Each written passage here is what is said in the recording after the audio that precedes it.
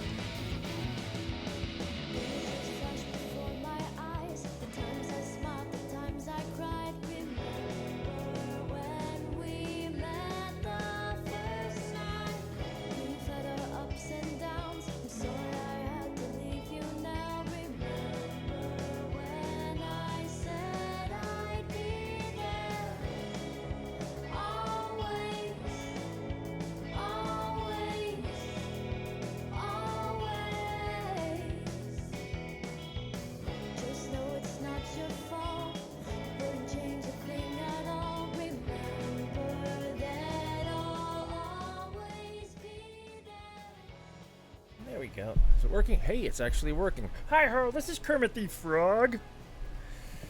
Hi, let me get the old mic adjusted here. Okay. Oh, hi Snap, love you too. Hey Best. Power Core, what's going? Power Core is gonna start talking Warframe. That's okay, no big deal. I'm doing Warframe, so what can you do? Chief Raven, so what you gonna be printing? What's going on? Is like new? Are you new to this? Is this your first time? Or hey Shiro, what's going on, dude?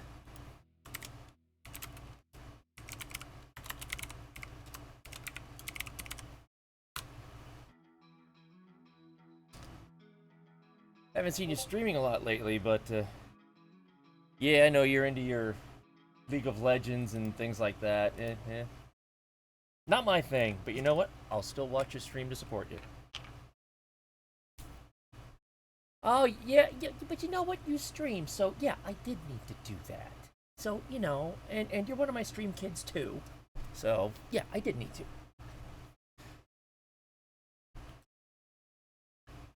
Oh, yeah.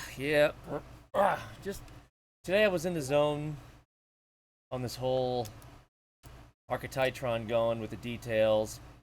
So I figured, you know what? I don't have to work tonight, so might as well stream. Why the hell not?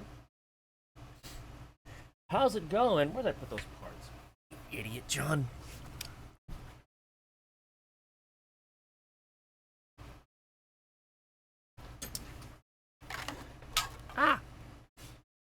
Okay, let me see if I can find a reference picture to use here. Yeah, this is just one of those days where I'm in the zone and the details are all coming through, which is nice, because the details are the biggest pain in the ass.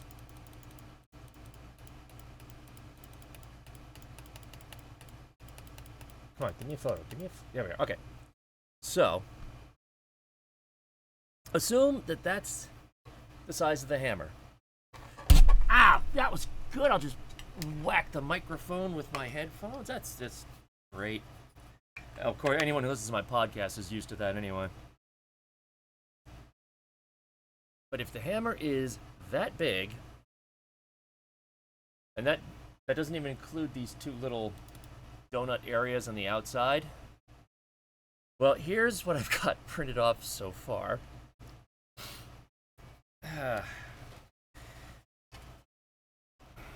It'll be like this.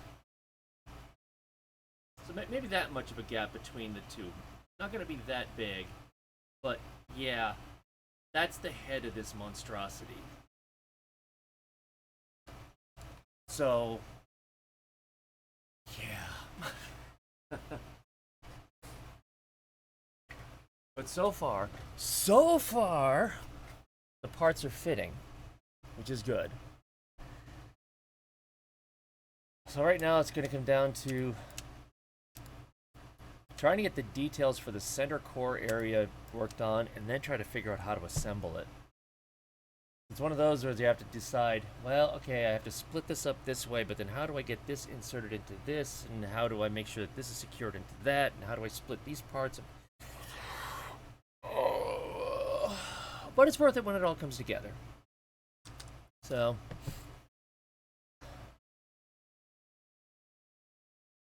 no.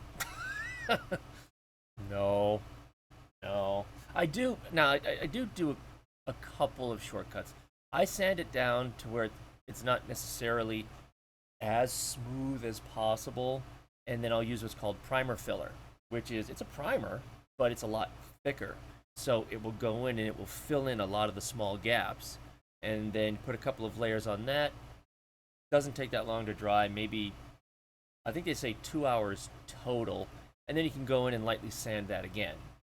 So, I mean, there are shortcuts that I can take. Plus, I also noticed that if I use a block of wood and put sandpaper around that and try to sand it, that makes it a lot cleaner than trying to simply sand it by hand with a sponge or something like that. So I've learned a couple of things all the way, but yeah, I know, UV resin is also nasty. And I don't... well, especially for parts like this, you know, I don't really have, I have little enough room in my workshop as it is to dip this into any kind of UV resin and then go out and cure it. So I don't mind the sanding, it just gets tedious. Fortunately with this, there are enough flat surfaces, might not be that much of an issue. It's when it comes down to the ones that have a lot of curves and details that you don't want to sand off. That's when it's a pain in the butt. Stuff like this, I mean, these little nodules are separate parts, so take those out. And then I got a couple of flat surfaces. It's not that difficult. Just tedious. But it's also one of those things that you can do mindlessly. You know, watch a TV show or watch a stream and sand. So, as much as I bitch about it, it's not awful.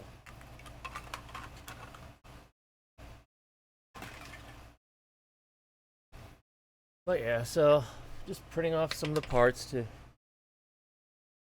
you know, just printing off more of those arms and more of those shields so that I can at least have those.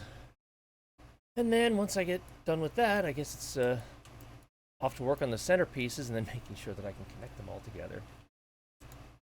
I don't think it's going to be that bad.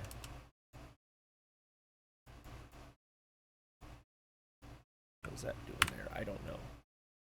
But otherwise, that's, yeah, that's all that's been going on. TennoCon this Saturday. Whoop. So if you haven't printed off your badge, just, you know, because. But you know, I can't do anything the easy way. Okay, oh, you print off a badge. So what? Well, that's when you come up with a plastic centerpiece for it, and then you glue the badge onto it. So that at least you've got something there. And then when that's done, you gloss it up with glossy clear coat to secure it and make it look like it's actually laminated, because I'm pedantic on things like that.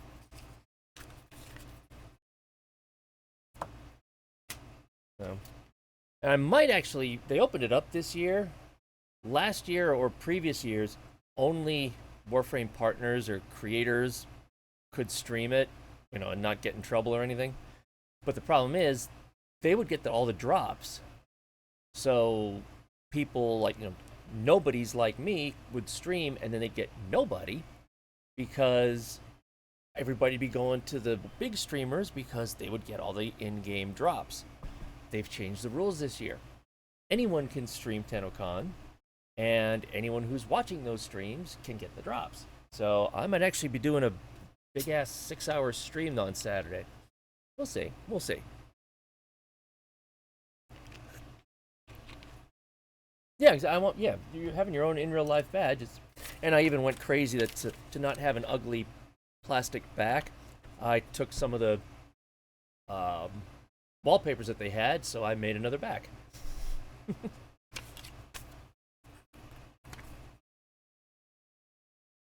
Yeah, you got to do these things.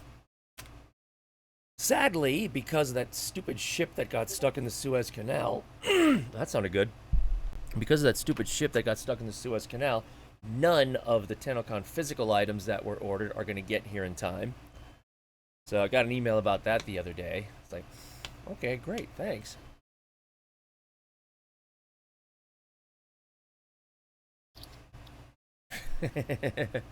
yeah, I understand that.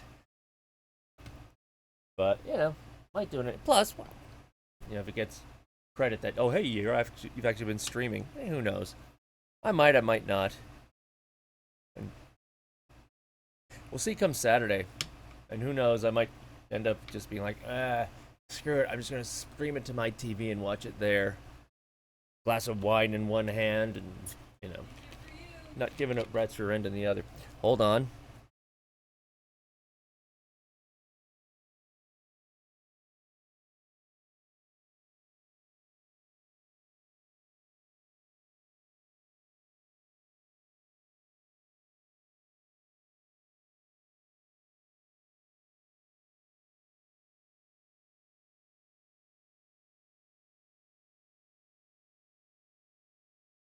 I forgot.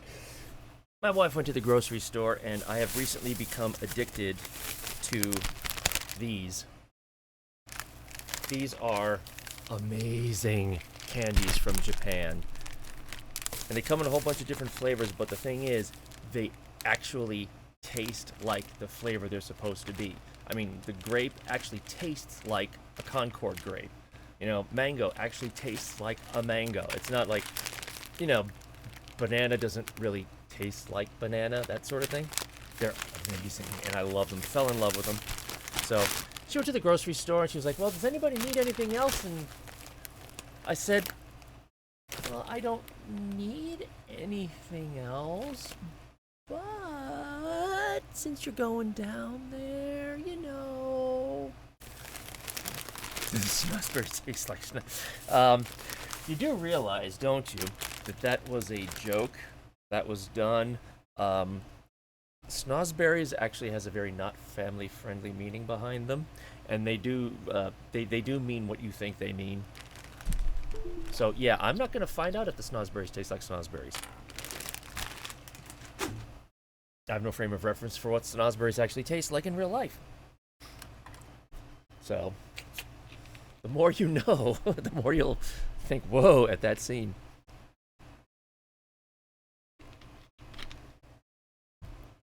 But, hi everything, what's up, dude?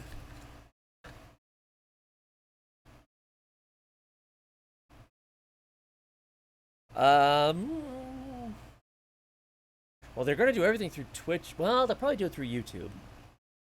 But yeah, I don't know if they're gonna do it in 4K. Not that it doesn't really matter. I don't know.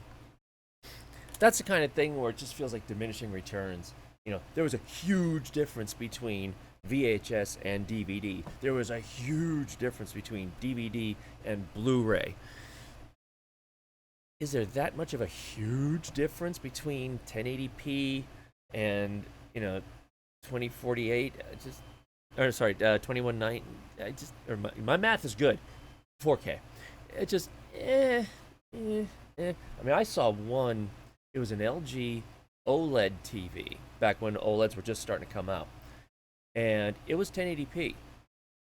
You would swear by looking at it that it was 4K because it was that clear. And I don't know. The 4K is just kind of like, I'm bigger on 3D. You know, I've got a Sony Bravia 3D TV, and I still buy 3D Blu-rays. I'll get 4K once this dies, you know, or when one of the other TVs in the house dies. Otherwise, I'd rather have 3D over 4K. I just, you know, I don't see the benefit to it. Yeah, I mean, I can see why 4K would look nice, but is it gonna enhance it over like it was, you know, DVD to Blu-ray? Doubt it. You know, there's diminishing returns. So, and then it's just yet another. They're pulling the Nintendo thing. Oh look, now you get to buy a new version of this movie. Okay, now 4K, you get to buy a new version of this movie. Really? You know. And then it turns out that some of the movies that they're releasing in 4K weren't filmed in 4K. They upscale it. So why are you selling it to me in 4K? The Star Wars prequels were done in high def. Actually, they were done in less than high def. So if you buy the Blu-ray, you're already getting a better resolution than the Star Wars prequels were filmed at. It's like, and now they're coming out with or they've already come out with the 4K version. It's like, how? You can't extrapolate nothing or something from nothing. So like, anybody who buys the Star Wars prequels in 4K, they're basically getting shammed. So, I don't know. Yeah, I mean, I got, my new monitor is 1440p. I honestly don't really notice that much of a difference between that and 1080p. Especially since Warframe everything is going so fast, you don't really have a chance to admire the backgrounds anyway. Well, just between us, I don't give a shit what George Lucas thinks. Han fired first.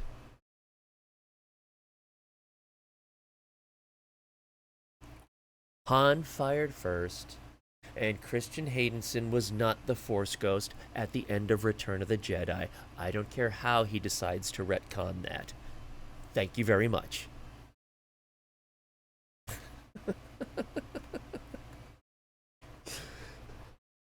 What can I say? I still watch Star Wars using the original theatrical version. I don't watch the special editions, but that's what everybody knows now. Whatever. Yeah. Well, I mean that's different though.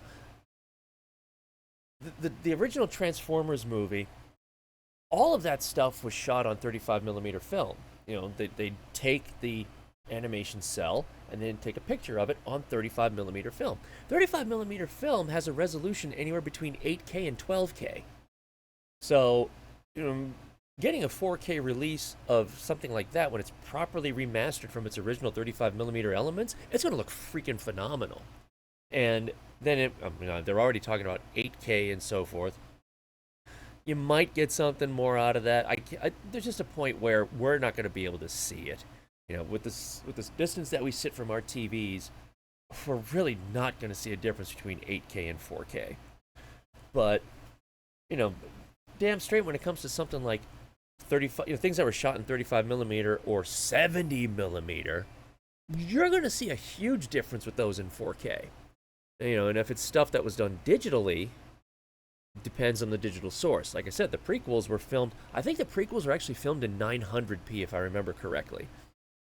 So, I'm sure there's 12 and 16 are going to be for corporations and huge displays. They're not going to be for Joe Schmoes like us. That's ridiculous. That's absolutely crazy. I'd have to find it.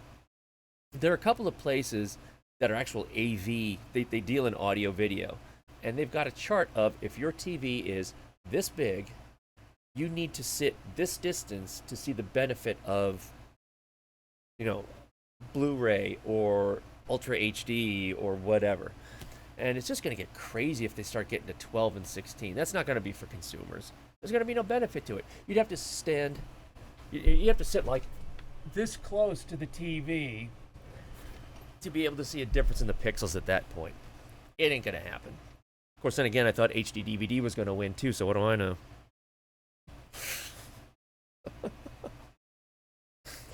Yeah, I know. Some of you probably don't even remember HD DVD and that whole debacle.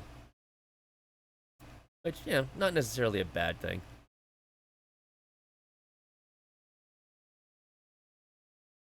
Yeah. Yeah, that's... As long as it looks good for what you want it to do, then what does it matter? I still love 3D, and I'm totally satisfied with 1080p.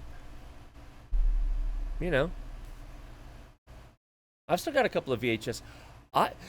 Jamie! Pong in 4K.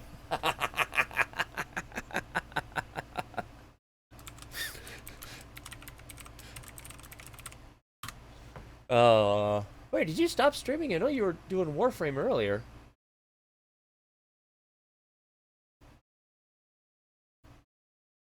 Huh. Actually, I thought that I was already watching your stream. Sorry. I did have it on here. I don't know what happened. So, yeah. Oh, that's right. You're playing Alan Wake. That's right. See, and I know Alan Wake, although I don't like the game, the music from it was done by Poets of the Fall, which is like one of my all-time favorite music groups. I've got an autographed album of theirs right there. So,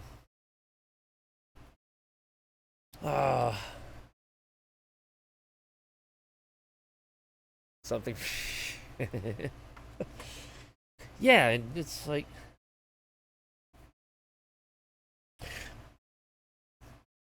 I could add on to that with a penis joke, but I won't. So, nope, not against anyone, not against any of you. No. But yeah, if you don't follow Jamie, please do. He's one of the lucky bastards who became a Warframe creator. Sorry, they're one of the lucky bastards who became a Warframe creator. Sorry, Jamie, I caught myself. I do try to catch that, but monkey brain sometimes is like, just say it and oh. So I'm working on it. At least I'm working on it, which is more than some people do. But yeah, Jamie does a lot. He does Warframe. Did it again. Sorry, mother. I'll get it. Someday, before I die, it will click. But, I mean, you were playing Alan Wake. What was the other one that you've been playing a lot of lately, too?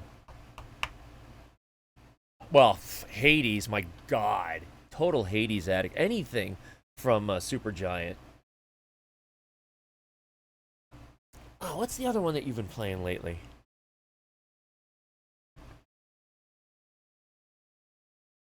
Yeah, I know. That might be true. But boy, when you were playing Supergiant, you were seriously into it. Control, that's the one, that's the one, that's the one. Did you ever finish that? I wasn't, unfortunately, because of, 9 to 5 job. A lot of times I just lurk in the morning and afternoon. That's cool. I've been meaning to play it. I mean, we got it with Epic Games. Is I don't like horror. Would you classify that as horror or thriller? I've had some people say it's not really a horror game. It's more of a supernatural game.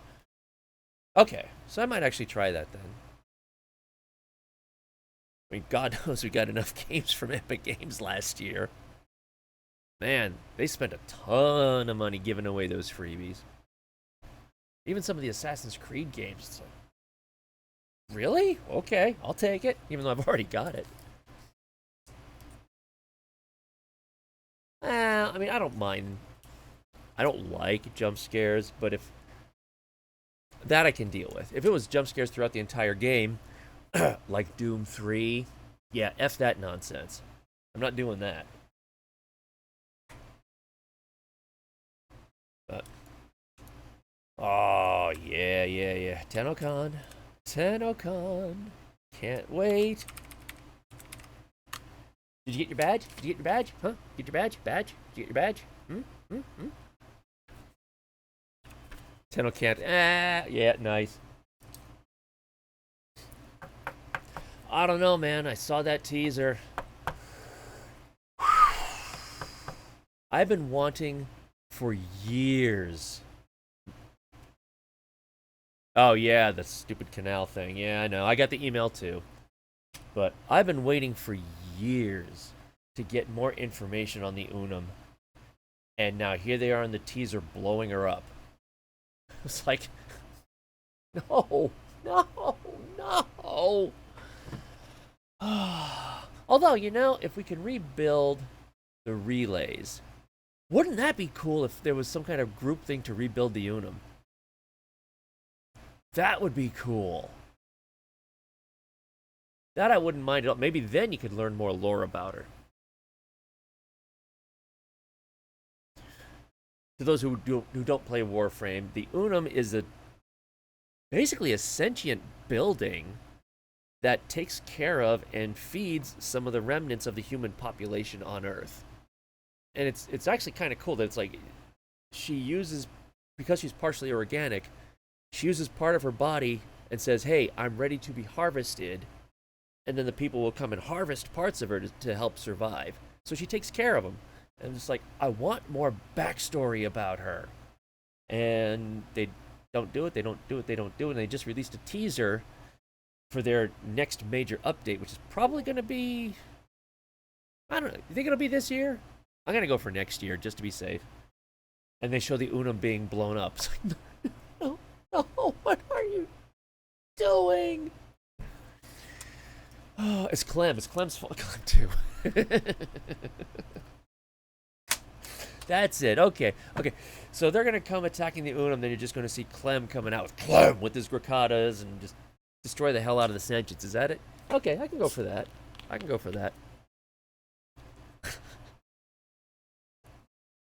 Daily missions or the weekly missions with Clem will be to get parts to rebuild her. Eternal. Do you think this sound? Yeah. I'm hoping that they've learned their lesson from Railjack. They really botched the Railjack launch because they wanted it out there. So I hope they take their time with that. They are taking the appropriate amount of time needed to do it. So we'll see what happens on that. Otherwise, didn't get to see Black Widow over the weekend, but Boy, did that do well at the box office. It got almost $200 million worldwide, which is, considering when COVID hit, all of these people that were saying stuff like, oh, movie theaters are going to die now because everybody's going to get used to streaming from home and blah, blah, blah. Yeah, no, people want to get back to the theater. That's pretty much proven now. Didn't get a chance to see it yesterday. I wanted to. No, they actually did release numbers for that though. Hold on. I printed it off for my next podcast.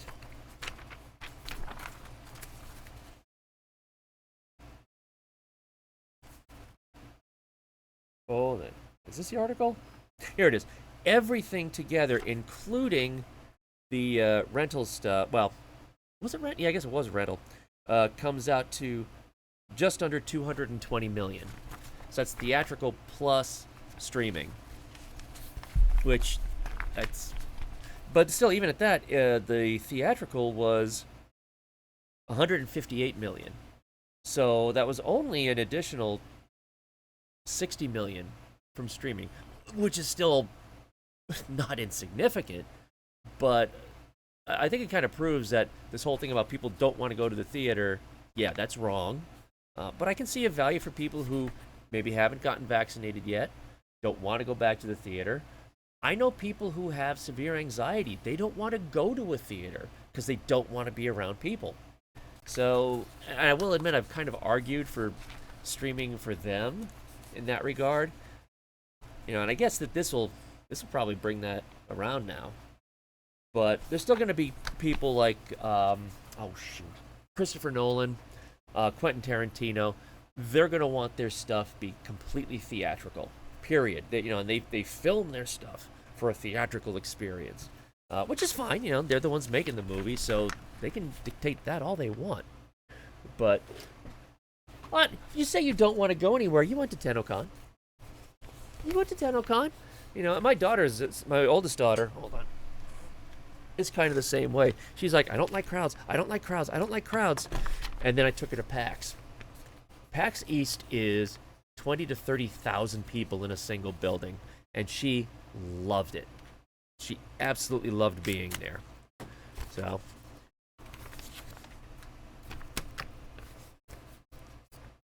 what do you mean you get paid a shit? You didn't get paid a shit ton to go to TennoCon. Who are you kidding?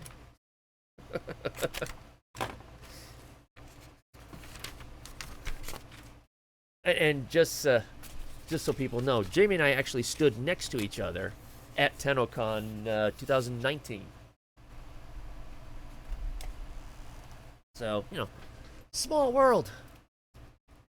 Yeah, but didn't you also stay for like a week? Or something like that? I mean, yeah, if you're going to travel over from England, you might as well stay. For me, London's an 8-hour drive. Whoop-de-doo.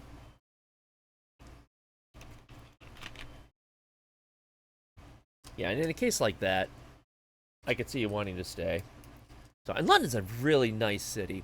For people who haven't been there, it's a small city, but it's nice. And they've got parks all over the place. You could just be driving down a road and all of a sudden, there's a park. Not a big one, but there's one. Oh, there's another one. Yeah, there's one there.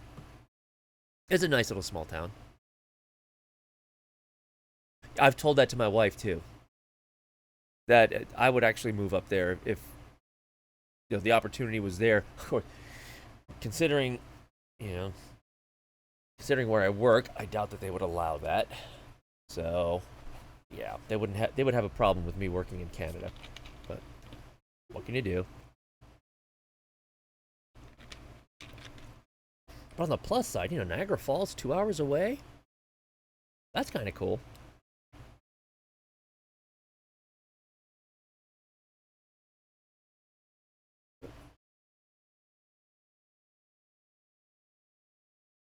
RoboCop, Detroit. Well, actually, it's kind of funny that when I went to TennoCon for the 2 years that I went there, Detroit is only a couple of hours west of there, and there's a small town called Ann Arbor, which is a gorgeous little small college town. A good friend of mine lives out in Ann Arbor, so I'll pop over there to see him after TennoCon for a few days. Then I'll go down to Toledo to meet another friend of mine, Then I'll drive down to Pittsburgh, meet some other friends of mine, and then drive on home. So I just do this big loop. The first year I did that, I set my tripometer as I was leaving my driveway, and when I was pulling back into my driveway, I know it was over 1,500 miles, and that was in a span of like 6 days. that's that's a lot of driving, but I'm a road warrior. As long as I got my music with me, I'm fine. Whereas in England, God, can you even go 1,500 miles? I've driven in England. I was shocked when I found out I could be in Scotland after a 6-hour drive. I was like, what?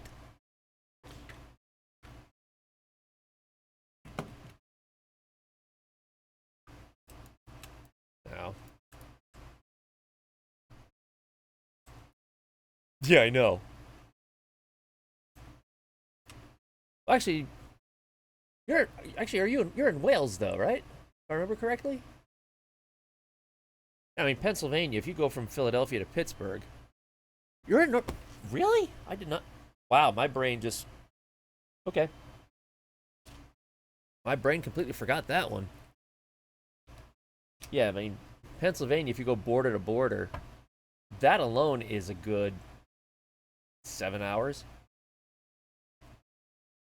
And Pennsylvania is not one of the bigger states either. Then you got Texas, where if you go from panhandle to panhandle, it's a 13-hour drive. I'll pass. Although I can't say that I've actually driven from here to Dallas, which is a 24-hour drive.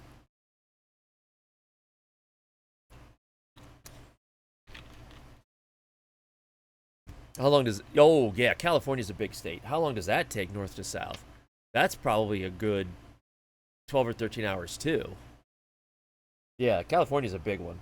A lot of people think, California kind of has that New York syndrome, where when people say California, they think of, Los Angeles and San Diego, San Francisco, thinking that they're all really close together, and they're not. And then you've got the entire northern half of California that people don't really think about. Just like New York. People say New York. New York City is this city way down in the farthest southeastern part of New York State. Then you've got this massive other state to the north and west of it. That people are just like, oh yeah, there is more to New York than just New York City, isn't there?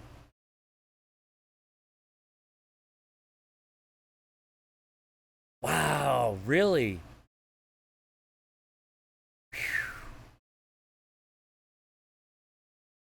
California. Wow.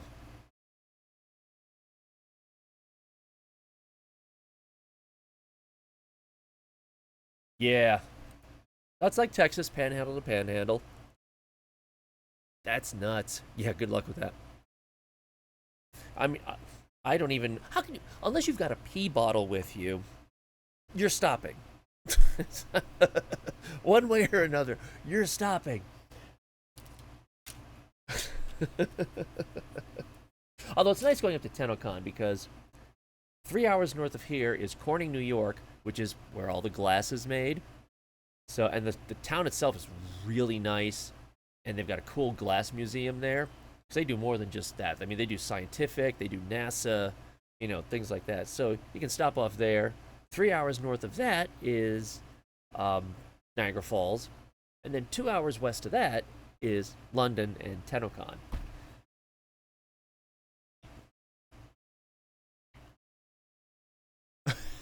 San, I've never heard of San Dimas, or if I have, I've forgotten it.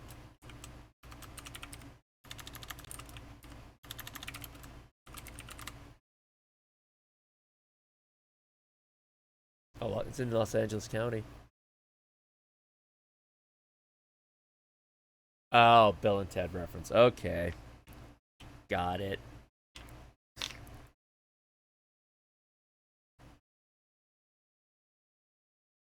Yeah.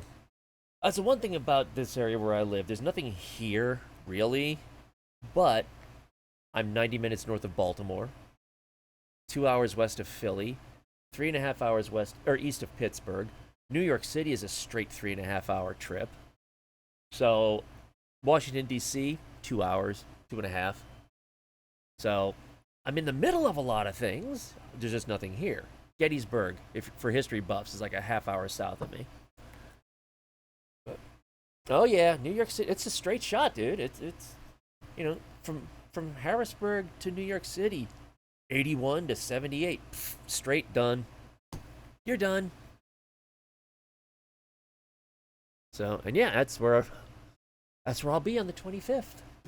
Rain or shine, I'll be there on the 25th. In fact, let me pull something up here. Hold on. There we are.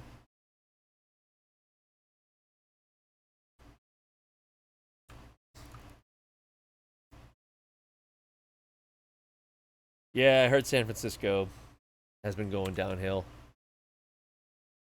I mean, when a family making $130,000 is considered to be poverty, uh, yeah.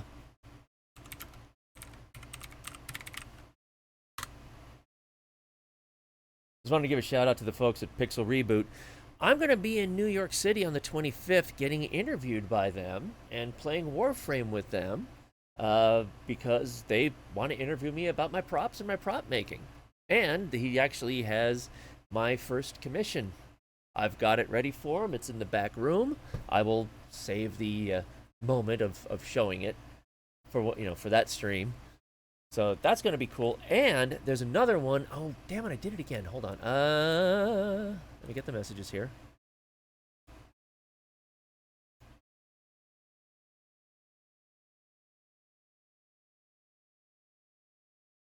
There's a podcast called, I love this, called 10 O'Clock.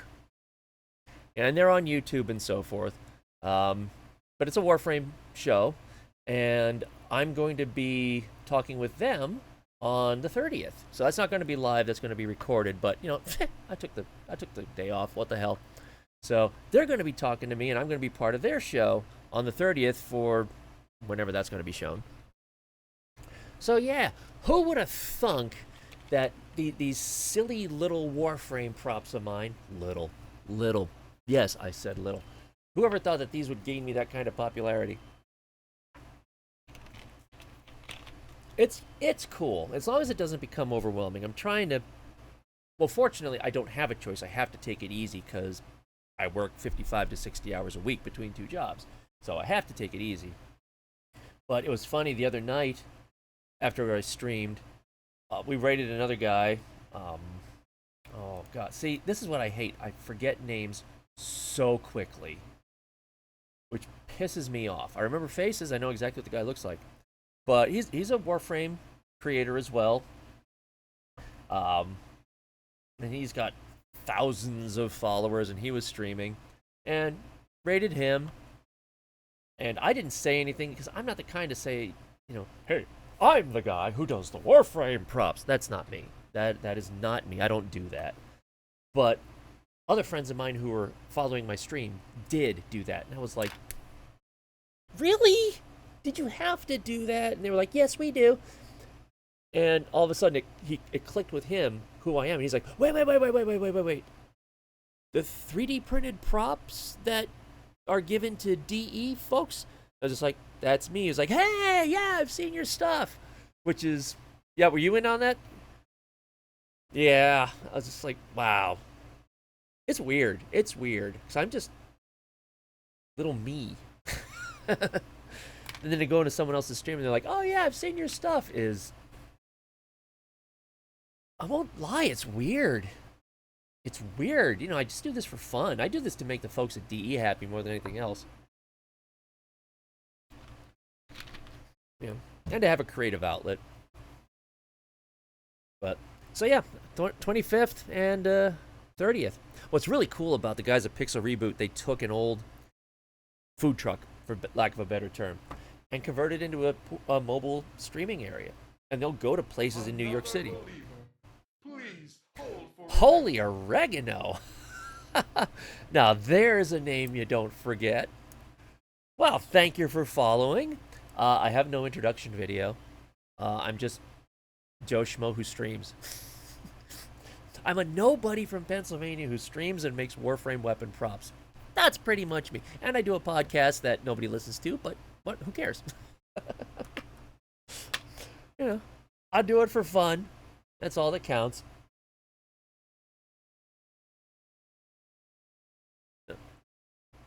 Sorry, just checking something out.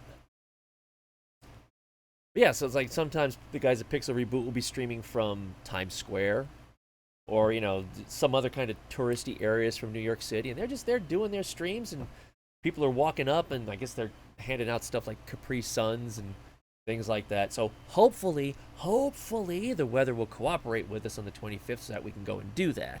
Shiro, I'm counting on you to keep New York City's weather clear for me, okay? All right, bud. I know you can do it. But otherwise, there's not a whole hell of a lot going on.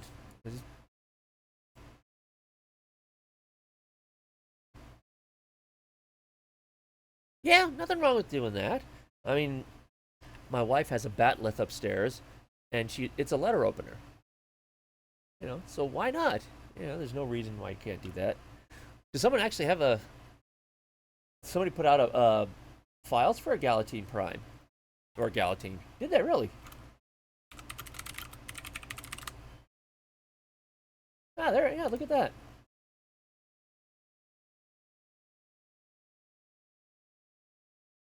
Well, if it would load up so I could see it, that'd be a nice thing.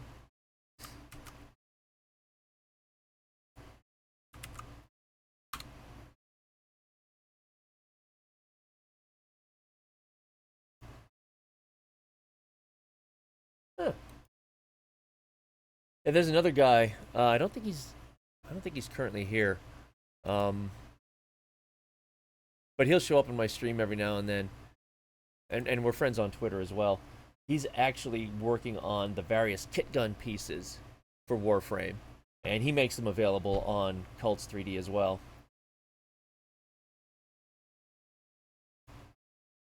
Yeah, look at that.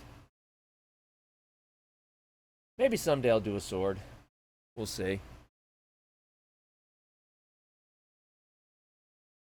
Yeah, in fact, I ended up having to install Octopi on a Raspberry Pi that I had around because the micro SD slot on one of my Ender 3 Pros completely gone. It's dead. So it won't even, you can't even put the card in now. It's like, great. So I had a Raspberry Pi laying around, printed off a case overnight, and so now I've got my one Ender 3 Pro running on Octopi. And I gotta admit, having a web interface where I can monitor the whole thing, I actually kind of like it. Oh, actually, did it finish? Yes, it did. So that's another one of the arms. How does my weapon choice process go? Whatever I go for at the moment. That's really... I mean, the Lex Prime wasn't mine. I didn't design that one. The Vacor Heck I made pretty much because Megan loves it. That's what it comes down to. For those who... I'll relay the story again. My apologies to those who've already heard it. TennoCon 2018, I went up with 2 Lex Primes. And I made holsters for them. The holsters are actually available on my mini factory for anyone who wants them. And everybody was just going crazy over these things. And got pictures, and people were letting people take pictures with them and so forth. Got back home, and Meg was just like, "So what are you bringing next year?" Like I had a choice at that point, of course. And I honestly was thinking of either the Vacor Heck or the Ignis Wraith. One of the two. And Meg's response, and it's out there on Twitter, you can search for it. Her response was literally, with emojis, Vacor Heck! That was literally her response. And so I was like, okay, I guess I'm making a Vacor Heck then. And it took me 9 months, but I got that done. And the guy who designed those Lex Primes, well, I mean, come on, it's Megan. What else do you need? Really?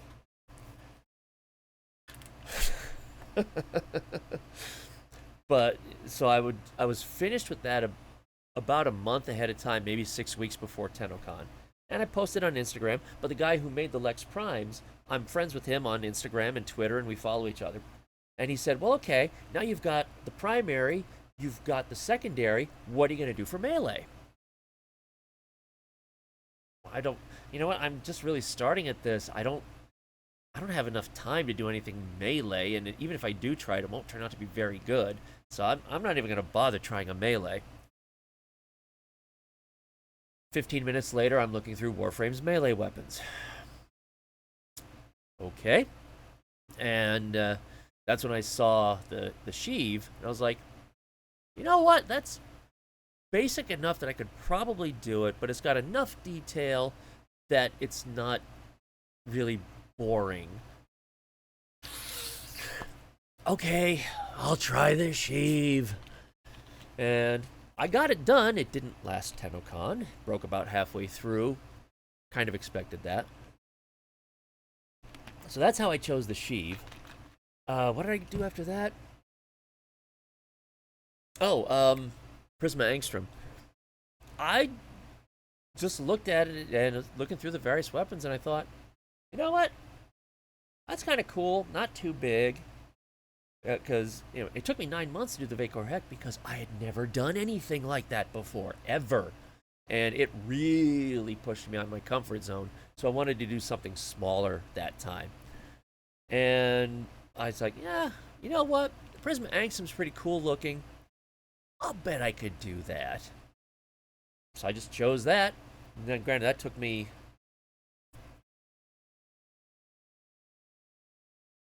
5 months?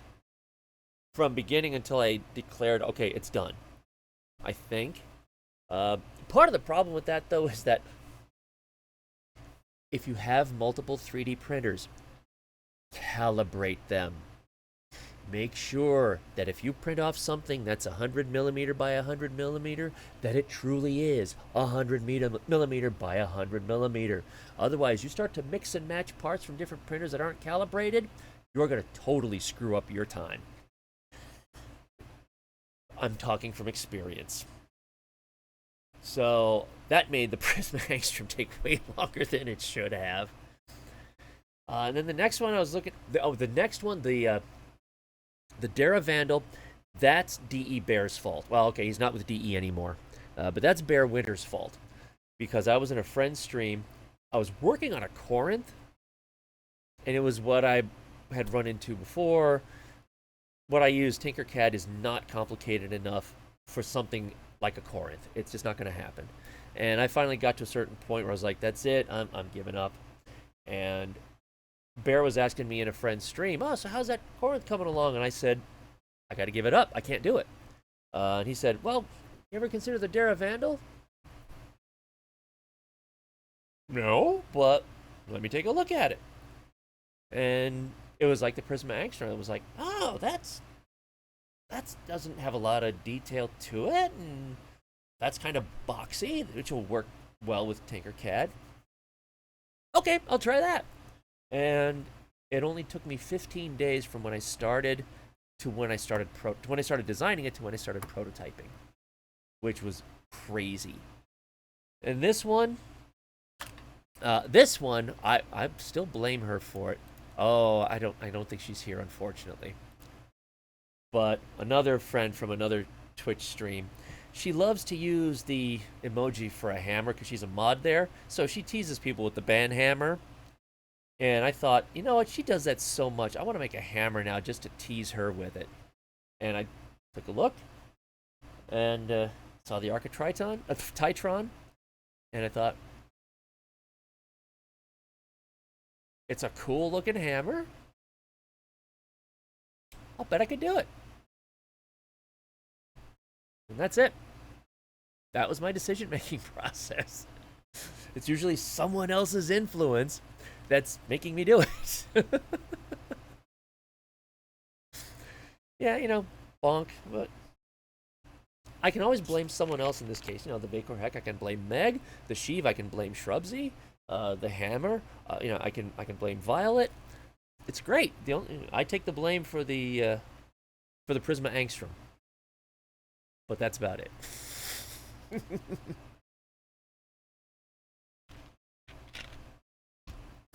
Now the one, oh, what's the one that she uses? I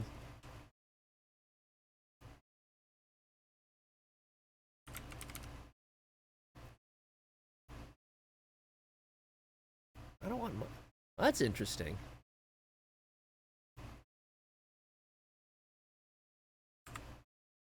Oh, okay. I'm using OBS. That's why. That's dumb.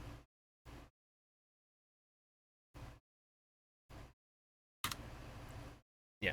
There. That's the one that she loves to use when she's, teasing people with her admin rights. So I thought, I'm gonna make a hammer, just for her. So, Arca Titron, and I think it's actually turning out quite well. So, I've been adding lots of detail to it. So I've been working on this all day.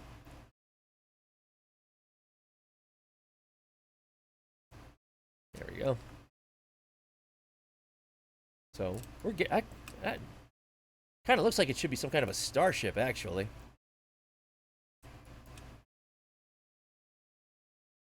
But yeah, so this is what I've been working on. Like I said, it's coming along pretty well, as far as I'm concerned, anyway. I still need to do a lot of other things. Like I need to finalize details on these. I need to figure out how to divvy everything up and hook them together. So that's going to be the issue. This part here, I'm going to have to break this up. I'm going to have to break this up into several pieces, or at least maybe 2 pieces. Oop, hold on.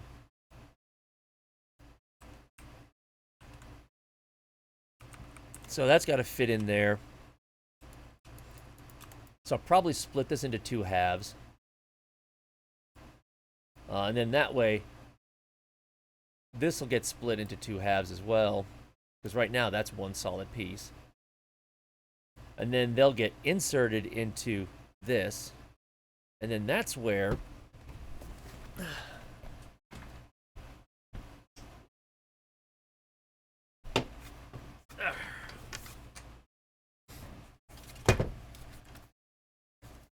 that's where this broomstick core is going to come into play.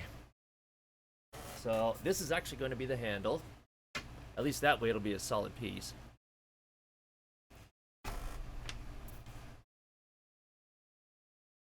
So, yeah. That's... You cannot pass! Anyway.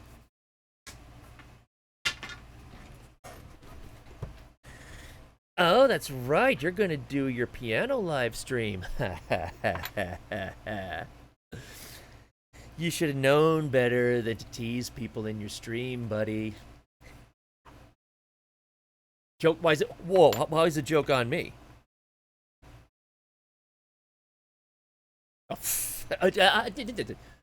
Tomorrow, a few months, doesn't matter. We're holding you to it. So you're stuck.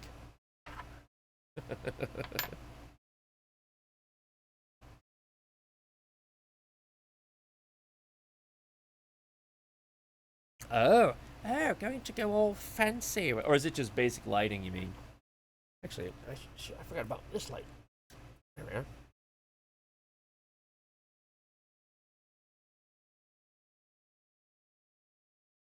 Well, I mean, define getting better at streaming. What do you mean by that?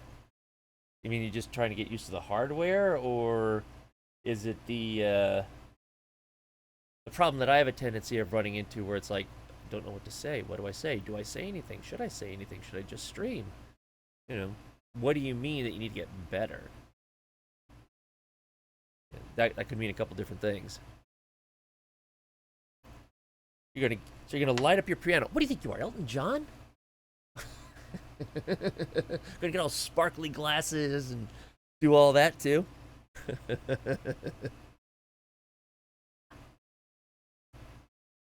Actually, I'd pay to see that.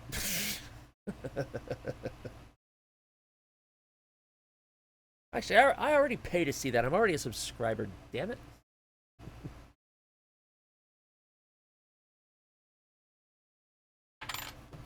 What?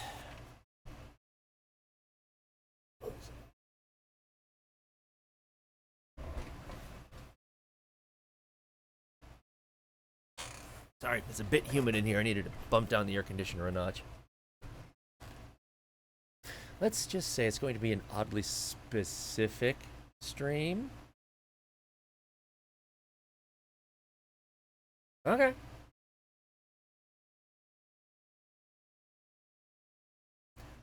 Even I get what you're saying, but not knowing what to say, I struggle with that too. I don't like dead air. I'm not a good conversationalist.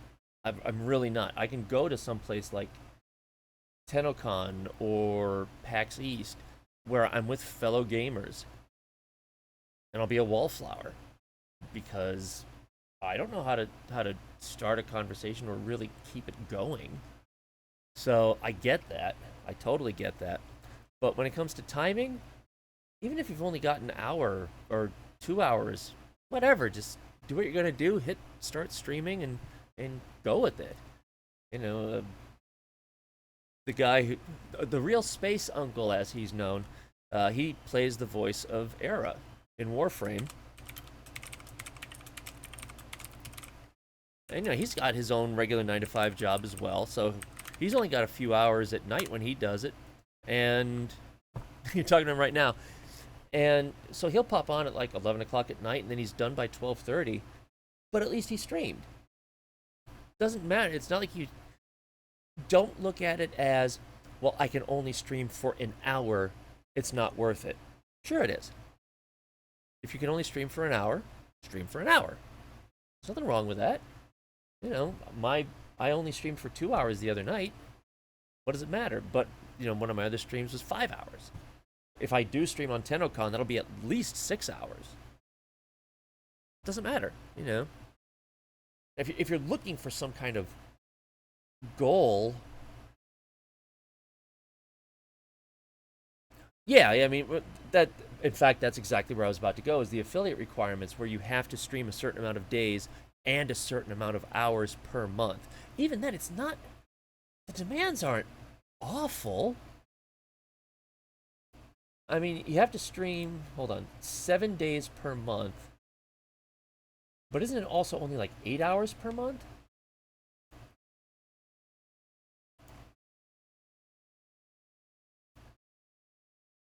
Trying to get to it. Okay, here we are. Yeah, I mean, so you have to have 50 followers. You have to stream 8 hours per month, but stream 7 days per month. And then 3 concurrent viewers on average, and you're an affiliate. Okay, the 50 followers might be tough for some people, but 7 days per month, And even then, if it's an hour here, an hour there, what does it matter?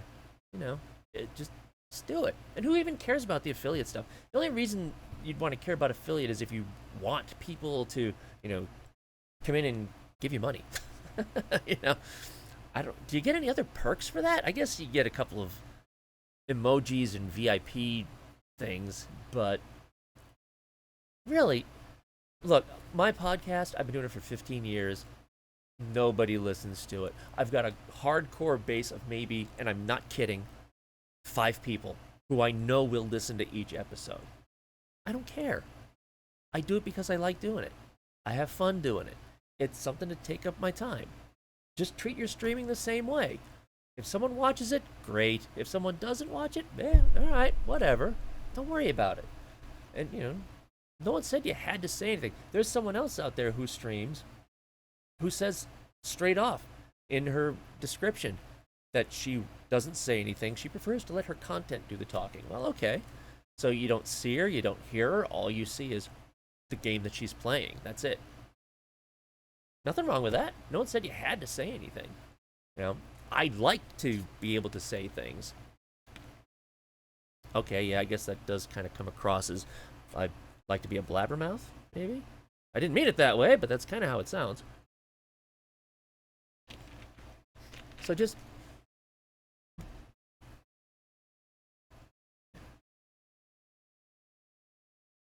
yeah, it's just there. What he said is always stream because you enjoy it, not because you have to, but because you want to. That's why I keep doing my podcast, even though no one listens to it, and I'm okay with that. I do it because I want to.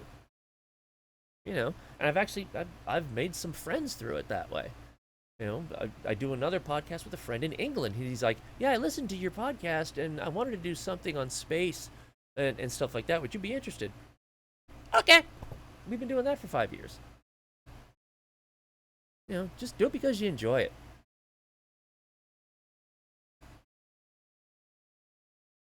Hey, Rin, what's up? How's it going? What you been up to?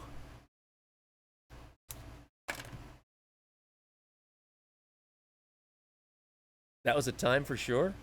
Why? What was your podcast about? Wait. Hold on. Back in the day, how old are you? You're a spring chicken compared to me. Back in the day. I'll give you back in the day. All right, Cass, have a good one. Thanks for stopping by. Well, okay, but we're not talking that. When you say back in the day, that's more of a time thing.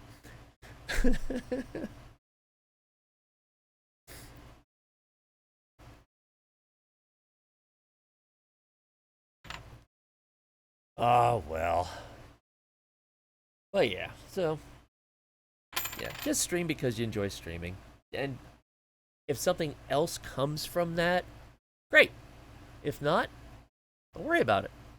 Because nothing's lost then. Same reason with me and the podcast. I do it because I like to. And if no one listens to it, well, there's nothing lost. I do it anyway. But I've gained things from it. And I'm totally cool with that. Just treat your streaming the same way. You'll be fine. Don't worry about it. Maybe if you start to get a following, then start to look into doing more, making time for it, making a schedule. I mean, I can't make a schedule because my second job schedules me whenever. I thought I was supposed to work tonight until I checked my schedule last night and they changed it. So it's like, I'm glad I checked. So, yeah, don't worry about it. Just do it because you want to.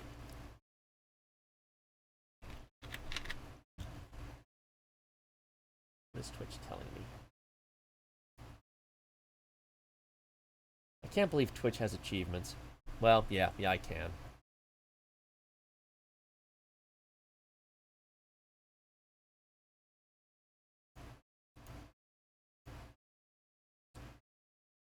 All right, so let me see.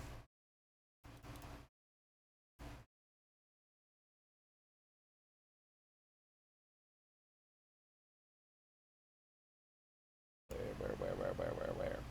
Ah, okay. Actually, oh.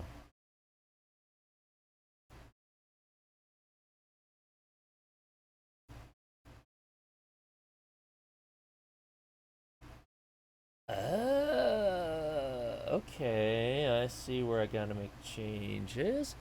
Fortunately, it should be nothing more than...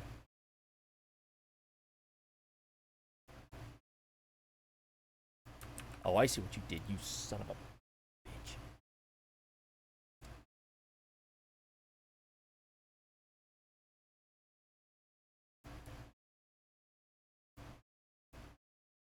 Alright, so I gotta raise that up, but...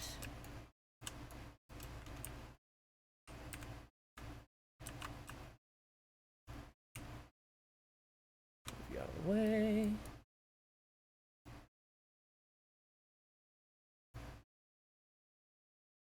Why did I just separate? Oh, that.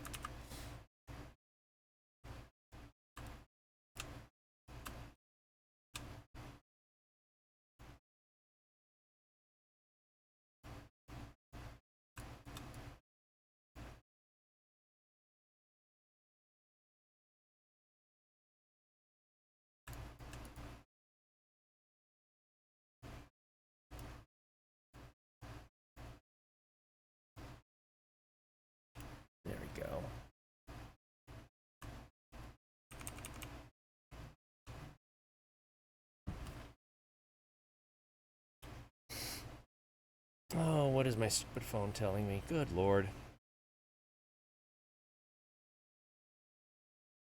Whatever. Not interested. At least my phone isn't asking me about my extended warranty on my car.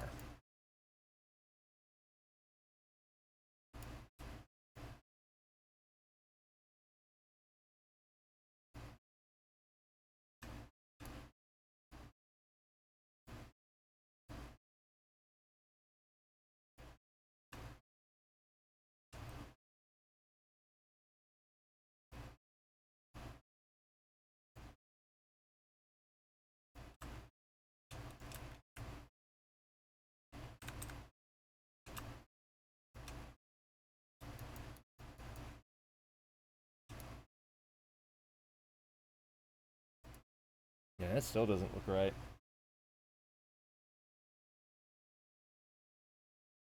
That's still looks. That still looks mighty thick. That's what she said. This is the way my mind works.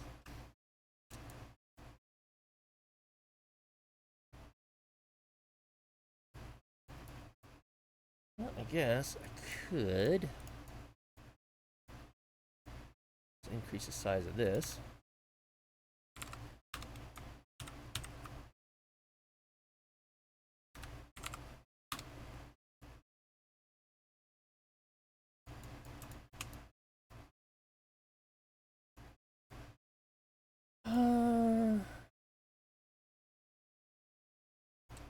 Actually, that might work out better. Oops.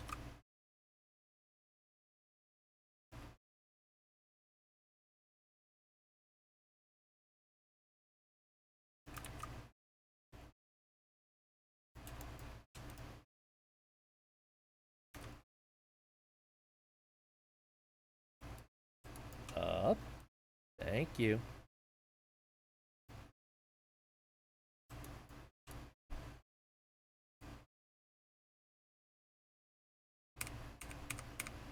There we go.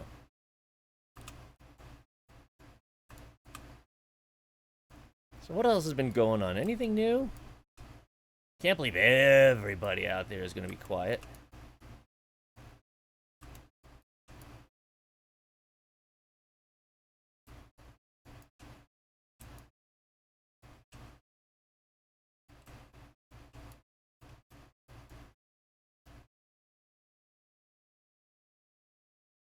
Yeah, I know. I know the feeling.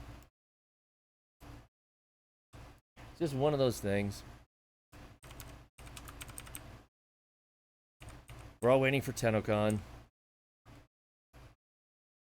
I find out what happened to the Unum. Yeah. I get it.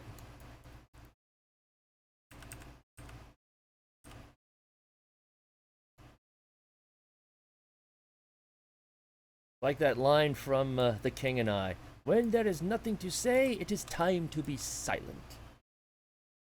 Rest in peace, Yul Brenner.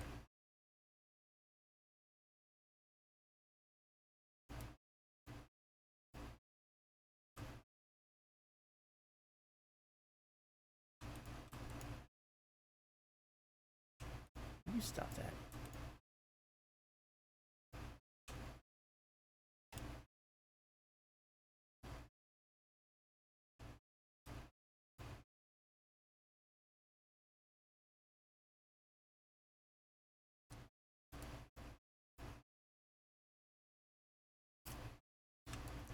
I'm still gonna have to make changes to that, but this will work for now, I guess.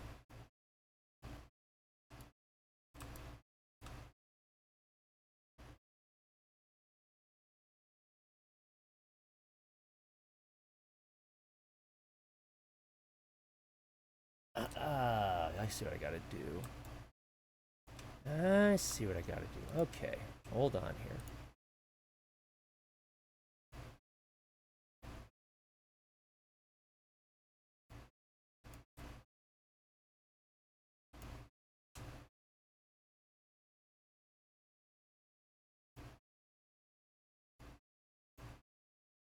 Where are you? There you are.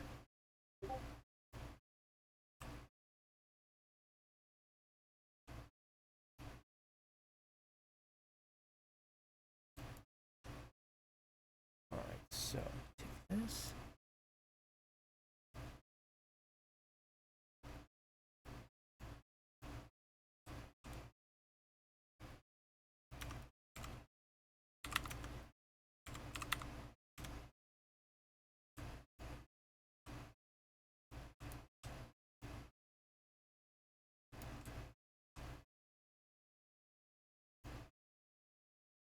No, stop.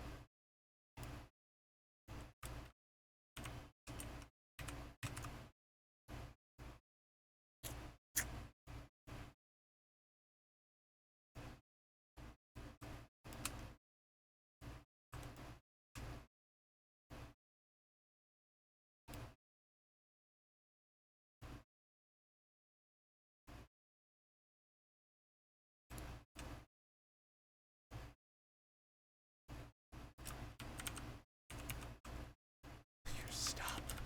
Brain no worky.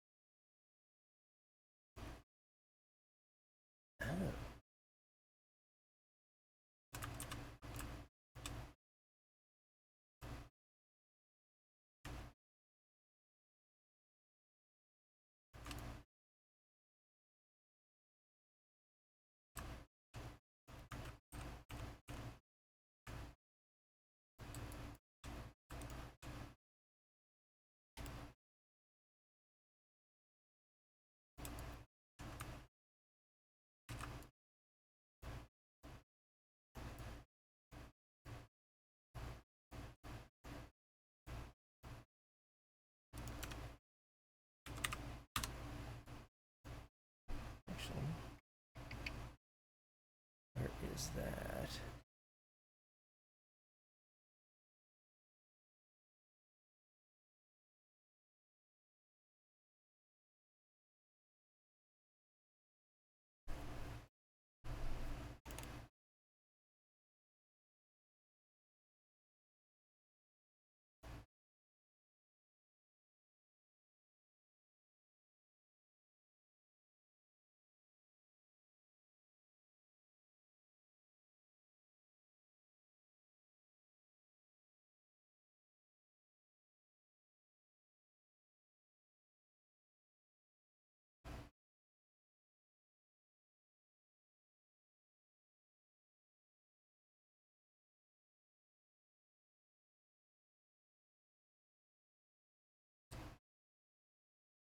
Yeah, give this a shot.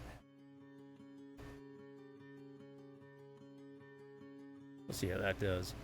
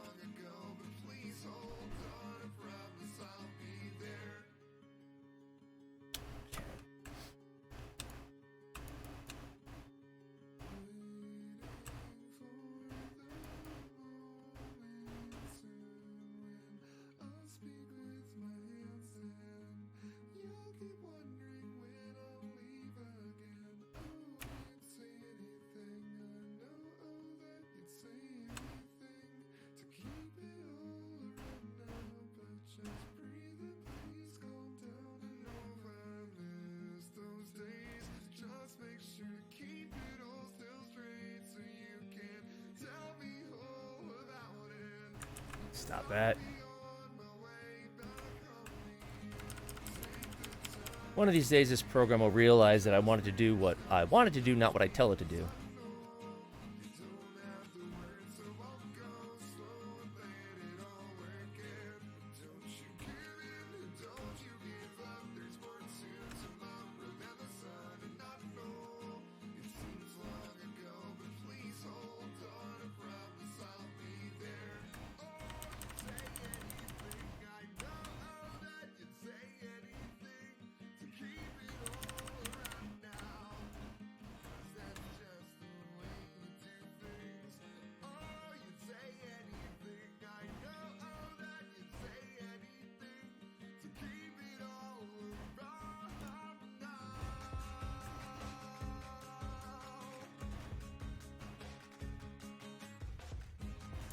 Did not do what I wanted to do.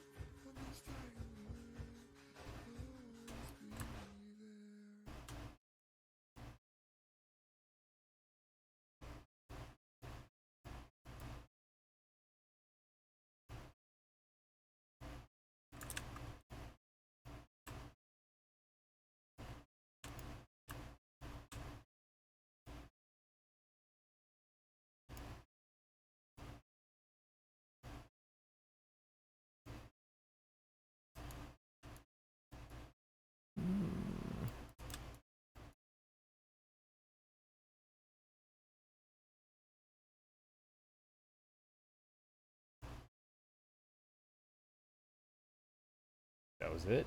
Wow. Okay.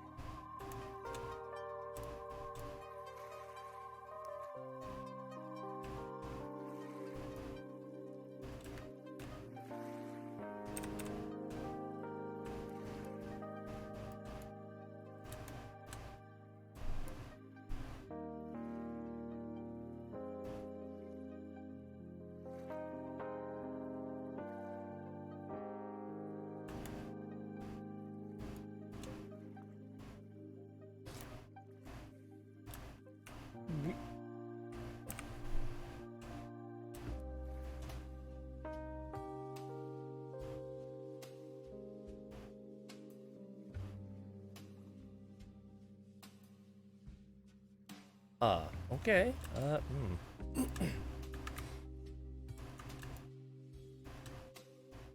I seem to have misplaced an object. Okay.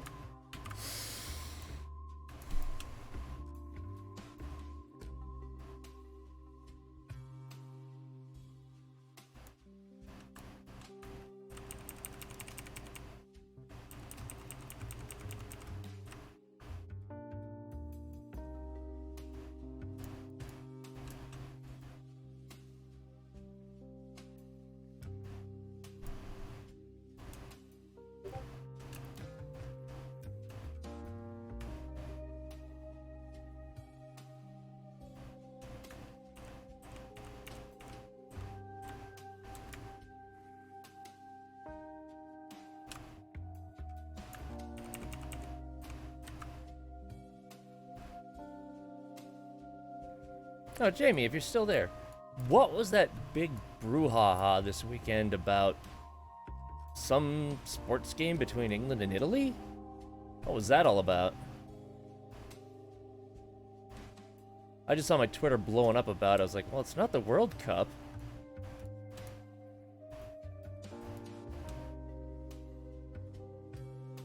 What is that, another football, soccer kind of deal?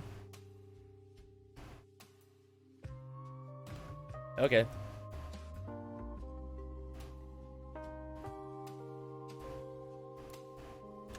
Oh, okay. So it's the Eurovision of sports.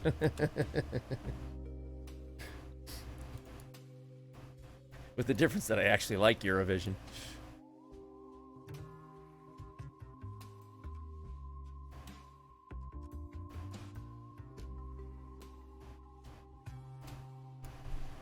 Yeah, because I saw people freaking out about that, and it's like, what? What now? That explains that.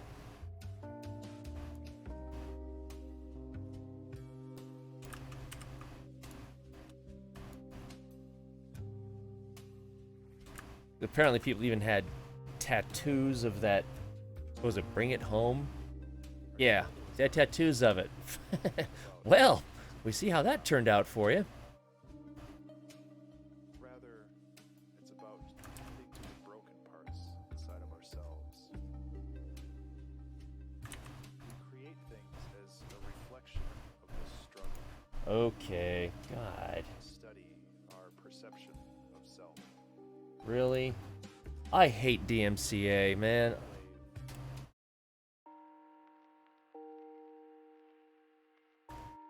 DMCA limits so much stuff that you could listen to.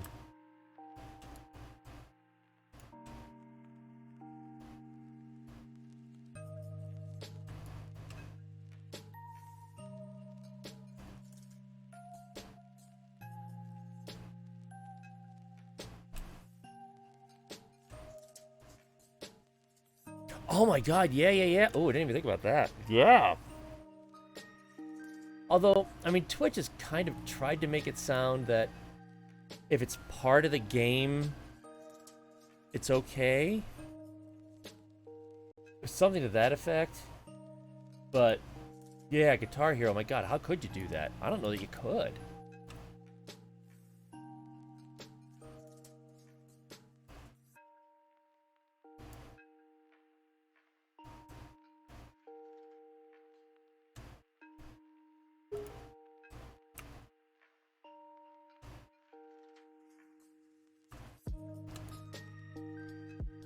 Yeah. I know that they had some kind of exception when,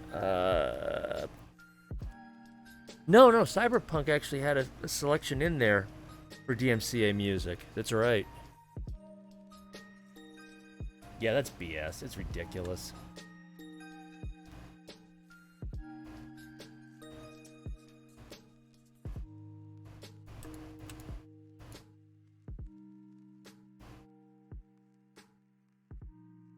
Yeah, unfortunately, the record companies and Hollywood have it in their head that if you can listen to it but you didn't pay for it, you're stealing it. No, that's not how it works, guys. Especially when it comes to a video game when the license is already there. You know, a license has already been paid for that, guys.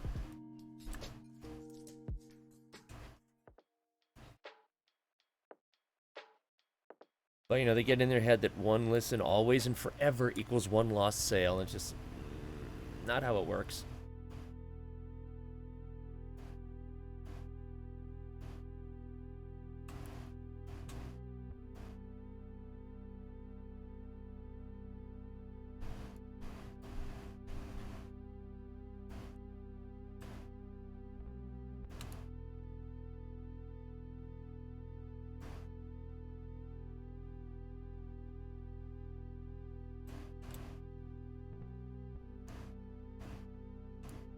And the one about it that really irks me is Okay, we are no longer in the days when you'd listen to the radio with a cassette tape in the deck, waiting for your favorite song to come on so that you could quickly hit record and play it. But then, of course, the radio people are talking over it and everything. No one's going to listen to Twitch to try to pirate music. No one. This isn't... There are other ways to pirate music. And especially if someone is talking over said music. No one's going to want a recording of that. It makes no sense.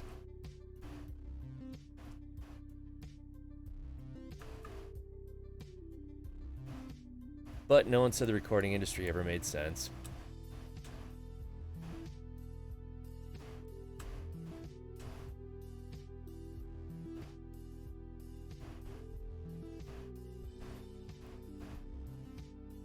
And Hollywood's the same way. I mean, keep in mind, Hollywood fought against VHS. Because they thought that it would kill the movie industry. Yeah, and then they didn't see there's this thing called home video, which exploded. Like, oh, well, even had to go to a Supreme Court case.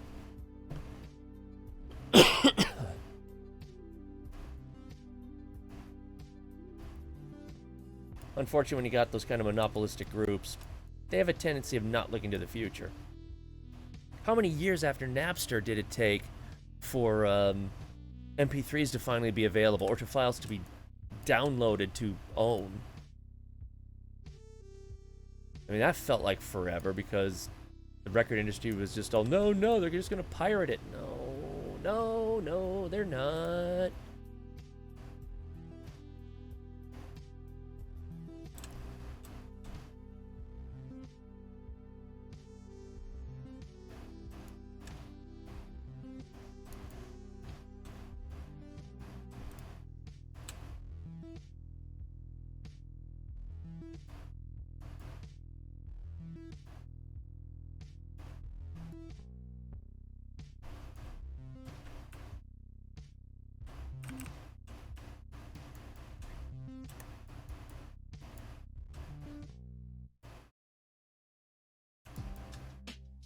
Alright, that's looking a lot better.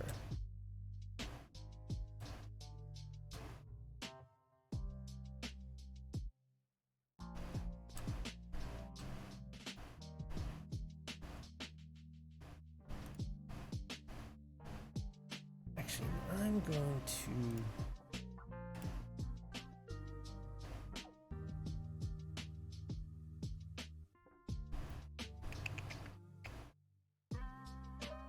I'm going to quickly start printing another one of these arms. Because stupid me forgot that I need 4 arms for this thing. No, 8 arms total. 4 printed normally, 4 printed mirrored. Completely forgot to print the mirrored ones. So, guess what I'm going to do?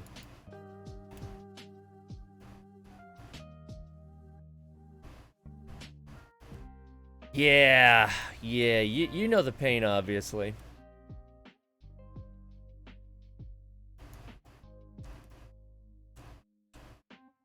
Unable to slice, bite me.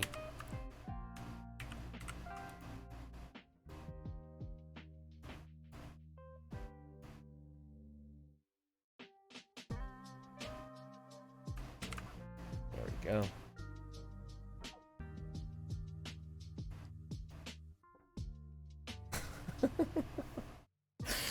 Even in low quality, low infill.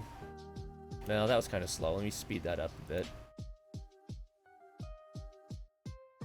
It's still going to take 7 hours. Yeah, just a little bit. It's still going to take 7.5 hours to print this arm. This is why I have 4 printers. Actually, if I get my other one repaired, I'll have 5 of them.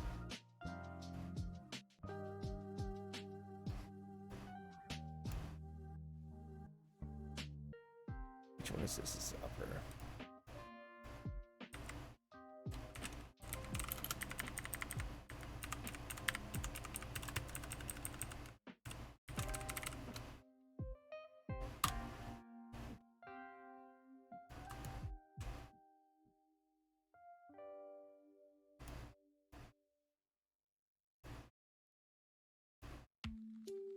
Well, fortunately, this is the one that runs Octopi, so I can just use that, which is nice.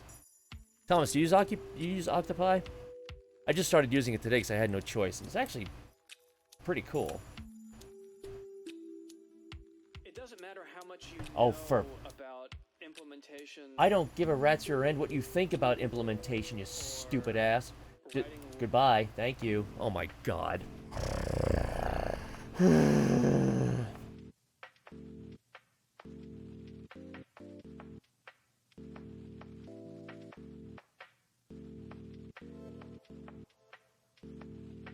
Tell you, stream safe music's.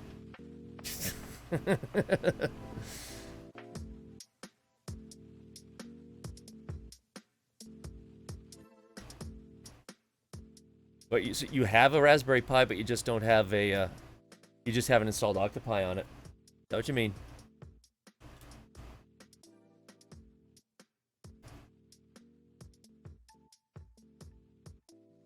Yeah. Yeah, I don't know if you heard me earlier. I didn't have a choice. The micro SD card on my one Ender 3 Pro completely dead. I mean, even to the point that you can't put the card in there anymore. So I had no choice. I was like, okay, I got a Raspberry Pi 3. Let me throw it on there. It's actually nice.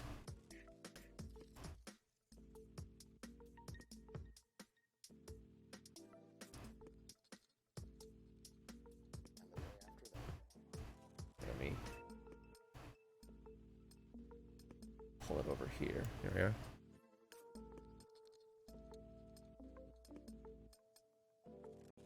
Oop, hold on. There we go. So yeah, I mean, that's...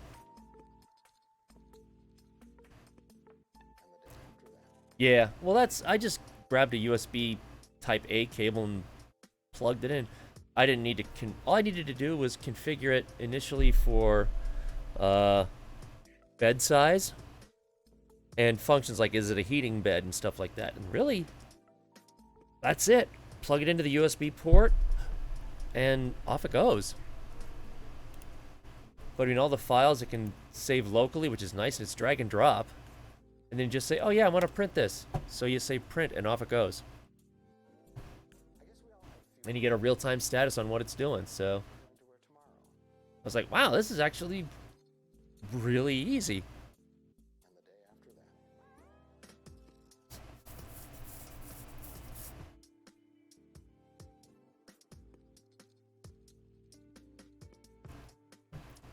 I mean, do they take Marlin or RepRap or something like that? Or are they specialized?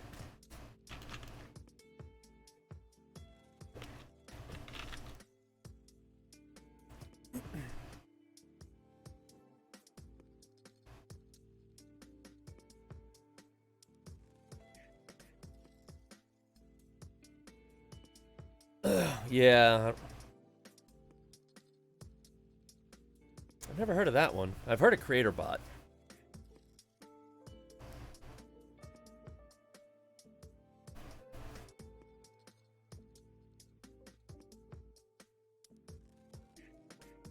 But otherwise, I mean, yeah, that's all I had to do. And you download the image. Actually, you don't even do that.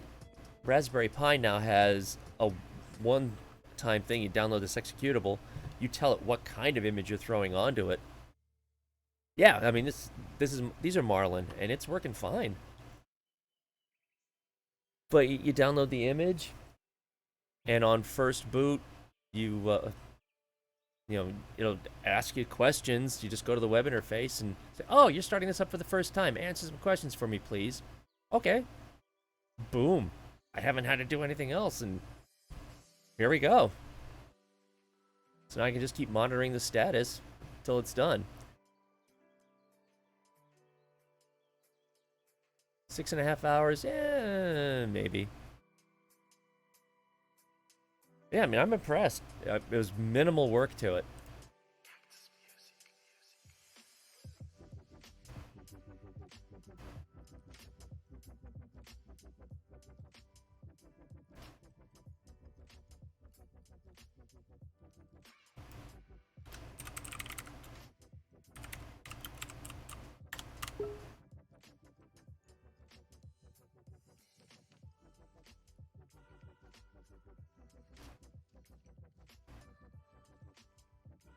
Yeah, well, Craterbot better be a monster for the price that those things cost.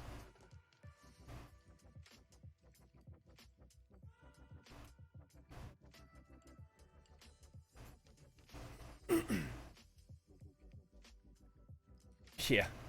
I mean, yeah, their 3D Pro Series 2 is pretty much the exact same build area as my Ender CR10S,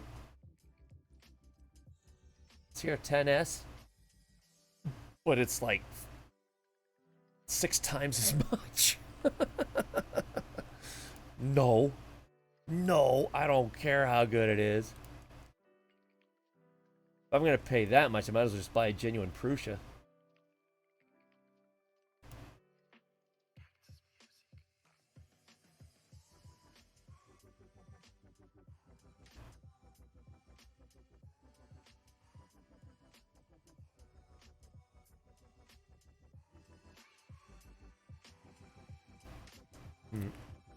I really do like these Crealities. I must admit. You look at the price and you think, wow, that's kind of cheap. But I mean, everything they do is open source. You can download regular Merlin onto these things. Oh, nice. Yeah. Well, yeah. I mean, it's, yeah. My Monoprice one, the one on the left. I mean, I built a little enclosure for that, and you can see the acrylic doors on that too.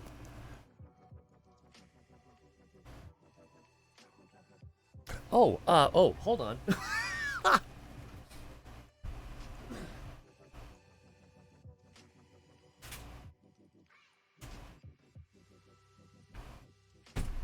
If I'm printing a part on that printer, it would be good if I took the previous part off.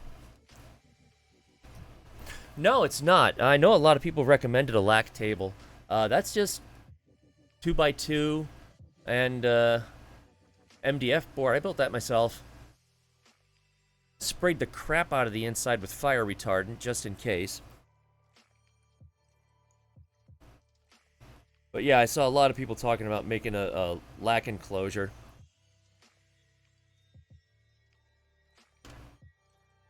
But no, by the time I found out about a lac enclosure, I'd already built that.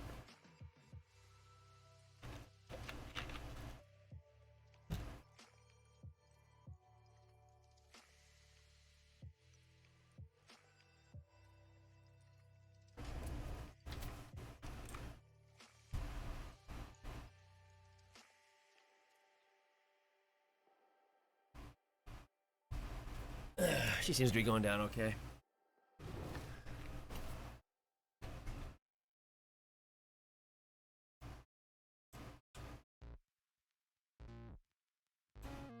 Yeah, I saw a lot of people talking about that too, putting a thermal detector in there and things like that.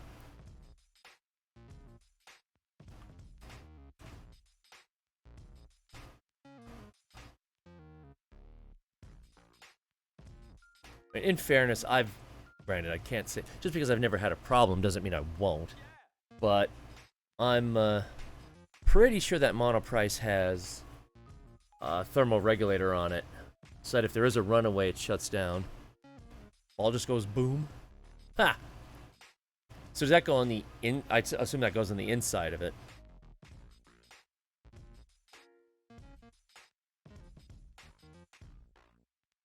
I saw other people talking about having something on the outside to dump stuff in when it detects temperatures too high, and stuff to shut off the power when there's a thermal issue. But unfortunately, I generally don't print when I'm not here. So, and since I've been working from home since last March, not really that much of an issue. And I've got, I mean, you can't see them, but I've got 2 fire extinguishers down here.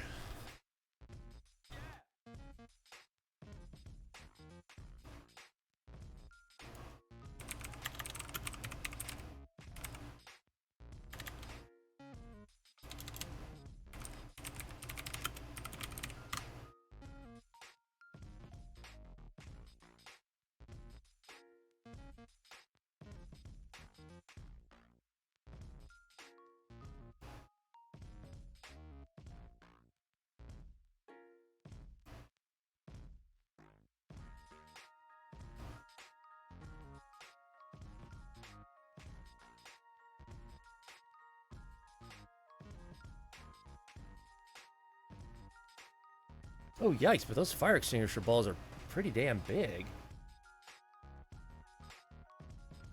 I probably have to redo the enclosure to fit one of those in there. Maybe not. They take up a lot of space, though.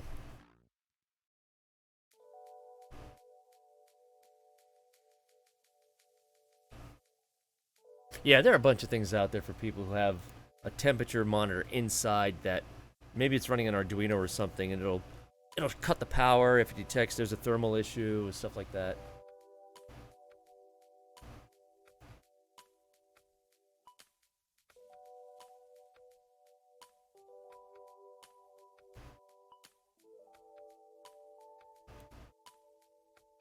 Come on, there we go.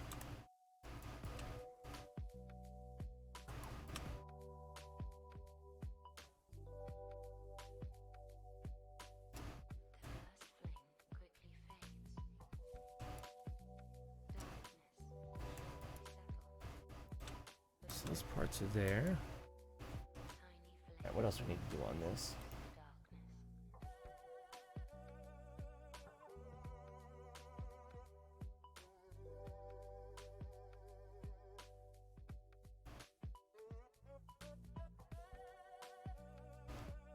That upper part just might be done.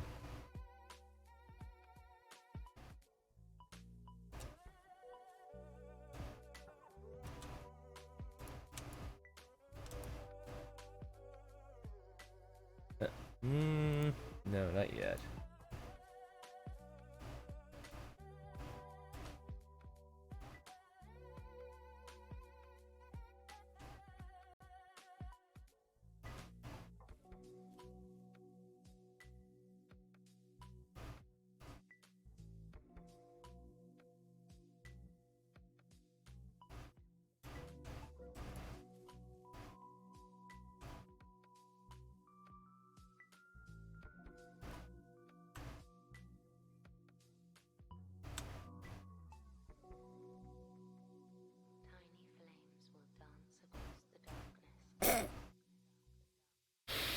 I gotta find other music.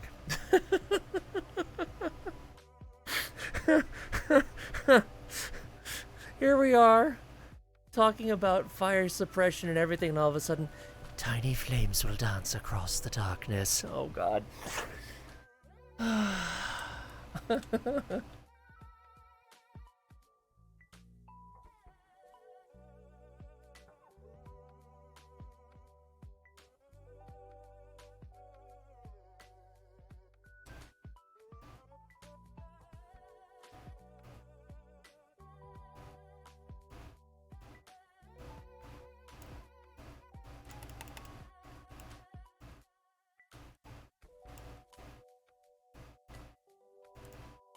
Come on, give me something here.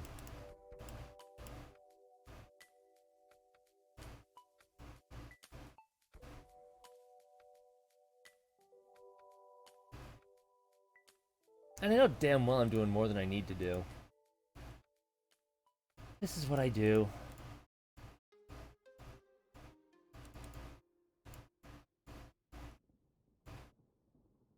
There we are.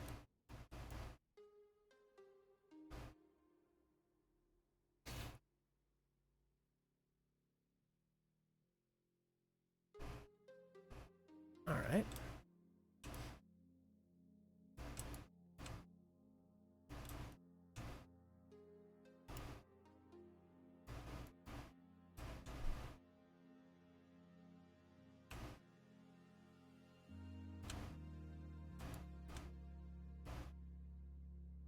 Anybody play anything new recently?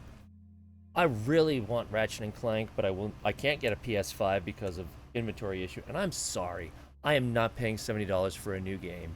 If I had any confidence that that extra $10... Hey, Snap!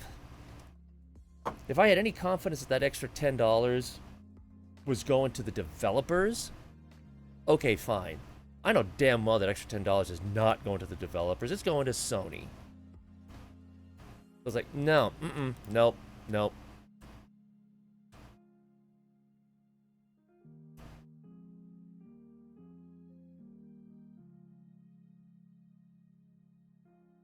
That's okay. Hey, you can lurk all you want, Snap. That's fine. I'm good with that. Just glad you're here. I've loved the Ratchet and Clank series ever since I started playing it back on the PS3. And, then they came out with the other versions to it. And I don't think I've ever owned a PS2. Pretty sure that I haven't. If I did, it was a long time ago and I just forgot. No, you know what? I might have bought a PS2 used so I could play the older Ratchet and Clank games because I couldn't run them on the PS3. Oh, cool. Yeah, Rivet looks awesome. I love that. I do want to play the game. I really do. But between not having a PS5, I just don't want to pay the $70. I'm sorry. If Insomniac was getting that extra $10, fine. And I know damn well they're not. They have so many good games. In fact, I've still got Spider-Man Miles Morales. Oh my God, the original Spider-Man was so good. It's blew my mind how much fun that game was. So I figured Miles Morales is going to be the same thing. I've had it for 2 months. Haven't had time to play it. It's like, ugh. So I mean, I don't feel too bad. Yeah. I've considered streaming it too because I have the my PlayStation is actually under my stairs, which is opposite side of the room. I'm not going to run a 50-foot HDMI cable or something like that. But I have the PS Remote Play app installed, and it works. It connects to my PS4 just fine. So I've actually considered streaming it, and I've got a PlayStation controller over here somewhere that I can just hook up to my PC and play it. But I've considered doing that. Oh my God, Horizon Zero Dawn is so good. I put so much time into that. I don't like to pre-order games for the most part. I definitely pre-ordered that one. That game blew me away because the graphics are great. Once you understand, like, oh, the location and so forth, and you realize where it's located, it's like, oh, wow. And you've got all these robotic animals. It's like, what are they for? They drip you just enough information throughout the game to keep you interested. And they just did that so well. And then when they revealed the whole big plot twist as to what's going on and what those robots are for, it was like, oh my God! Oh, the game is so good. Yeah, there's just something about Horizon Zero Dawn. I don't know. I was like, this game's going to be good. I know it. It's going to be good. And I was not disappointed at all. It's amazing. And they can bust on it for stealing from Assassin's Creed for certain things. I don't care because I love Assassin's Creed too. Ghost of Tsushima, if you haven't played that one, play that one too. That is absolutely Assassin's Creed in Japan. Yeah, Ashley Birch.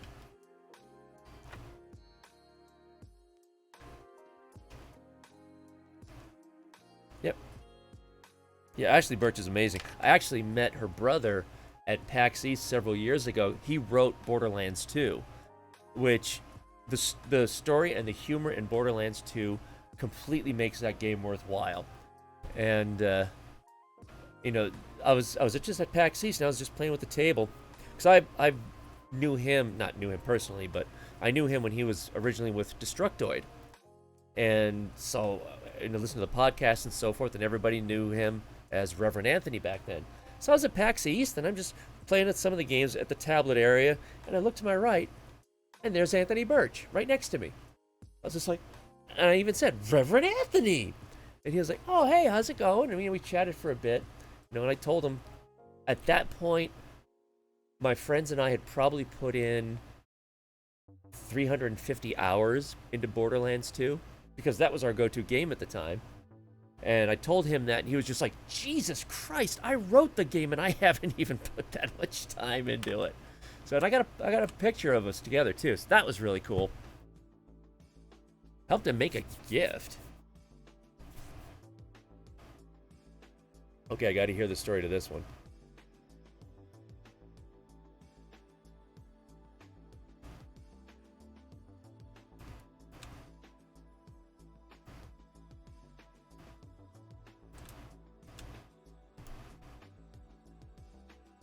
Oh, that's what that is.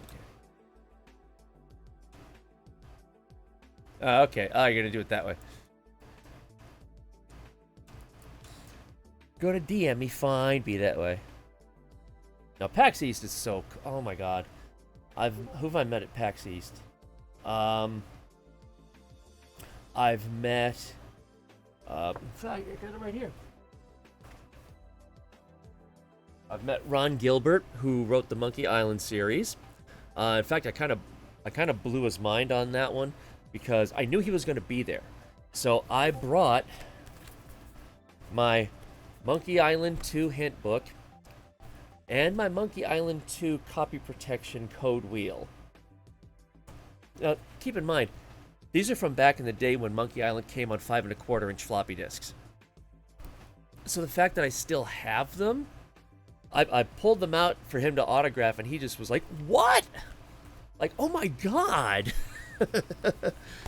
So I got that. I've met, oh God, the guy who created Gears of War series.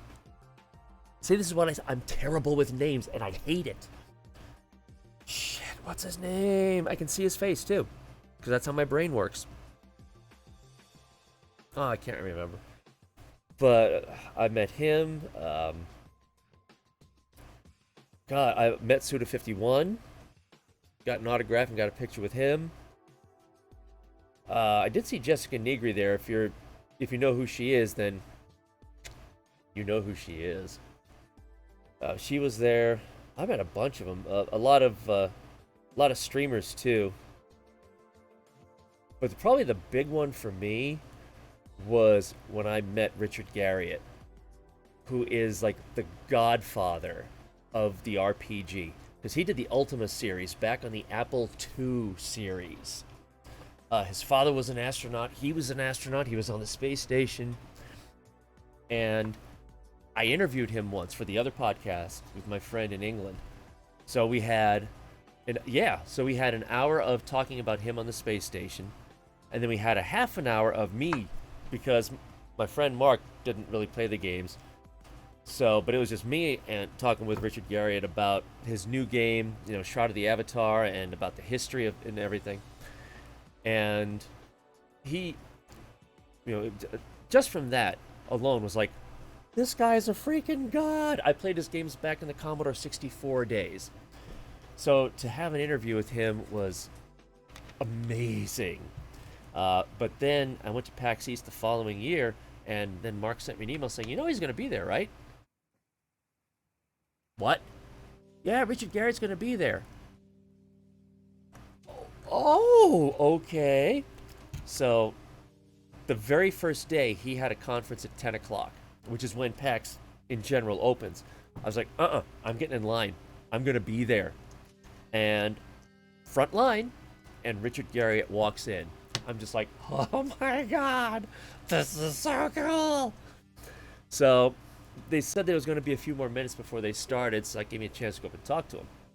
And I said, yeah, I was with TGP Nominal, and we were talking about your time on the space station a few months ago. He was like, oh yeah, I remember that. And so we were just talking about that and everything. And I said that I still have some of the big box collector's edition for Ultima 6, Ultima 8, and Ultima Ascension, the last one. I've got them back in my storeroom there. And I said, I wish I'd known you were here. I would have brought one of the box sets up and asked you to autograph. And he said, well, where do you live? And I said, just outside of Harrisburg, which is, again, we're less than 4 hours from New York. And he said, oh, you're not far away at all. Next time you come to New York, let me know, and I'll give you a tour of my museum. He's got a museum of his, basically where he lives, but it's his museum castle in New York City, where he keeps all memorabilia about his father's time as an astronaut, his time on the ISS, his Ultima stuff. And he was like, "Yeah, let me know, and I'll give you a tour and I'll sign whatever you want." It's like, huh, huh, huh, huh. That alone was worth the price of admission. But then, because I had talked to him regarding his time on the space station, he carries with him copies of his mission patch that he reserves for people who talk to him regarding his time on the space station. Guess what I got? It's like, that made everything regarding that PAX worth the price. Everything. It was so cool. Totally, totally worth everything. No. But yeah, it's fun. If you ever get a chance to go to PAX East, you should. You really should. It's a lot of fun. It's actually the biggest of the PAXs. And it's unlike PAX West, where you have to go from this building to this building to this building to this building. PAX East is all in one.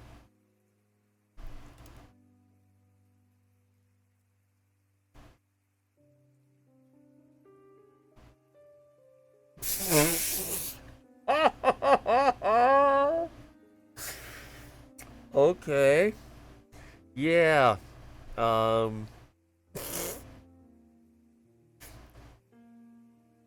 Okay. I don't doubt that that's true. How did you come to do that though? What was he like on Destructoid and he mentioned that, so you just sent it to him or something like that? Because that's okay.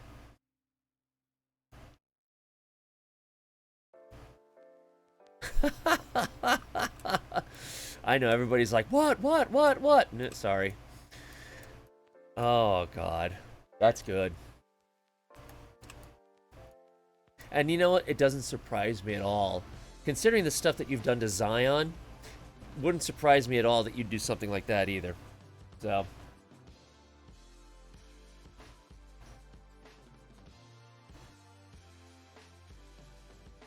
Actually, you haven't played a joke on Zion as of late, have you? Or did you learn your lesson?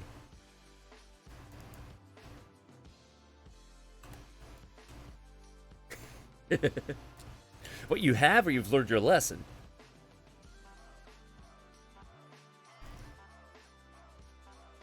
I heard about it, but I didn't hear the details about it.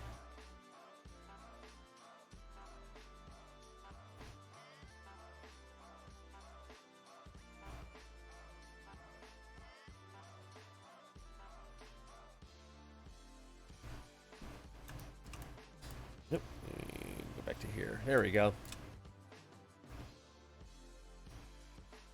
Alright, so I need that one last thing there.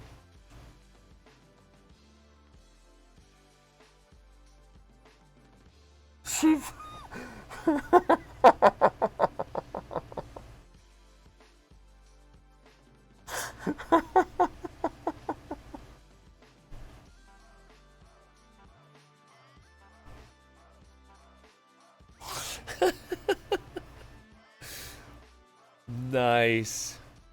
Nice. You're evil. I love it.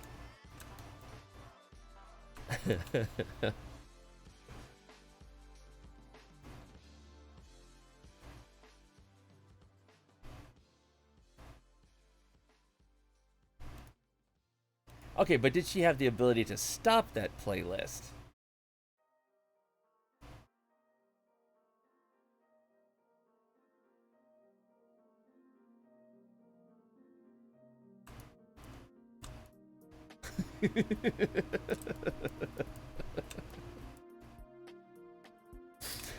Nice.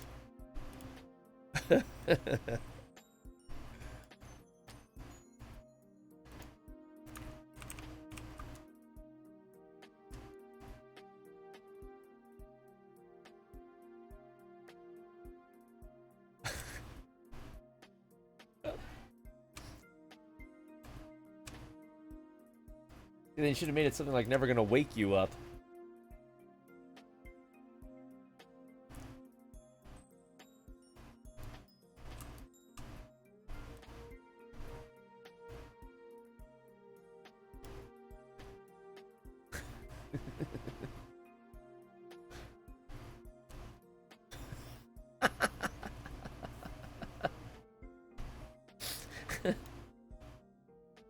Oh, you enjoy tormenting her. She brings down herself, though.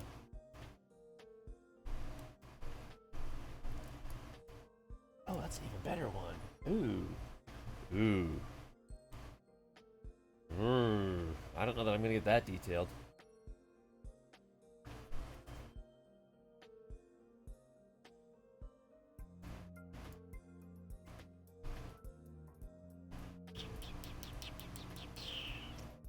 Woof.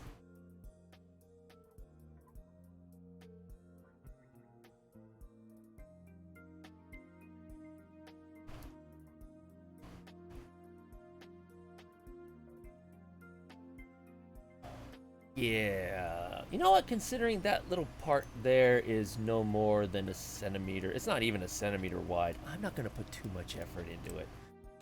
Just don't do it, John. You do that to yourself every time and you hate yourself for it.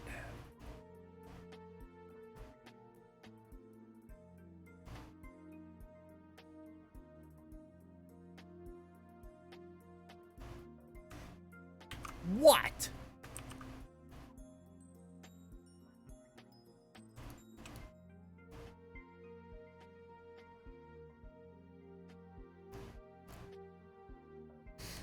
Mm-hmm. How about no?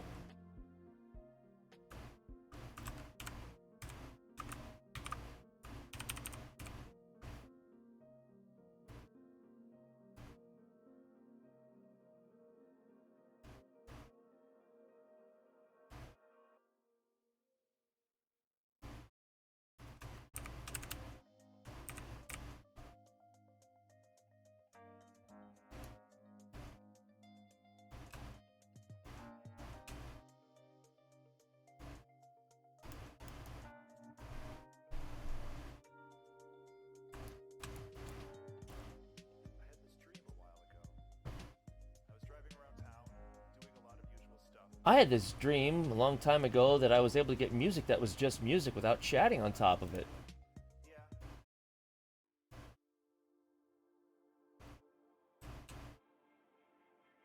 Nice. How big is that thing gonna be when it's done?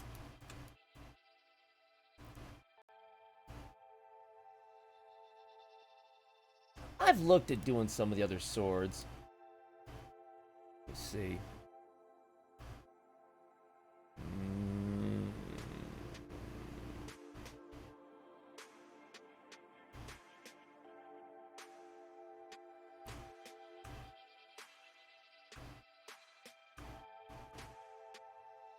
There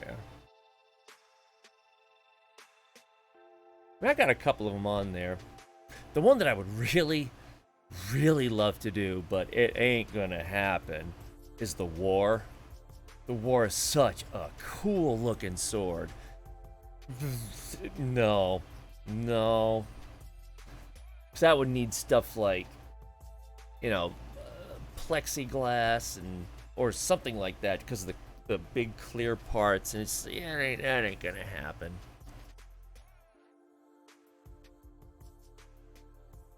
That's a decent size. That's not too bad. I mean, that's the entire diagonal width of my my one printer. That's gonna be a decent size.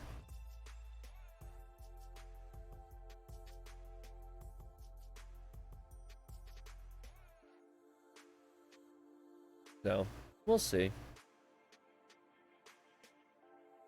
Oh, and hey, if there's anything on this list that you think I should tackle next, you know, or even if it's not on this list, I don't know what I'm gonna do. Part of me wants to do something easier so that I could try to do it in Fusion 360 instead. But I don't know. There's so many cool weapons out there.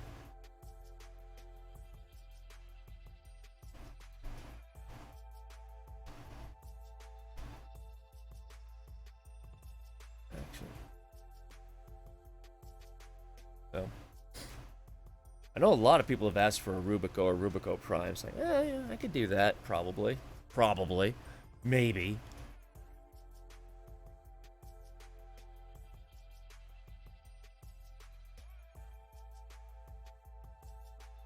So yeah, the Actigara Prime I tried, and it chewed my ass up because Tinkercad isn't really made for it. Same thing with the Corinth. So I've got them started, but I got to a point where it's like, nah, can't do it. Can't do it. So I will definitely approach those again later on. Honestly, I would love to also do cosplay. If I had my way, I would be going to the next TennoCon as Rhino Prime. That is what I would absolutely love to do. It ain't gonna happen. And my other concern with that is if it does happen, it's gonna be so damn hot in that outfit because he's Rhino is clearly bulkier than I am. So yeah. But if I had my way, that would be it. You know, and I'd even go so far as have the like the little spinning thing in the back up between the shoulder blades. I would. Believe me, I would. But ain't happening. Stop it. Get there. Hello? There we go. Good boy.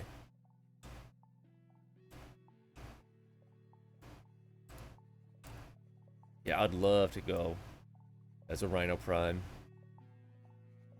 It was kind of weird. Last TennoCon 2019, I was there with Vacor Heck and, you know, all the gear. And Helen walked past with the group, you know, for the people who paid that extra money to go and have breakfast with the team and so forth. And she saw me and she was like, "Oh, are you cosplaying?" I was like, "Well, no, not really." It's like, "Well, I mean, but you got all the things. Did you want to go in early?" Because she was taking all those people in early, so it's like, apparently cosplayers qualify for that. I was like, not really cosplay. She's like, "Hey, you can come with us." It's like, no, go on. You just go ahead. I wasn't cosplaying. I was simply some nerdy schmuck with some props. You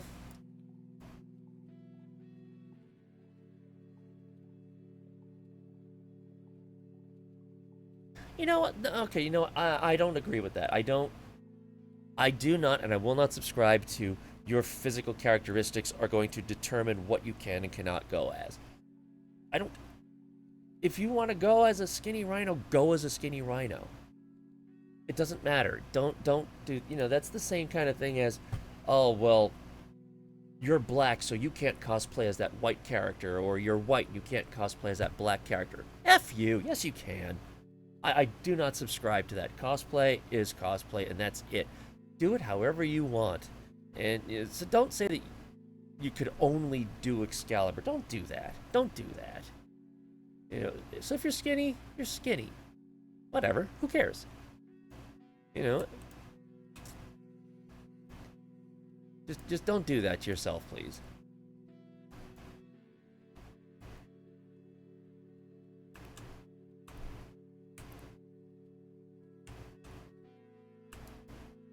Scoot this over.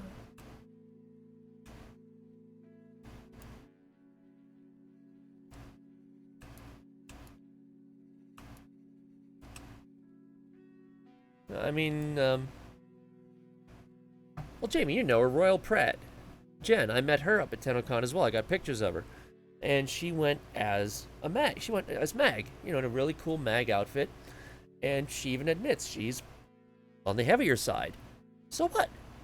You know? Yeah. Oh, she's a great artist. Oh, she's really, really good. I love her stuff.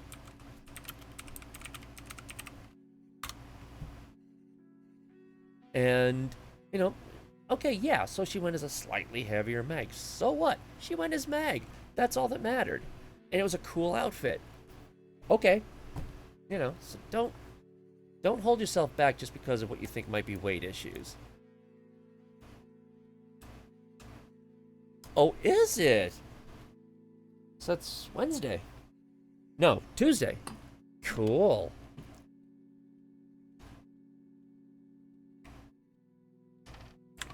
I know that she lives in the Toronto area too, so whenever this, if I ever get a chance to get up to couch interview with Angry Unicorn, I'm going to want to stop off and say hi to her as well.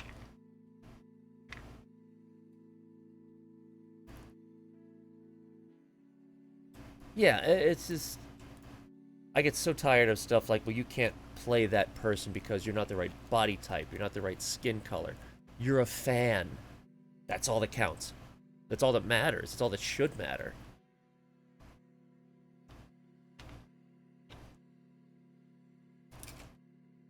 You know, so don't listen to anyone else, or don't listen to yourself with that kind of talk either.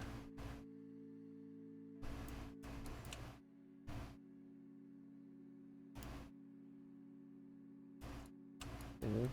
I mean, hell, at PAX East, I've seen some great cosplay of guys playing female characters, and the other way around. Doesn't matter. You're a fan.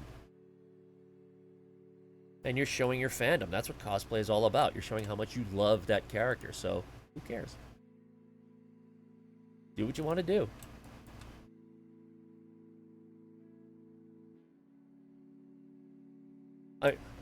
Okay, believe me. If you've seen the cosplay contest of any of the physical TennoCons, you'll see that there are people there who put zero effort into their cosplays, but yet they go up on stage for what is essentially a contest just because they're having fun. That's all that counts. You know, Jamie has a particular cosplay that he's quite proud of. And Jamie knows the one I'm talking about. And it's very simple, but it's all about being a fan. Yeah. So just do it. Don't worry about it.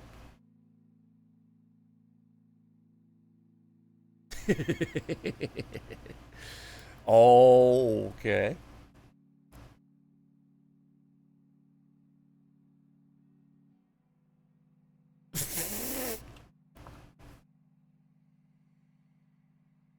No, I didn't. Yes, I did. I remember seeing that in the promo. No, I didn't see that episode of BattleBots. How could you... I mean, unless, even if they used a ton of super glue, yeah, even if it was super glue is strong, but it's brittle. Any force in it breaks. What did they expect with the BattleBot made out of Legos? Even if they covered it in epoxy, once that epoxy breaks, it's done.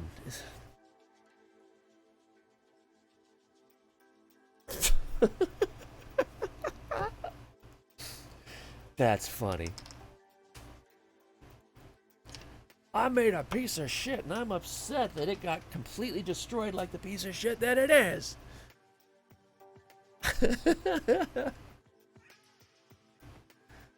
It takes all kinds of people.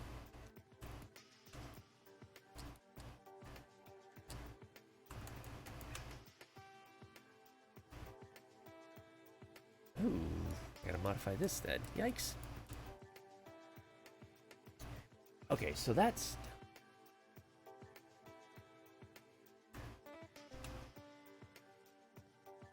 Oh, wait, one thing that I forgot here.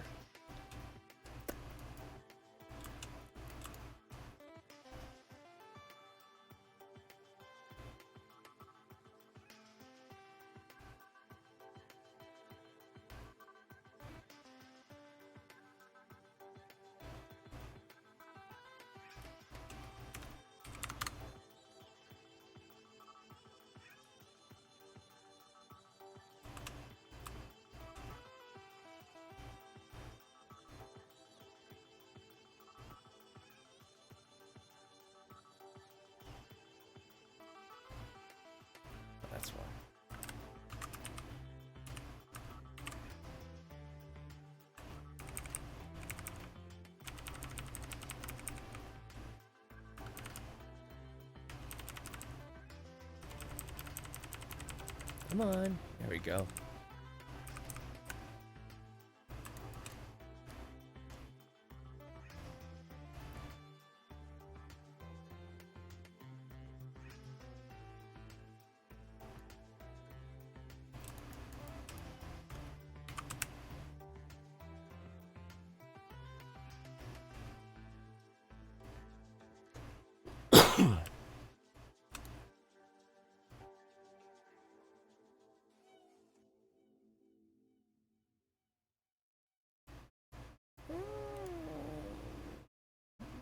Hold on. No, those don't need it. Okay.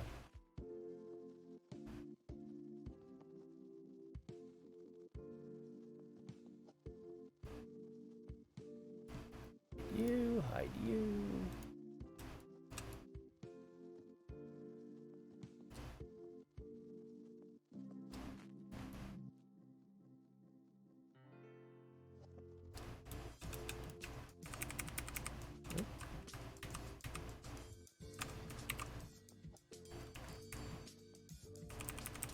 You two are separate. All right, stop that. Well, hot diggity, I think this part might be done.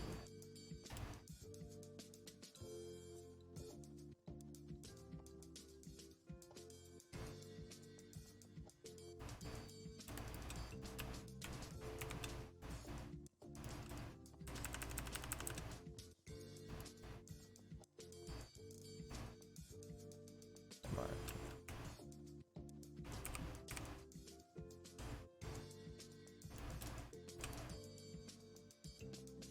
Oh, no, no, it's not. No, not by a long shot. Not by a long shot. I forgot about those. Whoopsie.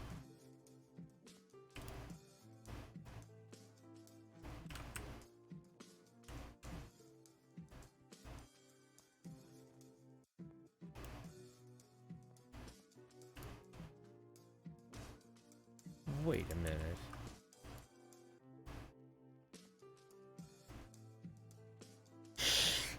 Okay.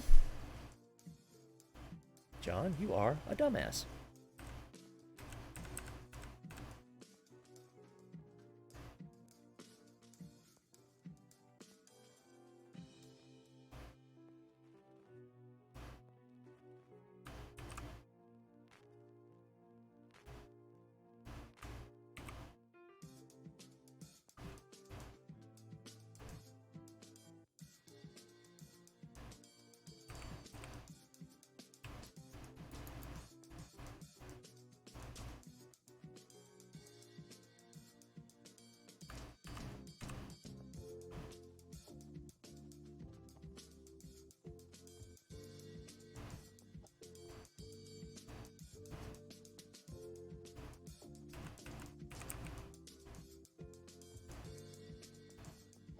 What the heck?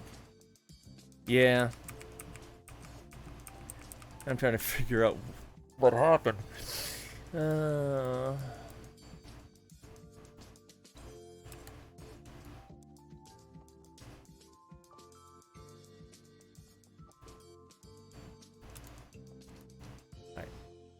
Try it again.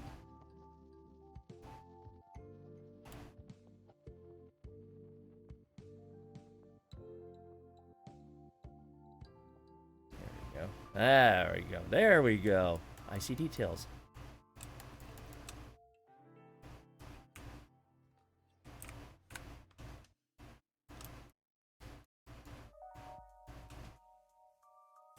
No, there are some details that I still missed.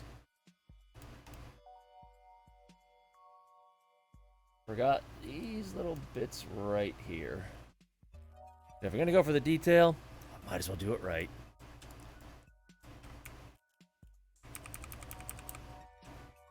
Shouldn't take too long, though.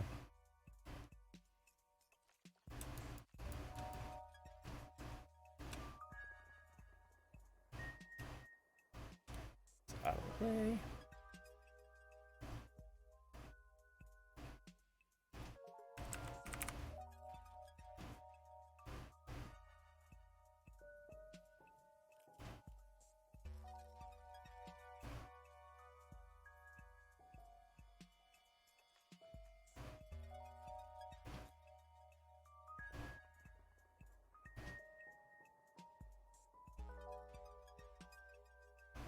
Yeah, this is another issue with being as pedantic as I am about this.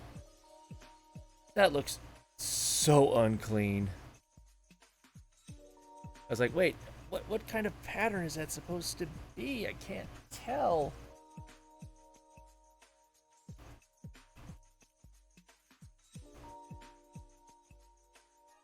I mean, I can't tell you how hard it was to try to figure out the text on the side of the Vandal. That was the in-game. Yeah, really. Well, it doesn't matter if it's 4K if the textures themselves are still 1080p. You know, they would have to redo the textures to be 4K for that to mean anything. But I even had someone from DE forward the best resolution images that they had of the text, and I was still like, I got the top line.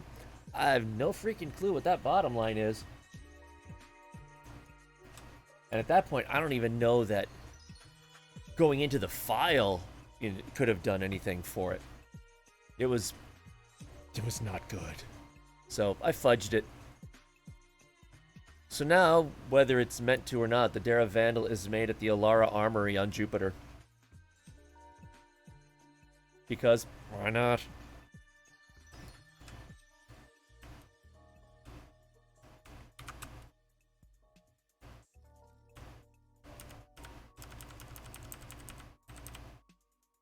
Honestly, I don't know that I'd want 4K textures. The downloads would be ridiculous.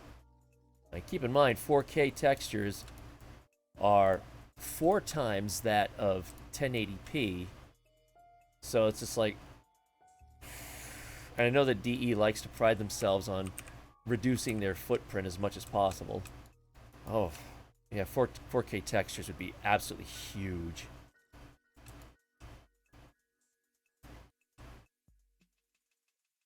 And if you don't have a video card with a ton of video RAM,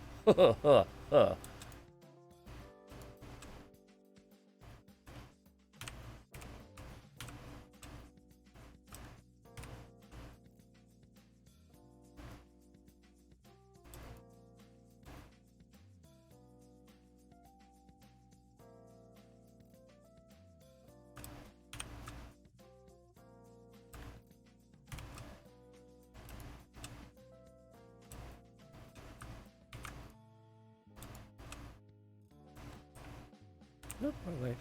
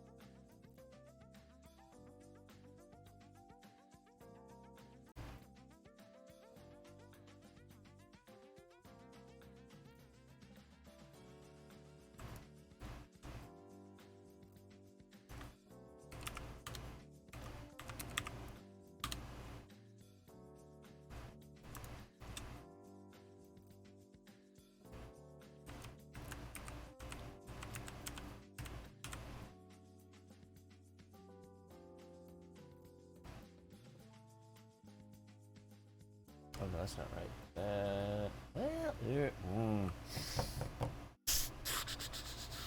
All right, I can do this. I can do this.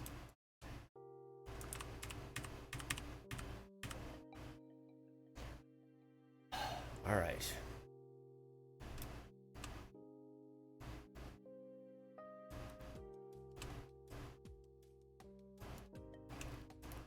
And also, I do hope, if for anybody else who's going to be doing any kind of cosplaying or anything, if you have any questions on what I'm doing, by all means ask. Another reason why I've decided to stream this is because other people have said I'd love to learn how to do that. Well, I'm showing you all the steps needed to do it. Because keep in mind, I knew zero about CAD before TennoCon 2017. And then all of a sudden I'm tasking myself to do a Vacor Heck. So, by all means, if you've got questions on anything, or well, why did you do that? What are you doing there? Ask. If I can educate, go right ahead. I mean, a lot of people don't know this. I actually used to do training for one of the companies that I worked at. I used to do training for an operating system, a Unix variant known as Solaris. But it was big in companies at the time. Oracle now owns it. But, I mean, I even made my own training manuals. 250-page training manuals. Each. And I had 2 of them. So I've trained for Hershey Foods. I've trained for Duquesne University. Commonwealth of Pennsylvania. So I'm used to training. So if you got any questions, as far as I'm concerned, the only stupid question is the one you don't ask. I know a lot of people like to joke about that one, but there were many times where I've had people say that, well, I wanted to ask that, but, it just didn't seem like it was a good question. But then someone else would say, oh, actually, I was going to ask that too.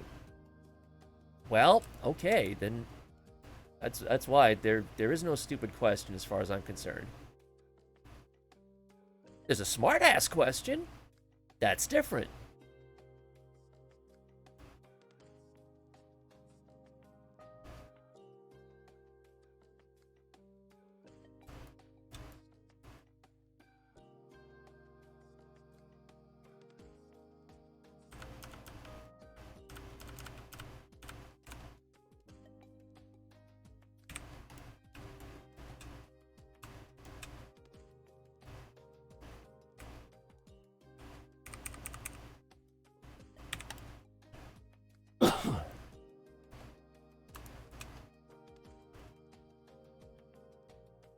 All right, throat, clear out.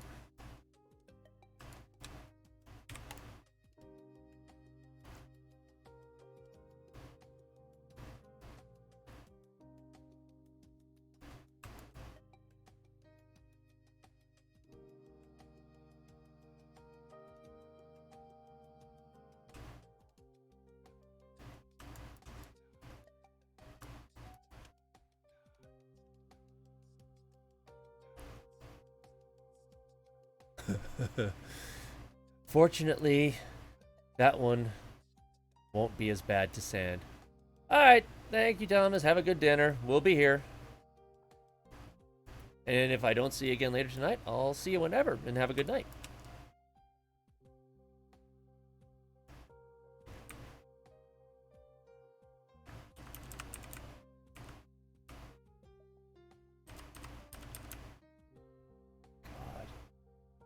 Complained about a Lego that, oh Jesus, that's crazy.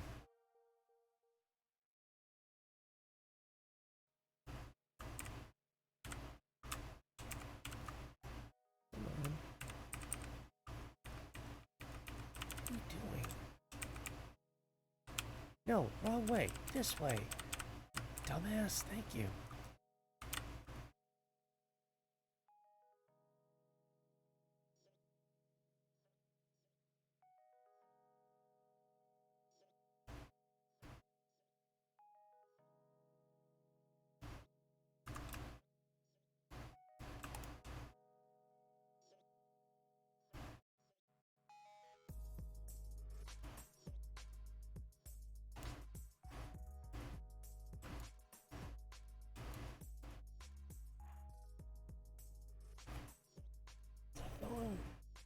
Oh, good, okay.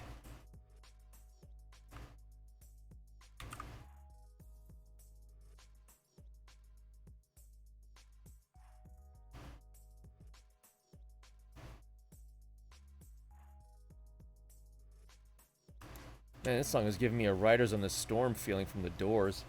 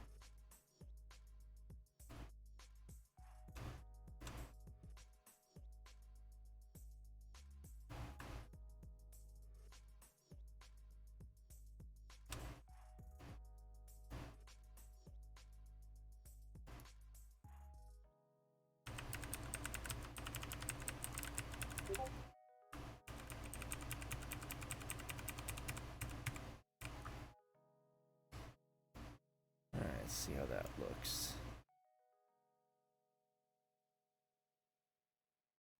Yeah. If you can, I would highly, highly recommend getting one of those. It's the kind of build plate that I've got. I forget the chemical name now.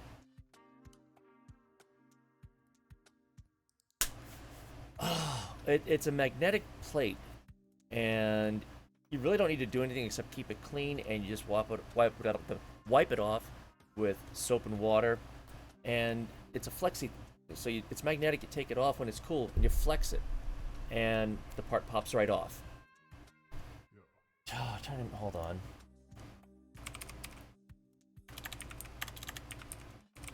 They're not expensive at all. Although I guess expensive is relative.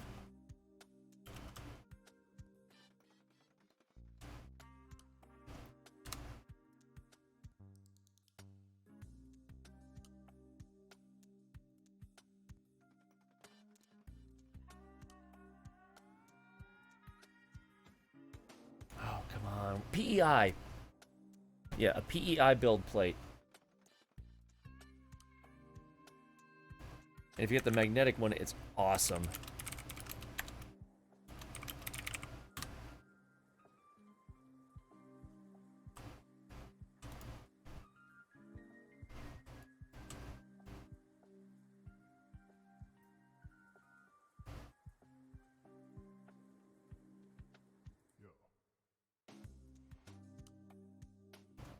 I can find one.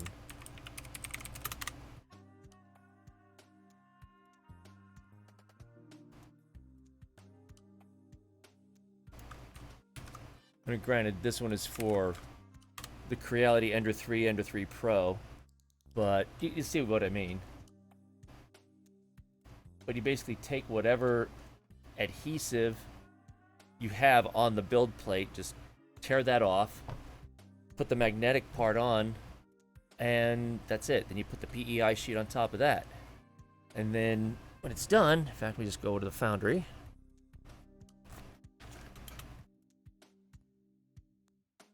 Oh.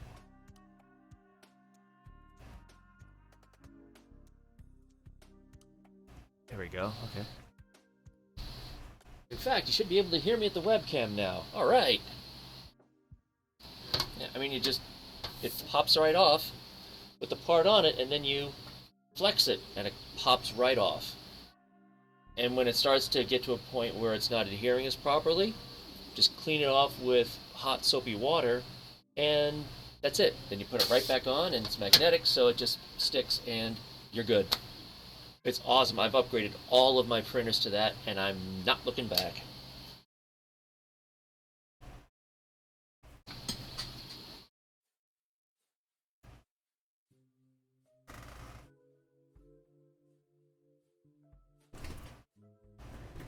And you can get, if you're willing to wait, you can get them even cheaper from AliExpress.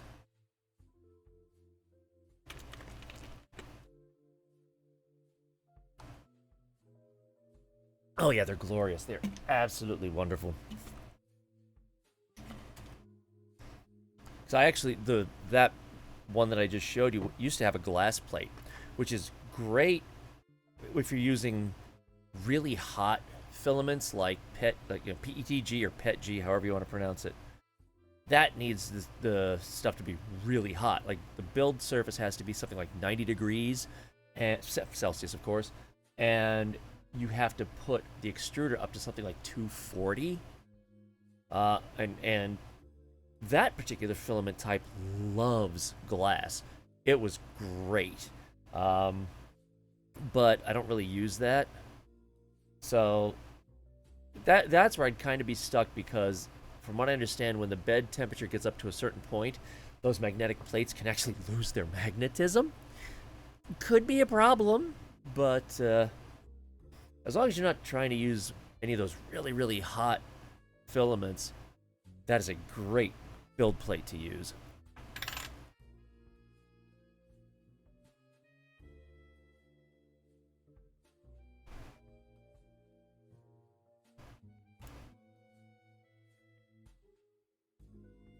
Yeah, I've never used TPU. I really only use PLA, and I use crappy cheap PLA, but it still works. So, of course, with the amount of printing that I've been doing, hello, Dara Vandal. Well, this one, hell, this is gonna take a ton too. I buy cheap filament whenever I can.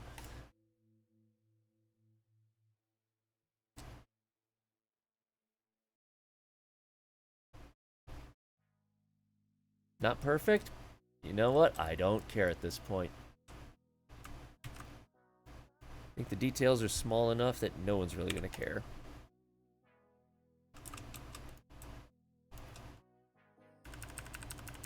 Let's move that over there.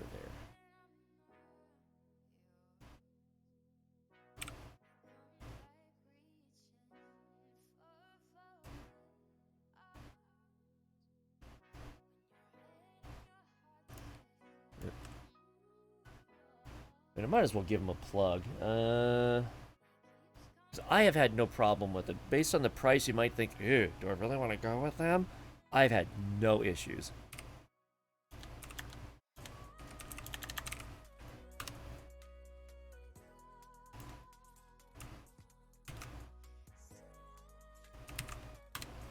There we go. Now, granted, you have to buy a minimum of 3. But then, right now, they've got a deal where if you buy 10 of them, if you buy 10 spools of PLA, it's $9 each. $9 each. And I think there might have been one spool that gave me a problem. But it was a kind where it spooled weird, so I had to unspool it onto an empty spool to straighten it out. Whatever. For $9, I don't care. I mean, it works. The stuff works.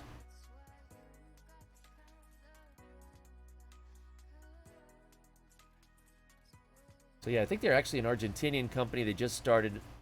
They just opened a factory in Florida, and so yeah, and the shipping is free. Might take you a week and a half to get it, but at $9 for a spool, and you get 10 of them, it's kind of a no-brainer. So I do recommend them. GST3D is not a sponsor of this podcast. This is not a podcast. You know what I mean.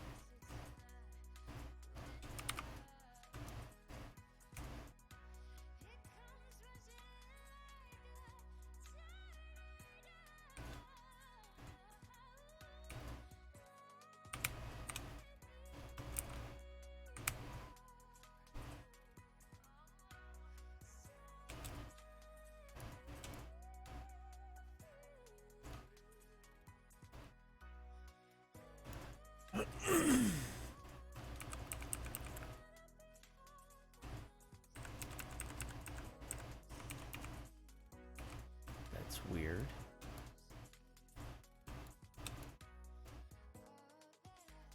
That doesn't make sense. That should be the exact same angle.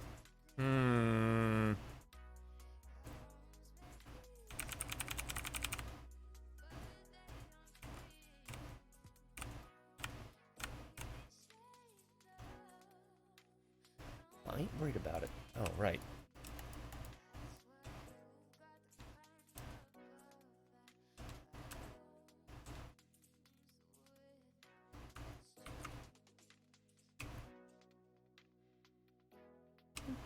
There we are.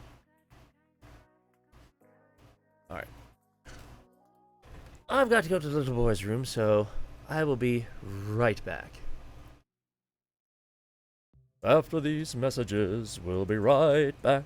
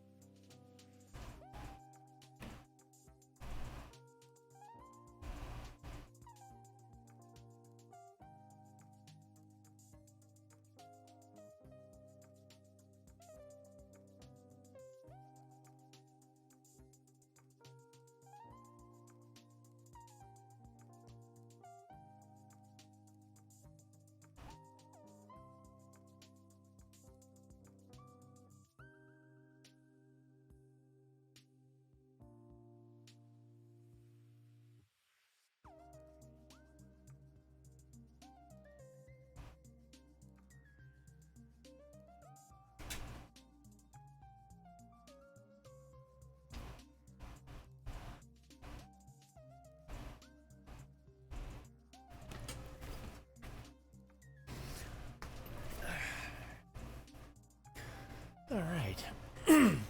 I knew I should have taken that left turn at Albuquerque.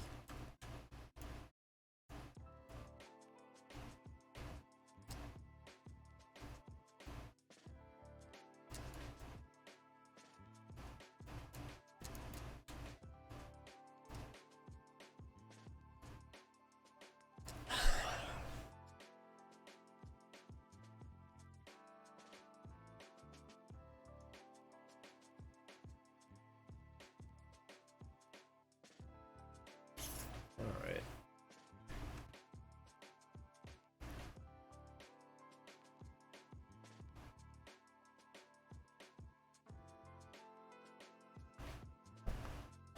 Let me think. Alright.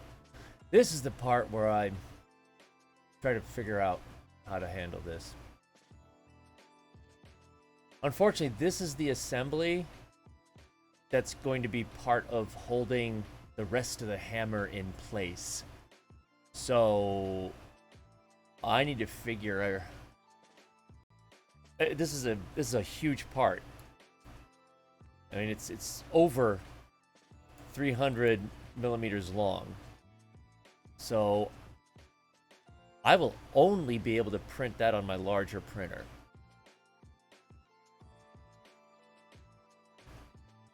So I could do that and keep it as a solid piece, but then my printer will be completely taken over by this part until it's done. So if I need to print off another large part, I'm SOL. Or if my bigger printer goes down, I'm SOL even worse. So do I split this into parts? But that will reduce the integrity of the upper area. I hate decisions like this.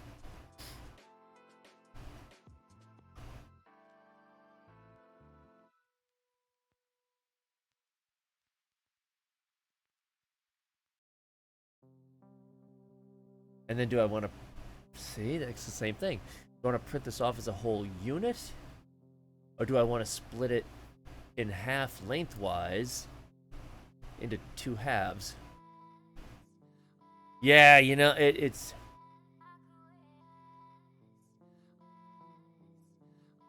It's a tough one. Because in the arms, there's going to be two areas. The arms down here, and then, of course, the other arm up here. So all of those need to be as secure as possible to hold the outer part in place. And I'm not playing any games with these arms. These arms are going to be single pieces. You know, and when I print those for real, they're going to be thick walls, lots of infill, because I can see, you know, at TennoCon someone bumping into it, and you don't want the arms to break. That's kind of what happened with the sheave. So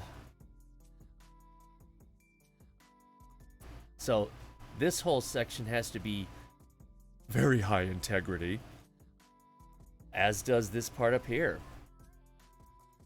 So this, yeah. I mean, I could also just use this as, well, you know, my large scale printer is down for whatever reason, and I really can't put these on the other, or the other printers are still being used. Maybe I'm sorry, hon, I'm just gonna have to go out and get another one of these big printers, and then, you know, coincidentally get the previous one repaired very soon, you know. Could take that approach too, you know. I'm only an hour away from the Micro Center in Baltimore, you know. And if I start doing these on commission, I could say, well, you know, hon, a couple of commissions and it'll be paid for.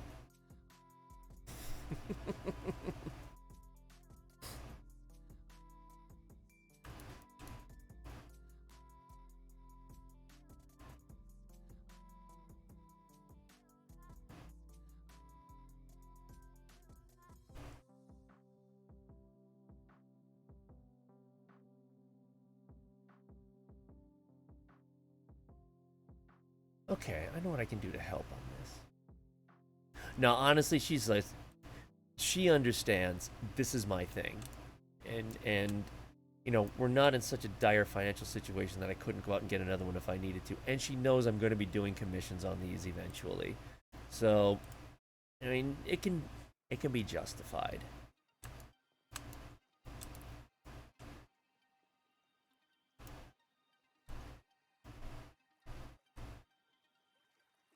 I mean, I already have the same Pixel Reboot. You know, I already have a commission for that Dara Vandal. He's already admitted. Now you do realize when you make that I did that again. When you make that Arca Titron, I'm gonna have to get one of those too, right? So I basically already have a commission on this too. Yeah. I mean, I can justify it. I can justify it to myself. That's not an issue. God damn it! Shut up.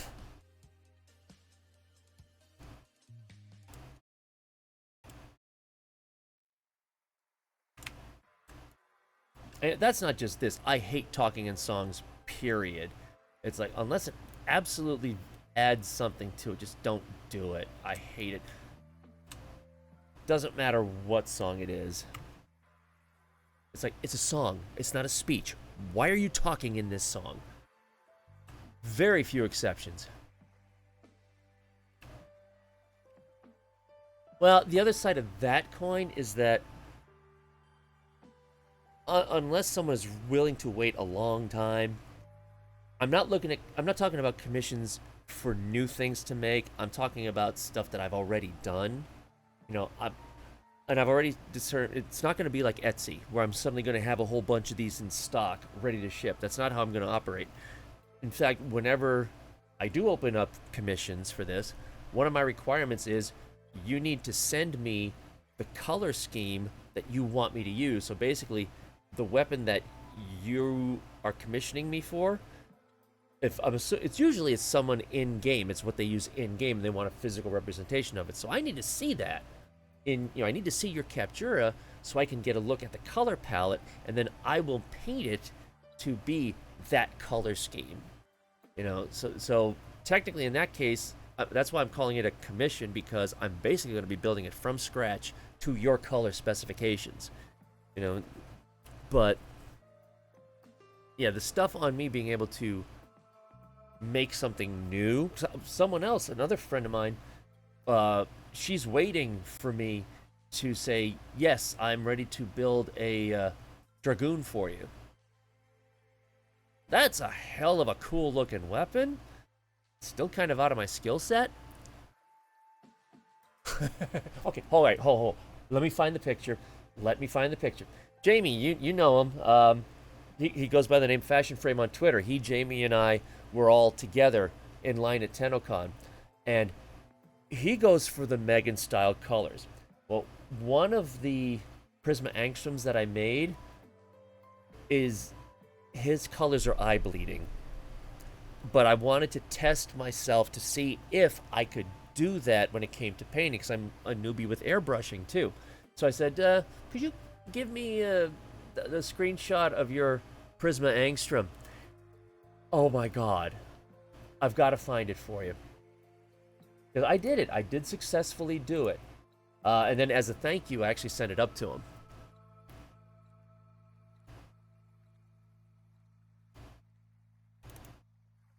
Let me find it.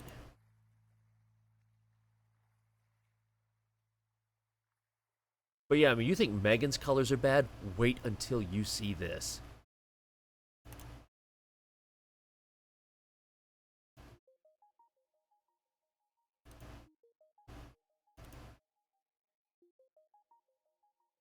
There it is. There it is. Okay. I was not going to do it that way? Alright. We'll do it this way. Alright, hold on. I'm going to shut this down. There we go.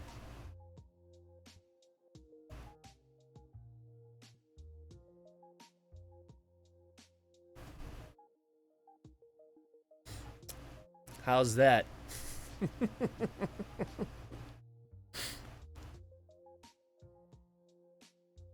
Yeah.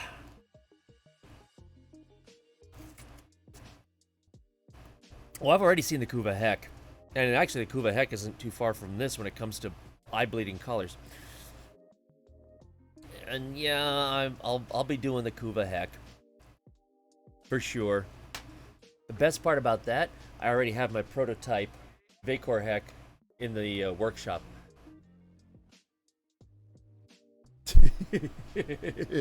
yeah, I'm not gonna argue that one. But that was his. That's the color scheme that he sent to me. So it's like, okay. So now he owns that. But yeah, the Kuva Heck, yeah, I will be doing that. I will be doing that. And if I can, I don't know that it...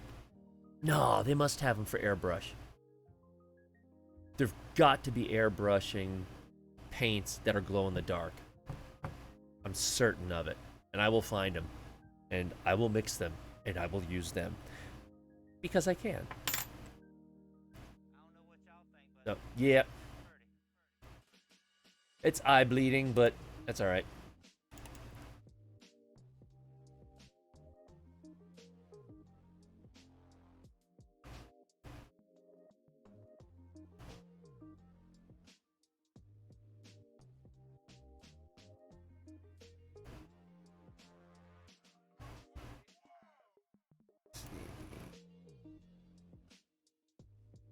Actually, there's another one.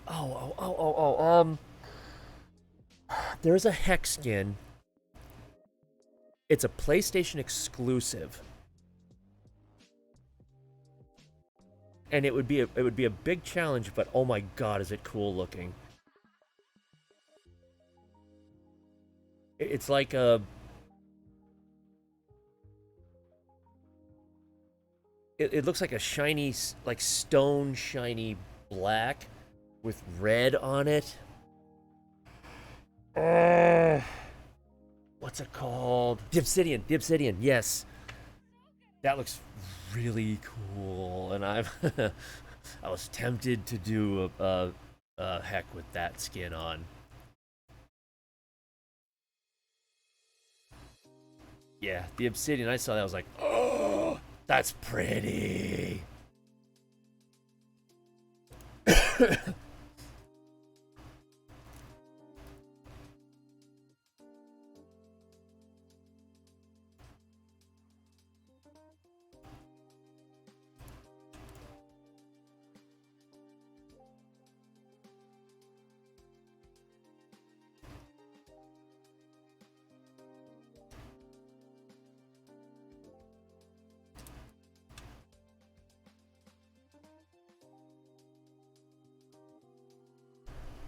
Okay, I've got an idea, and I think this will work.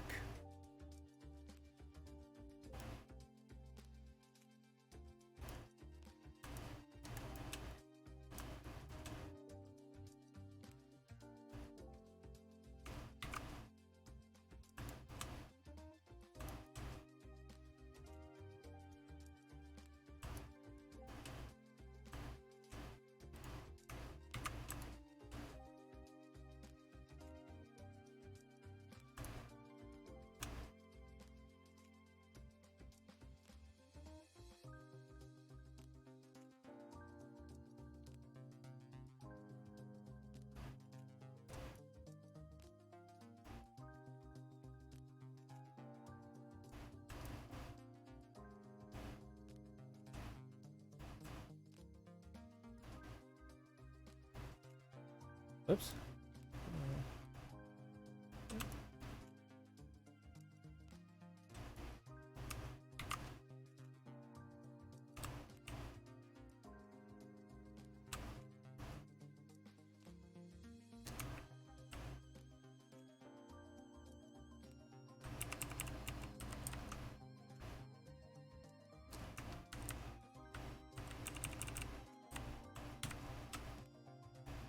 So, I'm going to take... Ooh, and a paracesis. That must look pretty. I love the paracesis. That is such a cool sword. And that just shreds everything.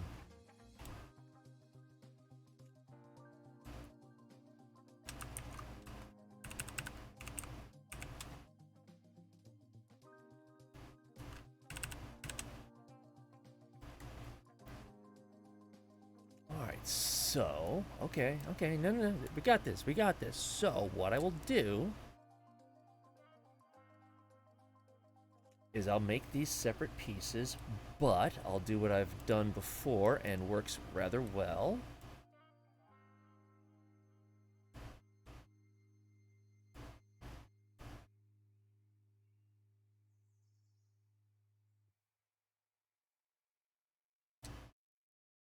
Now make that square.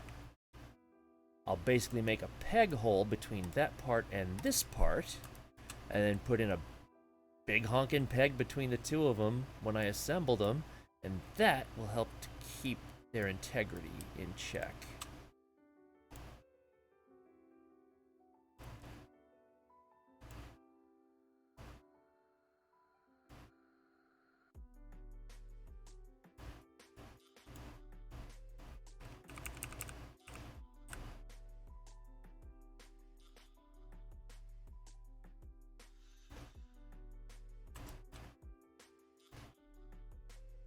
Unfortunately, these are going to be hidden behind this big shield anyway, so really won't be easy to see any problems with it.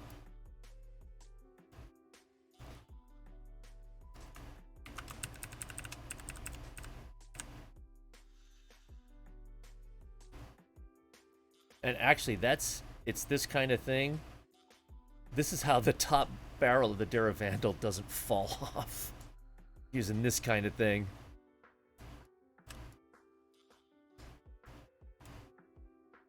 Oh yeah, Paracesis is so good. There's another one that I was using heavily because it totally decimated. The Masseter. Man, you give the Masseter a good set of mod cards,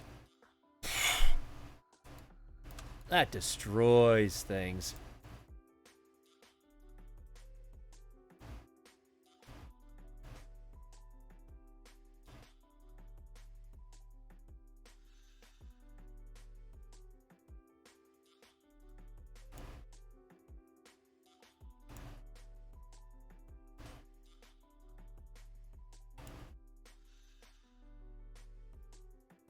There we go. Okay, good.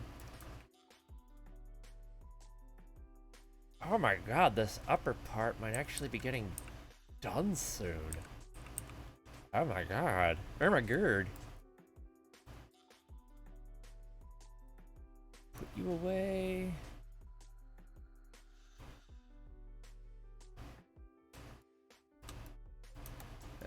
Fine, be that way.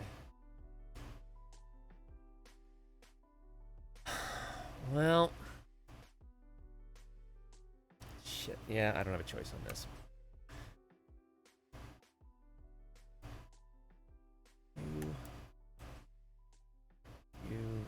You.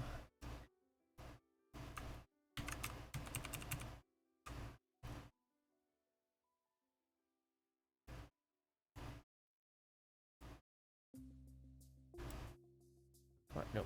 Flip. What are you doing? Thank you.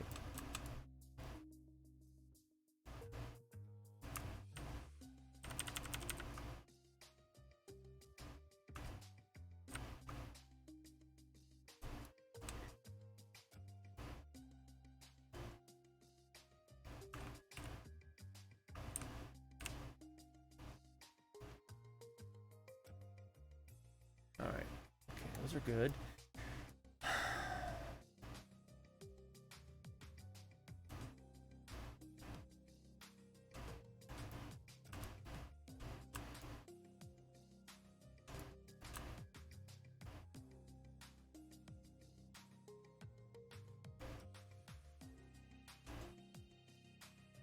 No, that's not usually right. Okay. Overthinking again. You.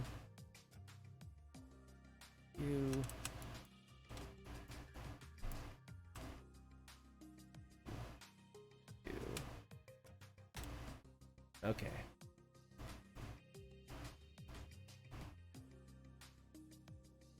You go hide. You go hide.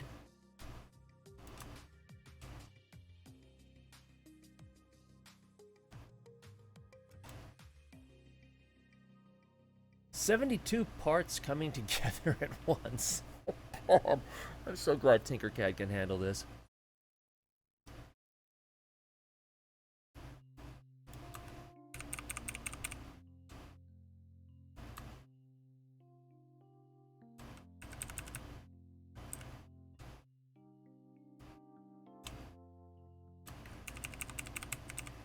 And I'll do the same thing here. Not for strength, but for alignment.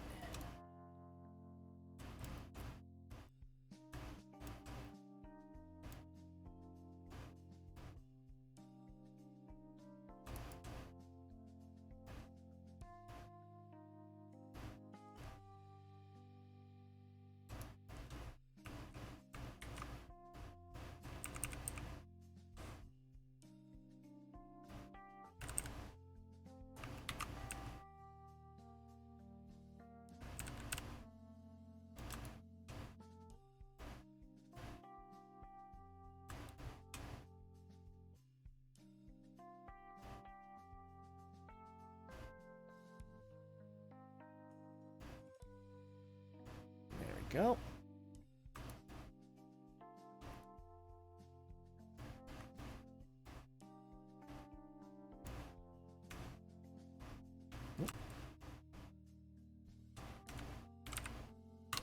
Oh, and that'll be the locking block. Sweet.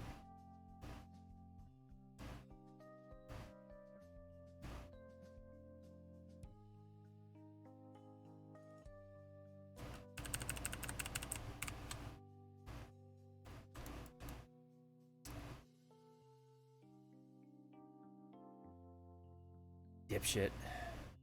Okay, I goofed. I see why.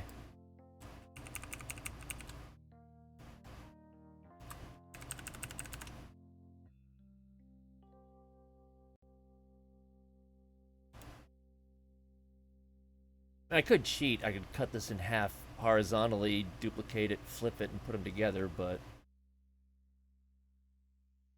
Could.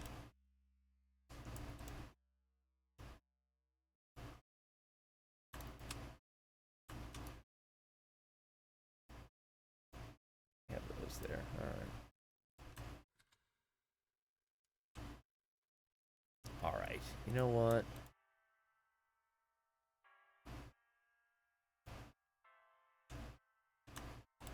Just gonna merge those together.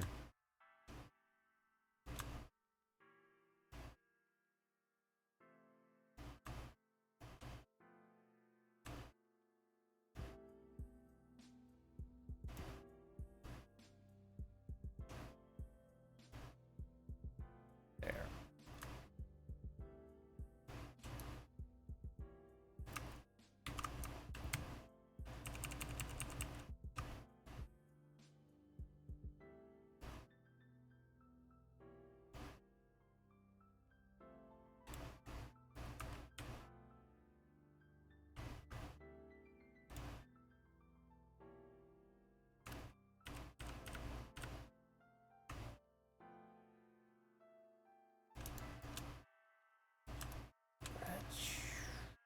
Okay.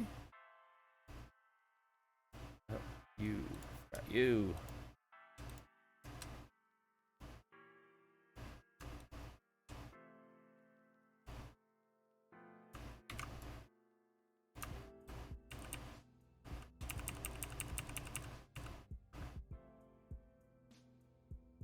Good. Alright, alright, alright. We got this, we got this, we got this. Get out of the way.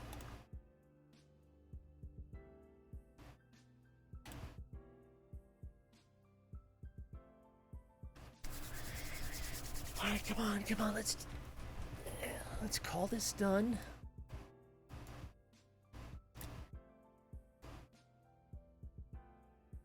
You motherfucker.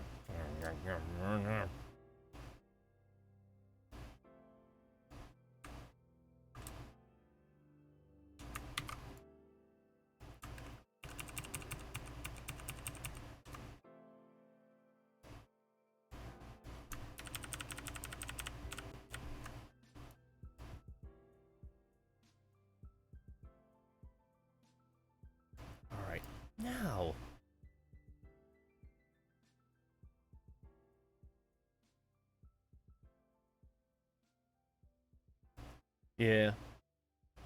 But you have not a lot of infill or... Well, another thing, I've run into this before, that's the only reason why I'm asking. Did you wait for the plate to completely cool down before you tried to pull it off? I've made that mistake before.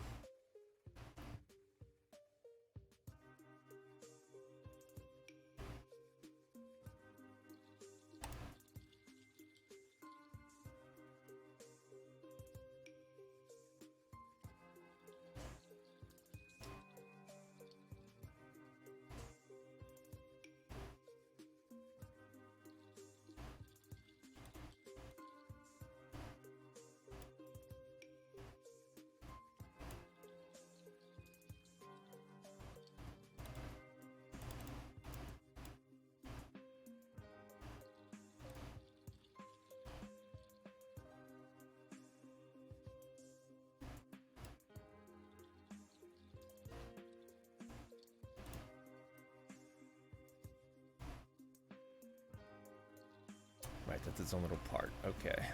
Sweet.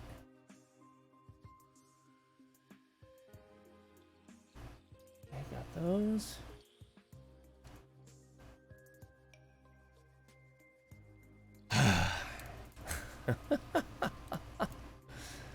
Okay, fine.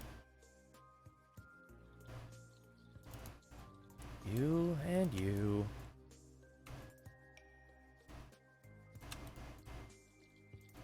Actually, I'm gonna make you one piece. I'm gonna make you one piece.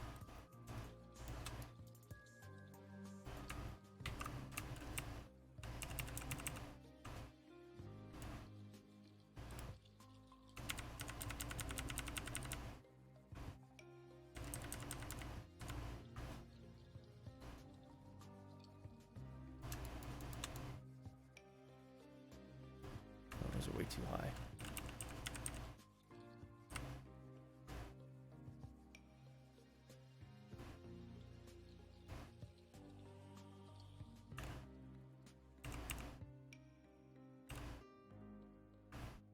That's about right. Alright, let's try it again.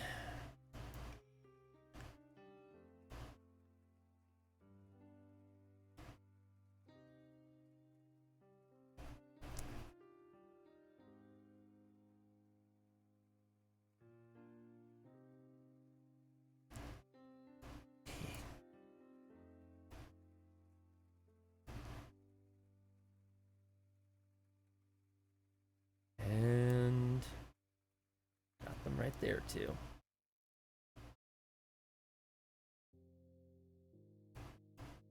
I genuinely think we got it this time.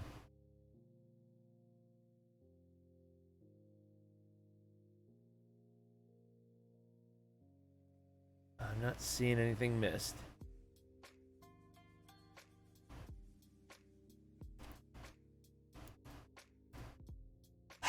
Okay.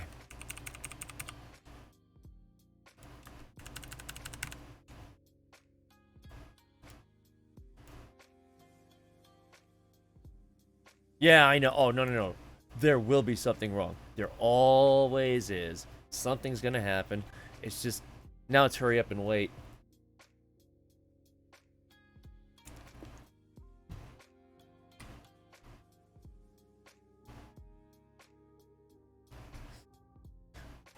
Alright, I'm curious now. I shouldn't... I know it's only gonna fit on my large printer.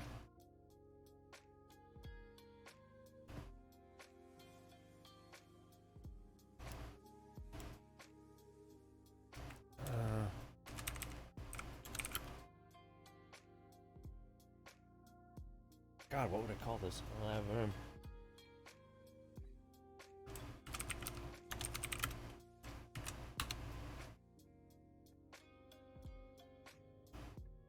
Okay.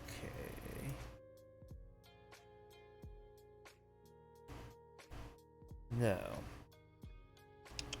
here we are. I'm gonna change get rid of that. Change this over to my big one.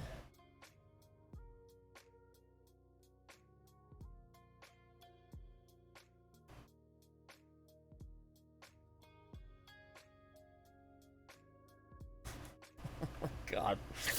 Okay.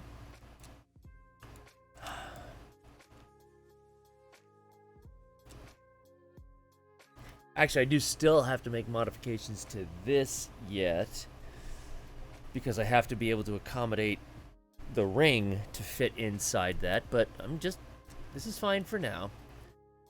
I want to see, put that there.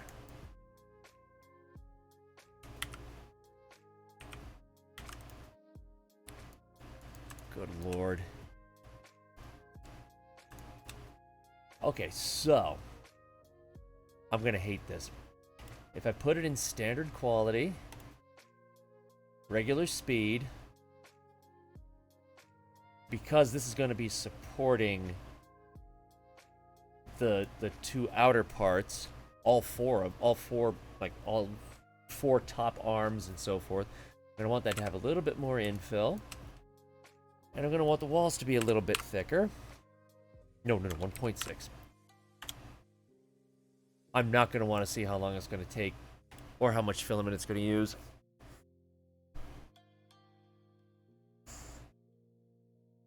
Oh my God.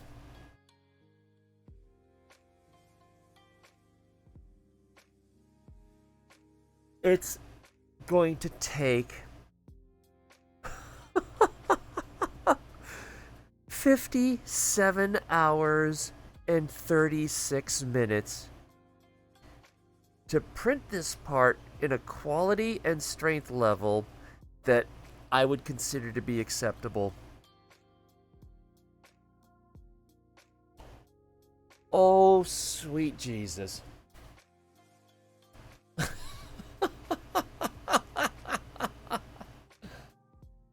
And the thing is, could you imagine? That square is what my printer can handle.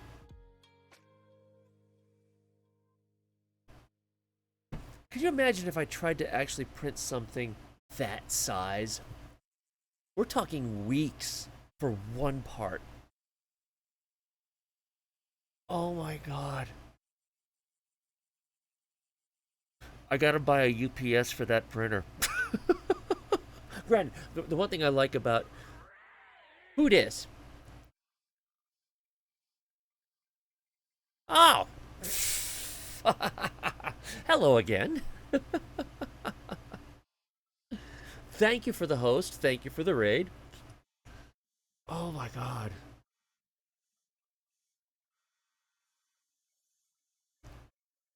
Heyo! Hi-ho, this is Kermit the Frog. 2 days just to print that part. My God. One of the nice things about this printer is that it does have a power interruption. If it detects power goes away, you can continue printing from that spot. So it keeps track of that. But 2 days, 9 hours to print that. I got to get that one right from the start, because I'm not going to want to have to print a couple of prototypes of that.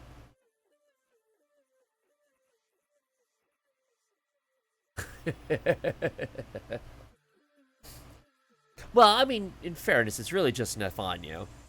But...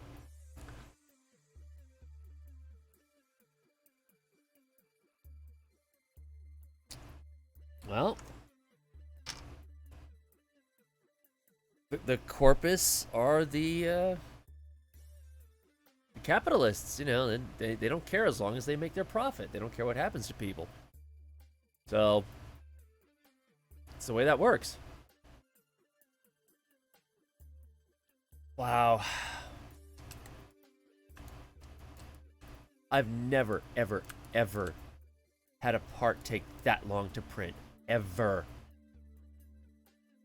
Now, in fairness, I could probably get away with the lower quality, because it will be mostly hidden.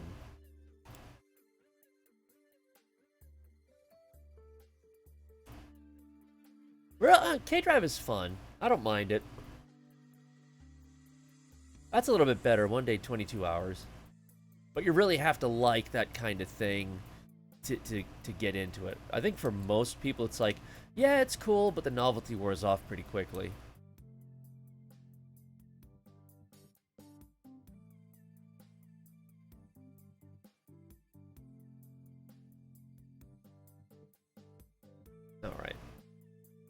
Well, at least now I have expectations for this part. Oh, God.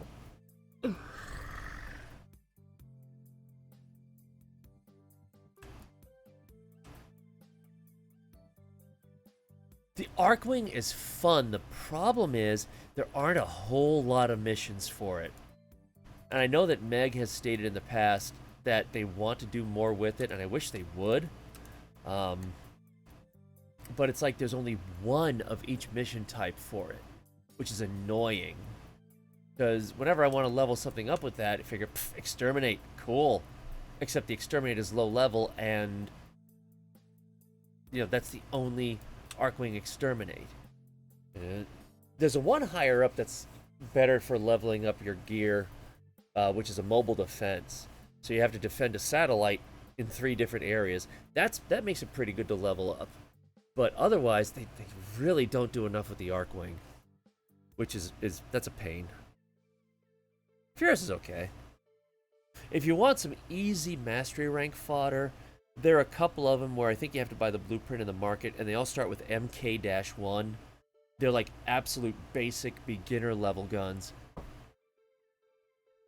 Yeah, the modular one. Yeah, I know they were talking about that. Well, hell, they were talking about that in 2019. So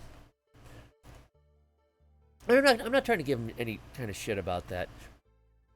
They bit off more than they could chew with God, see, this is what I hate. The damn starships. I hate when my brain does this. I really do. But, they made a mistake when they rushed that out, and they've been catching up ever since. Now, granted, Railjack, see? I hate that. That's the way my brain works, and it drives me freaking nuts. I hate it. Because then it makes me think like, well, you just really don't play this enough, do you? Yeah, I do. I've been playing it since March of 2013. So, but the word escapes me, but I can see the image, and it drives me nuts. I hate that. My brain has always been that way. But they were so busy trying to rush out the Railjack, boy. Took them a long time to catch up with that. But they kind of made up for it with Deimos. Deimos is so much fun, which is weird because I hate Infested. But Deimos is so much fun.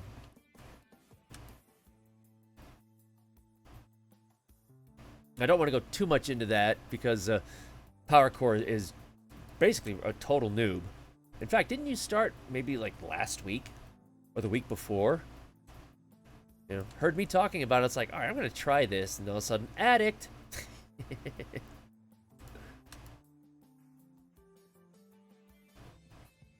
All right. Okay, I have my expectations for this now. Oh my god.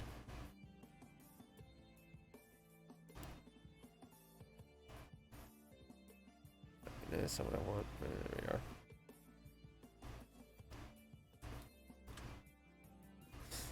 Alright, so not totally done. I need to rework for that ring. That shouldn't be too bad.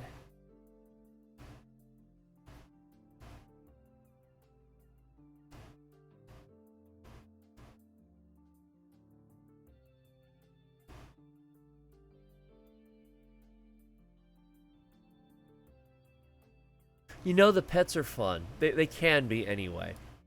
Especially once they get leveled up and they really start to show a lot of promise. They can be fun. And there are a lot of them. Well, I'm doing this now. It's really nice that you're getting into it now, though. The way that they used to have it was, really annoying. Because every time you had a pet, you had to keep working with it. And, like, if you just let it go for a week, you would have to keep giving it what were called DNA stabilizers, which of course meant you had to keep playing because you had to keep getting resources to keep buying these DNA stabilizers. So basically, if you were the kind where you just played the game every now and then, your pets were screwed. And unless you wanted to buy them with I'm sure they were available for platinum.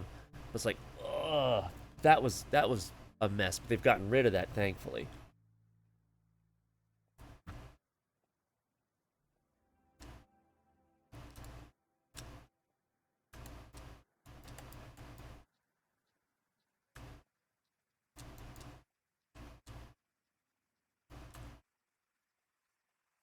They were for credits, yeah. But still, just the fact that you had to buy them, and they were real time restricted on the pets, or so that the pets were real time restricted. Just so annoying. If you didn't interact with them regularly, they'd lose their strength. They'd lose their ability to do what they had to do, stuff like that. And then you had to have the DNA stabilizers on top of that. Kill me now. So be happy that you're coming in when you are when it comes to those.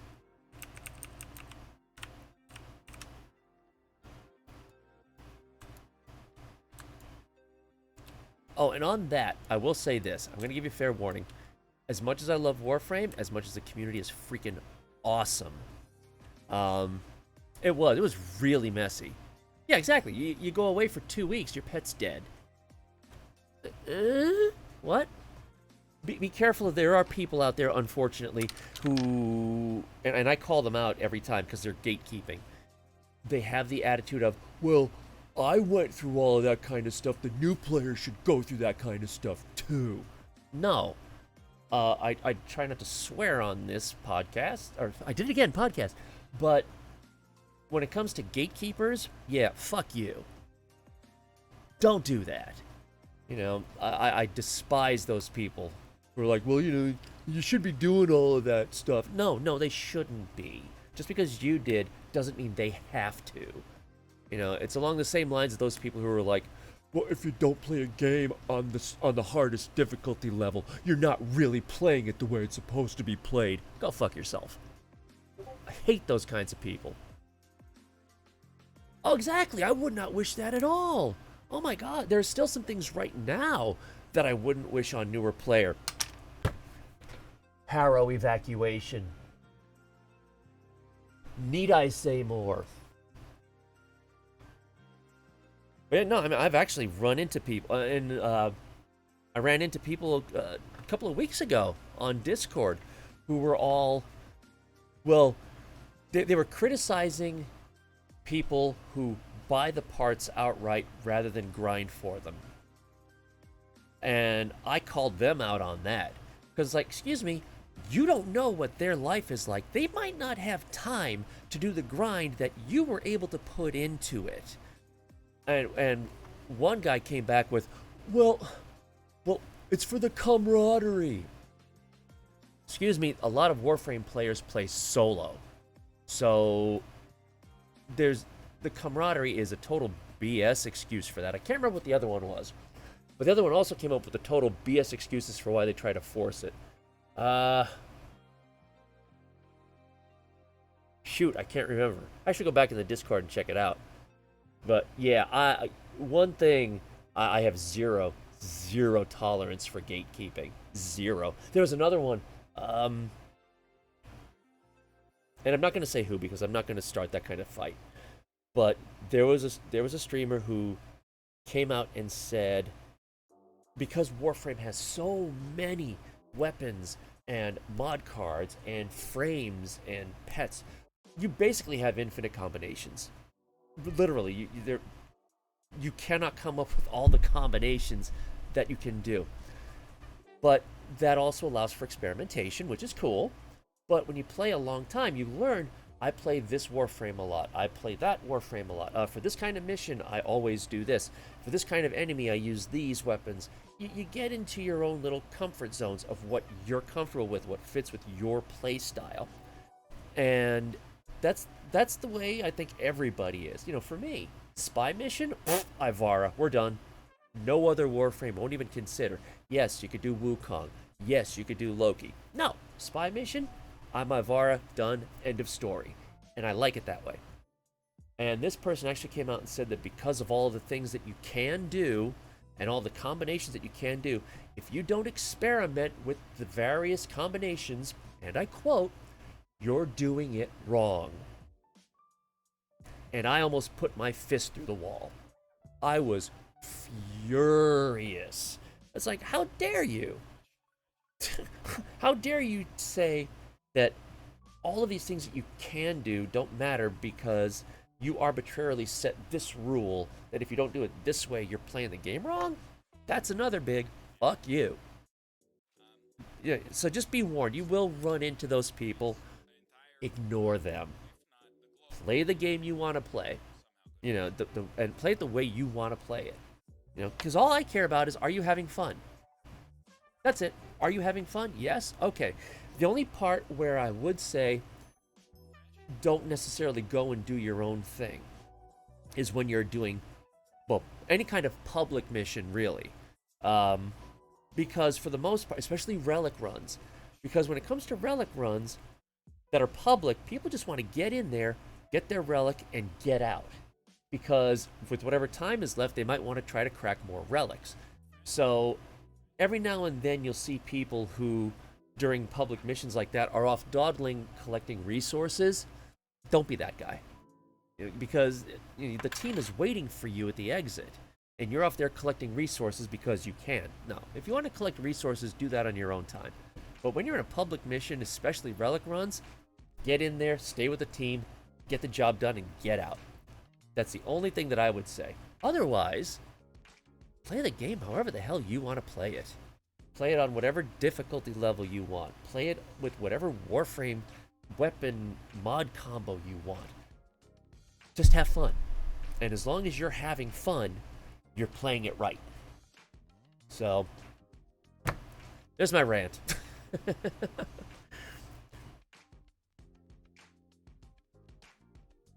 Ha! Whatever works. Yeah. I really should look that. I know the one person mentioned camaraderie, trying to force people into missions like that because of camaraderie. It's like, yeah, really? Because even in non-relic runs, half the time when the mission is over, the team disbands anyway. What camaraderie? Hello? Oh, God, I wish I could remember the other reason. Oh, well.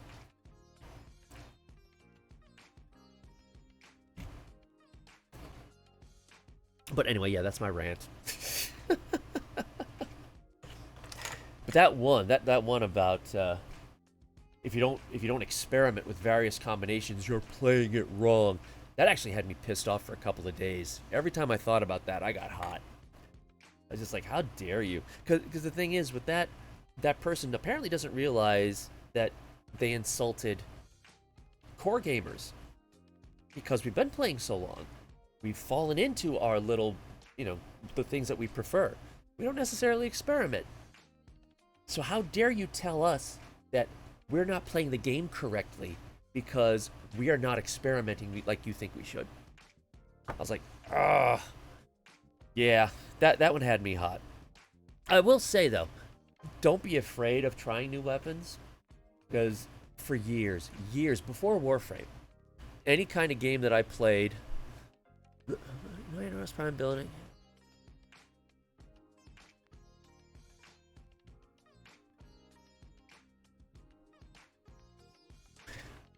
You used more Umbra Forma than is needed. Okay, there's a gatekeeper, because who is that person to decide how many is needed? That person has no place setting a maximum amount of anything on any Warframe. Yeah, that's not cool either. Yep. But there is something to be said about experimenting, though.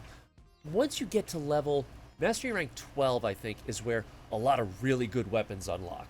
And I remember that my one friend was like, dude, take your Mastery 12 rank. I got a weapon for you that I want you to use. For years, even before Warframe, in the games that I'd play, I was sniper and assault rifle. Shotguns, forget it. But, machine guns, forget it. Give me my assault rifle, give me my sniper rifle, and I'm happy. And he kept saying, no, you gotta get your Mastery Rank 12. Gotta get your Mastery Rank 12.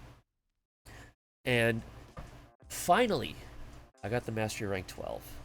And he said, here, take this. All right, let me try this. And I modded it, and we went into a couple of missions. Whoo! I was blowing away Grenier left and right. I had fallen in love with this thing. Vacor Heck. I was just destroying Grenier with this thing. So I'm going around on those missions and all you hear is blam, blam, blam, blam, blam, blam, blam. My nephew finally hopped in. And he just said, hey, watch this. I was like, all right. So we started playing. And all of a sudden, my nephew was like, is he using a Vacor Heck? And my friend Mike was like, yep. You know, fully all proud. And he was like, he's using a Vacor Heck? I had this reputation so much for using assault rifles and sniper rifles that me using a shotgun was just like, whoa. So there is something to be said about actually getting out of your comfort zone and experimenting. I will admit that. But don't let anyone tell you, you have to experiment or you're playing it wrong. Fuck you. And I'll try not to F-bomb anymore, but that kind of gatekeeping pisses me off so hard.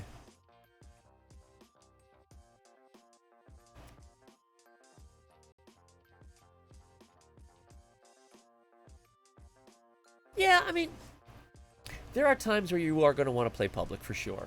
There are certain mission types that are really a pain in the ass to play solo. And you'll get to those later on, trust me. But the thing is, I was that way too. I like to play solo or with people that I knew, like my friend and my nephew. I felt uncomfortable going public. I don't know why, because you're all going in there for the same goal. It's not competitive. And maybe that was it. You know, in the back of my mind is thinking, well, going public, it's going to be PvP. And it's not. You're all going into that mission for the exact same reason. So you all want to get in there and get out. So you're all working together.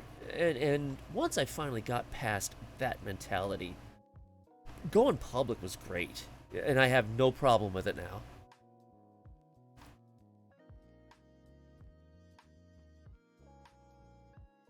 Oh yeah, no, 16 is where a lot of the good ones also come out.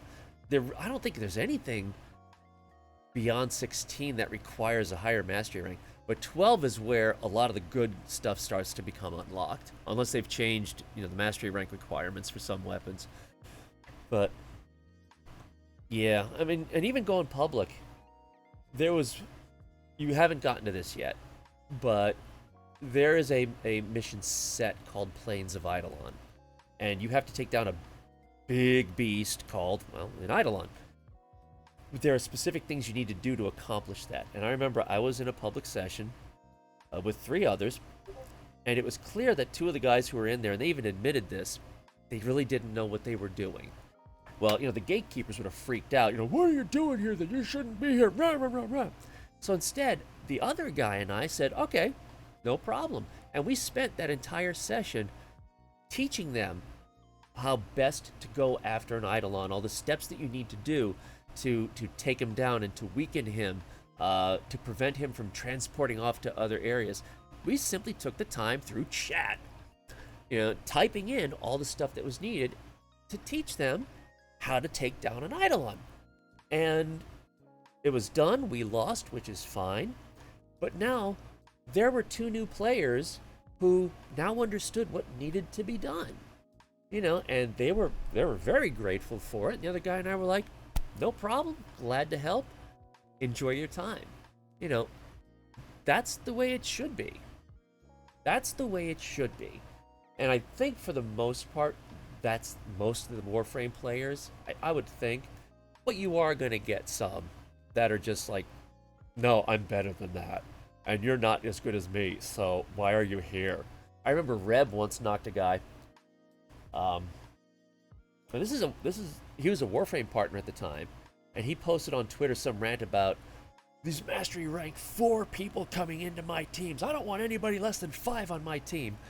And Space Mom came back and said, you were that mastery rank at one point too.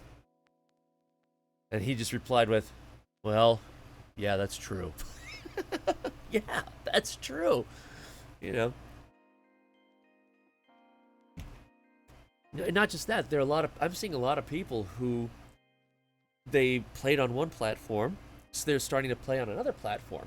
They might be mastery rank 30 on that other platform, so they already know what they're doing. So seeing them as mastery rank 5 means jack shit because they're clearly very experienced. So, basing it on mastery rank alone means nothing.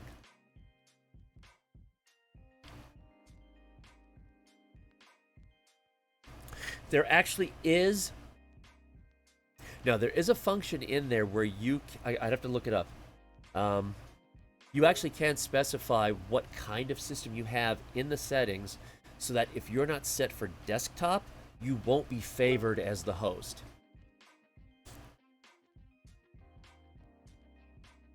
Oh, yeah, and that's why when I see people bitching about why are they making it so easy for new players, and I will admit, DE is making it.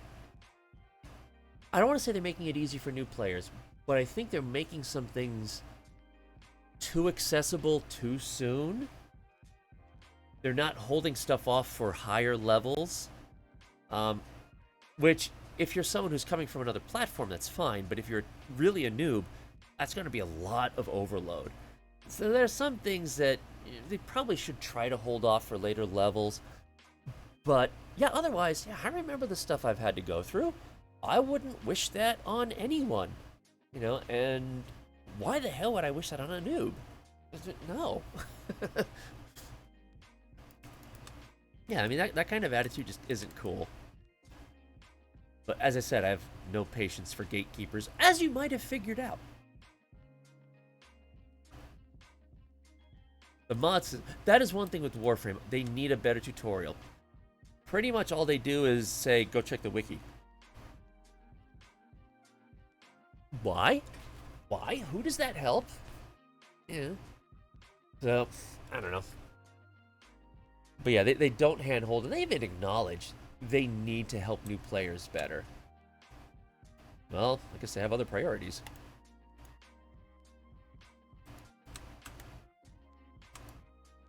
Yeah, the mod system, and then there are, God, how many different types of economies? I mean, you've got the regular, you got the regular economy and then you get Endo involved, and then you got all the stuff for the Plains of Eidolon, and it's just like, oh, so many things going on. Yeah, and that's it. They need to describe that stuff better, and they don't, which isn't necessarily awful of them, but it would be nice if they made it a little bit easier for new players especially.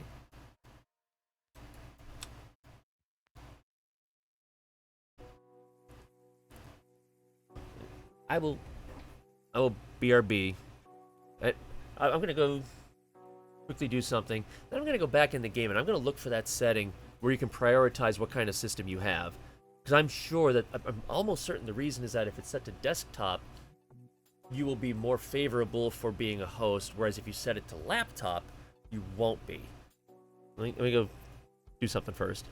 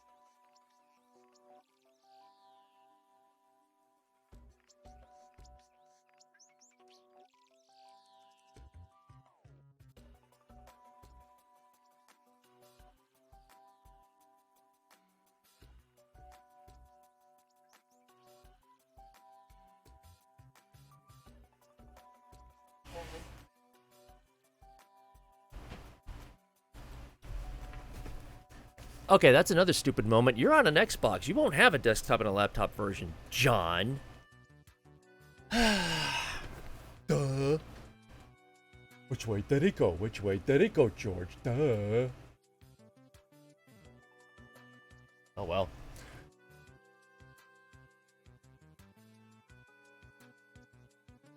Meantime, hold on. Fire that up anyway.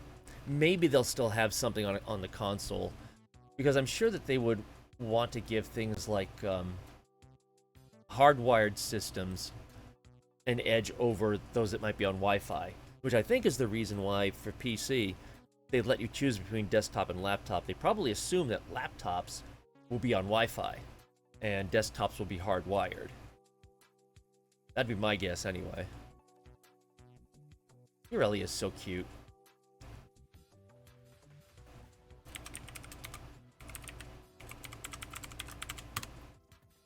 Full.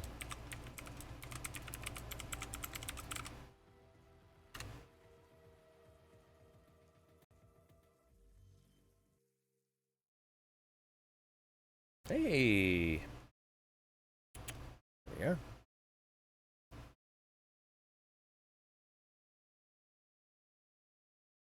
I'll take an Infinity Booster, thank you very much.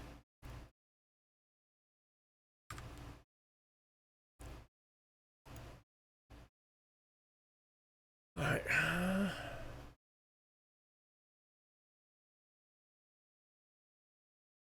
I don't think it's there, that wouldn't make sense.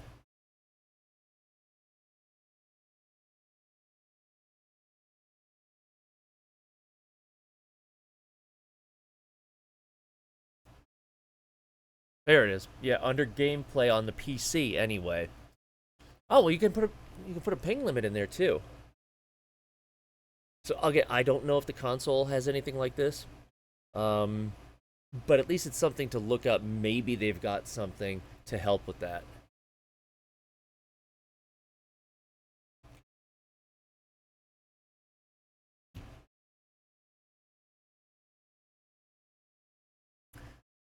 I do have an analyzed network. I don't know if that would be of help.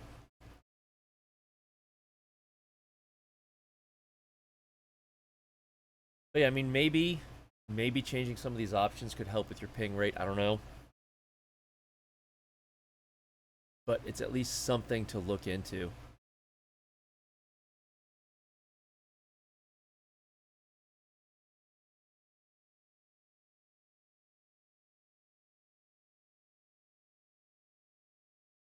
Clearly, you're not in North America. You're kind of on the other side of the planet. But maybe you can choose a different region that would have a better response rate for you. So, anyway. Maybe there'll be something there for you to look at.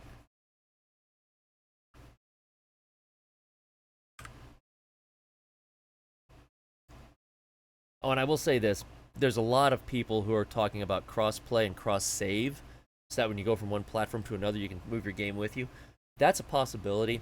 I'm going to tell you right now, don't expect cross-play, except possibly between Xbox and Switch. That's it. Sony is really hard-assed about cross-game, cross-platform play. I don't know why. I think they have it in their head where, well, if we have cross-play, then someone who's using an Xbox but wants to play with their friends on PlayStation will go out and buy a PlayStation. No, they won't. But by the same token, if you've got someone who's got a PlayStation but all of his friends play on Xbox, he could just as easily abandon the PlayStation to go to Xbox. Sony apparently doesn't realize that. Or they're just ignoring it, one way or the other. So crossplay will probably not happen. And the PC players, we're the beta testers for everybody else. Pretty much most things come to us first. We play the crap out of it. We report the bugs. Yeah, well, I went into it for a reason. We'll get most of the updates first. We'll work out the bugs in the system. Then it gets put out to platforms. So for the most part, the PC version is always a few versions ahead of the consoles. Any developer will tell you that you don't want to try to do any kind of crossplay with different versions. That is a bad thing. So maybe Sony has shown a little bit more willingness to do it, but they're still kind of. I think what they're trying to do is push the developers to pay for it, and possibly pay out the nose. So rather than just simply saying, "Okay, here it is, we're going to do it," because really it's a network connection. Really, when you think about it, it's all it is. This server is allowed to connect to this server. Okay. And then let the developers handle that crosstalk. But apparently, Sony supposedly is demanding a lot of money from developers to enable crossplay. So maybe DE is just like, we're not paying that. And if the price is high enough, I wouldn't blame them. So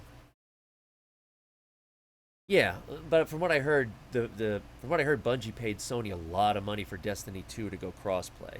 And that might be something DE's not willing to do.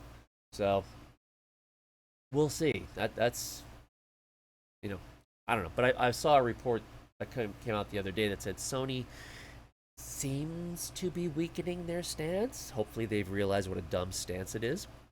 But I don't expect to ever see crossplay between PC and the consoles, though. Cross save I can see. Even if DE could come up with. Now there are risks for this, so I can see why they wouldn't do this. But USB. Setting it across a USB drive, but I can see why they wouldn't do that, because then there's so much temptation to make modifications to the save file before it gets put into the other system. So I don't think they would ever do that, but cross save I could see it. And even when it comes to different versions and different platforms, one of the things that I would do in such a configuration file is put the version number inside the configuration file. And then code the game to say that, if it's this version, then ignore this field, ignore this field, ignore this field, because it might be for a different version. I can see that happening. Or just have it that this field doesn't exist, so ignore it. Because it exists in a newer version. Cross-save, I can see them doing. And I can see why. Well, no, they've proven they can do it. Because every time a whole new version came out, like the Switch, they allowed you to transfer your PC configuration over to the Switch. But that was a one-time thing. So, you know what? I wonder how difficult that would be for them. It depends on where the configurations are saved. If the configurations are saved on, say if the Xbox configurations are actually stored on Microsoft's servers, I could see that being an issue. But if all of the databases are actually stored on DE's servers, then I think they're just being extra cautious. Because if they're all internal to their own servers, which would make sense, cross-save should be relatively easy to do.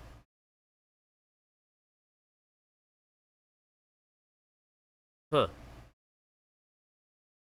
Which is probably what they did with Switch, and I'm sure they did it with the PlayStation as well. Here's your PC database, here's your Switch database. You have a configuration file over here, you don't have a configuration file over here. Okay, we'll now allow it. Copy it over, do whatever else needs to be done. But I could see where they might have some reservations of, you played it on this game. Oh, you know what? The cross-save, they might have an issue with it if people try to play on both versions at once using the same account. Even if you let someone use your account on one version, on one platform, but you play it on another one, that could cause issues. Maybe that's part of their concern.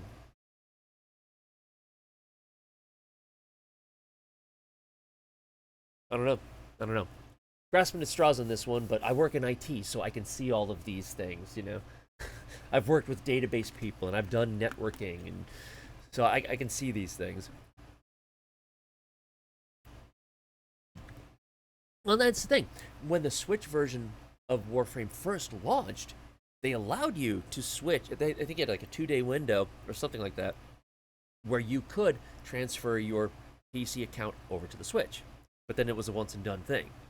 So, yeah, it is kind of unusual they don't allow it for new players, too.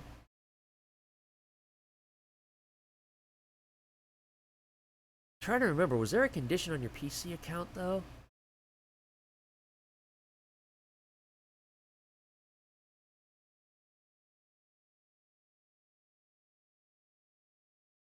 Maybe I might be misremembering it because this doesn't really involve me. But I think they might have said something about when you transfer your account, you can't use your previous account? Maybe? Is my old age kicking in, or did they actually say that? I don't remember. Scotty, did you kill that woman? I don't remember. So I don't know. But, I mean, I can see... That might be the only concern that I can think of at this point.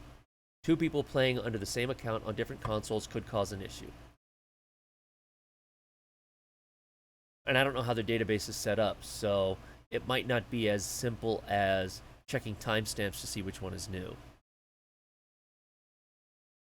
That could be it. That very well could be it. I know that I get annoyed that when I'm logged in, right now I'm logged into my PC account, I can't log into the app. Because it'll say, oh, you're already using a session. Do you want to kick the other session off? What? How is using an app going to interrupt me doing something in my game that I'm logged in? But that's how they have authentication set up for some reason. I don't get it, but oh well. So yeah, this is my humble little ship. There's not much to it. I'm not big on fashion frame. I'm not big on all the decorations. You know, and I actually probably shouldn't do this because there's serious spoiler territory here. But, well, I mean, but if that is their logic, it's not bad logic. You know, it comes down to, I don't know how their databases are set up. It's not like they're going to have one person's account in a as a single entry in a single table. Our account information, or I'm sorry, our configuration information, I'm sure is stored all over the freaking place in their systems. So if you've got 2 people trying to play the same account on different consoles, whoa, yeah, I could see where that would cause some major problems. You know, especially when it comes to stuff that's console specific. You know, there are some skins that are only available on this console. You can't push those over to the PC. You know, the Obsidian skin is a PlayStation exclusive. You know, so I can see where there could be potential issues syncing data up between platforms. It would obviously be easily resolved by checking authentication between all of them.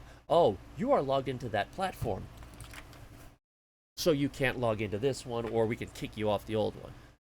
I get that, you know, but I can also see where it would be a problem for them. You know, I've had to deal, again, I work in IT. I've worked in IT for 25 years. So I've worked with databases, and I've dealt with database administrators, and I've seen the kind of stuff that they have to do. Yeah, databases are complicated, very complicated. It's not just, here's one configuration file for that person's account. It's not going to be that way. You know, and then, okay, I'm sure they have servers all over the world. What if you have someone playing on your account over here in North America, you have someone else playing on your account on a different console in Europe? You know, and they don't have any kind of authentication check. Good luck trying to keep that data in sync. You know, because it's not just a server either. It's a farm of servers. And so it says North America. Well, I guarantee they've got lots of North America servers. And all that data has to be kept in sync. And that's not an instantaneous process. So the more I think about it, the more I understand why they're having problems with cross-save. It's yeah. I mean, you might call it DE logic, but the more I think about it, the more I get the issue. So we'll see what happens. But cross save, I think, has far more potential than cross play.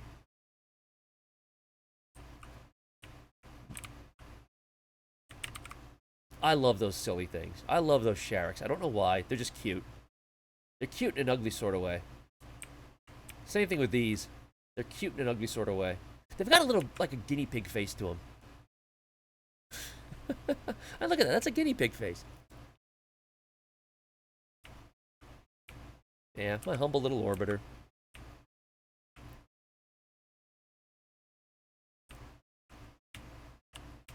Yes, okay, I spent the money for one. Don't judge me. Actually, I think I have more than one now that I think about it. Yeah, there's another one. Don't judge me, man. Actually, I got some stuff building. Oh, give me that.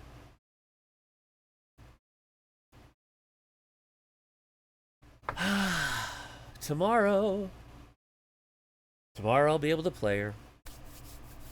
I mean, I could. I've clearly got enough plat. But I'm not going to worry about it.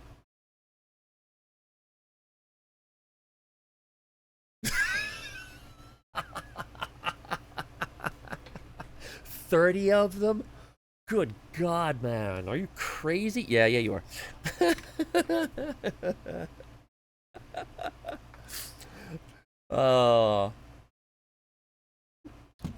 I mean, they're only 1,000,000 credits each.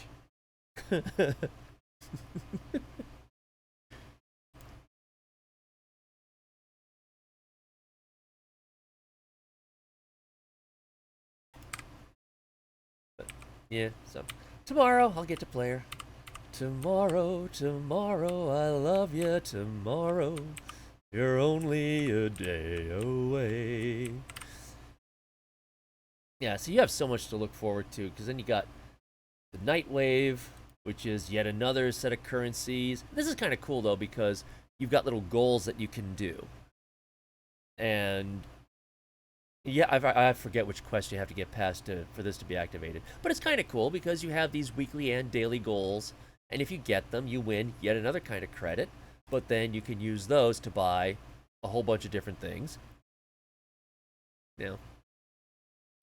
But this is why Warframe can be so complicated, because you've got that. You've got syndicates, which are basically gangs, and it's the same thing there. You earn standing with the gangs, so you can buy things from the gangs. There's a lot to keep track of, but the game is the grind, and it's fun. And it's something that you can just go in and pick up and play for a half hour, and then you're done. Or you can do a 12-hour marathon if you want. Yeah, only. No. But it's fun. I enjoy it. There's some things to look forward to. There's actually, at some point you can get to safely recover animals. Not hunting, but preserving, so you tranquilize them and you capture them, and then you can get these little stuffed floofs, as they call them. Oh, that's right. I forgot they're going to have real floofs now. I guess they're going to release those at TennoCon? I think. Is that when they're going to be available? I might. I know I have 3 kids, so we've got too many stuffed animals in this house as it is. I might get some floofs. Just because.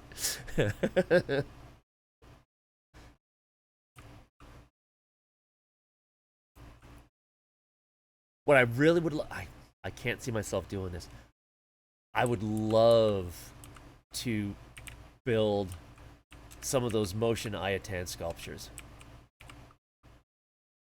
Just get an Arduino in there with some servo motors and just have stuff swing back and forth. That would be awesome to build. Some of them would be impossible because of the way they're done, but yeah, this is where my 3D printing and CAD mind goes. I've actually considered trying to make some of those too.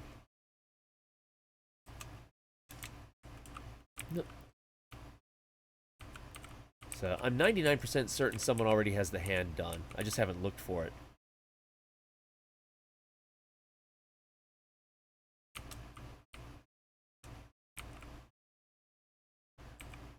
Okay, so what do we have here?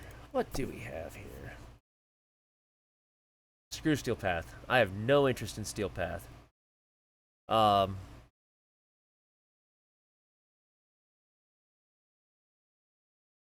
30 of what?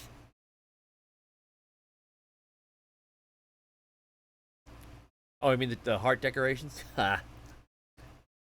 You know, and Steel Path is when you clear out everything. Every single mission is done. You can unlock Steel Path, which is basically the enemies are, you know, starting at 60 levels higher, which is fine for the people who want the challenge. And there are buffs that you can get from it. And I see a lot of people on, you know, a lot of Warframe players out there, and they're doing Steel Path like it's nothing. And I struggle with Steel Path, but I don't care. It doesn't bother me. Good old Clem.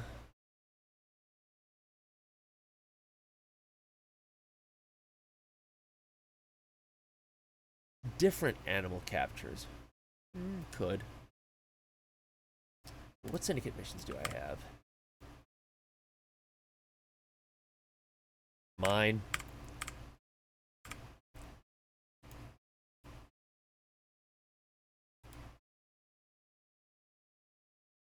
Where are you?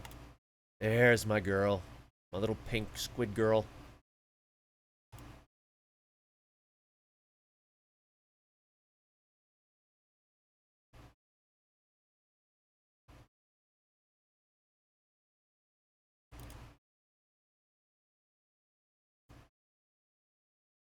Oh wait, where was that?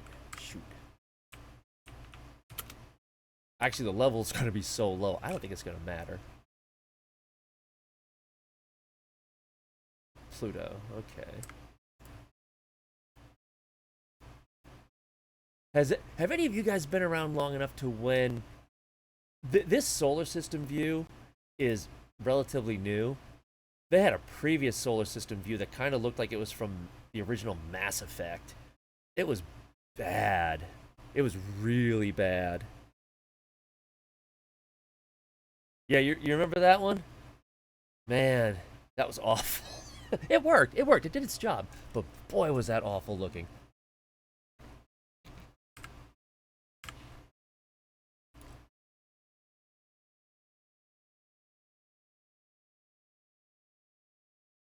This thing is doing so much damage, it doesn't really matter what it does.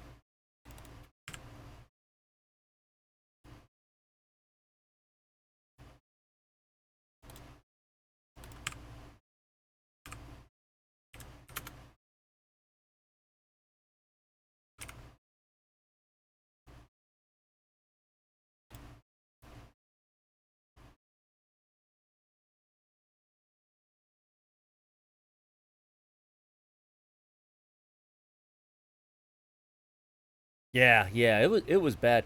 When I first played it, I know I've told the story before, I don't know if you were here. It was at PAX East back in 2013. And boy, that was rough. That was really rough. But get my energy loaded up first. But at the time, so many games were going to PvP, PvP, PvP, PvP. And my nephew and my one friend and I, all we did was bots. So we would constantly do like the terrorist hunts in you know, the various Tom Clancy games. That's all we do, and we put our own rules for how we would declare the mission to be a success and all that. But we did all terrorist hunt and us versus bots, and suddenly all these games are going to player versus player, player versus player. And it's like, this sucks. And I was at PAX East, and I was talking to the lady about this, and so it says, so is this PvP? Or she said, no, it's strictly co-op. I was immediately intrigued. I was like, really? Well then. And just from telling her how much I was aggravated by the fact that everything was going for PvP, she gave me a card for $5 of platinum, and that was it. That was it, and that was the start of Warframe for me. Oops, nice move. Oh, what am I scanning? What am I scanning? Oh, there it is. Thank you.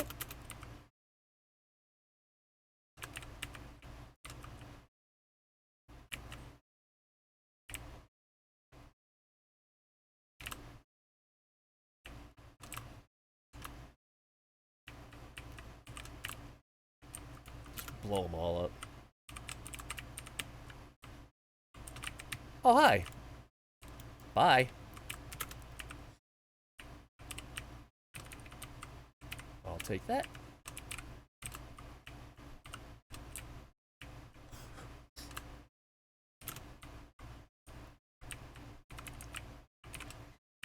This is my 7th stream. This is the first time I've actually played Warframe during one of my streams. Pretty sure, anyway.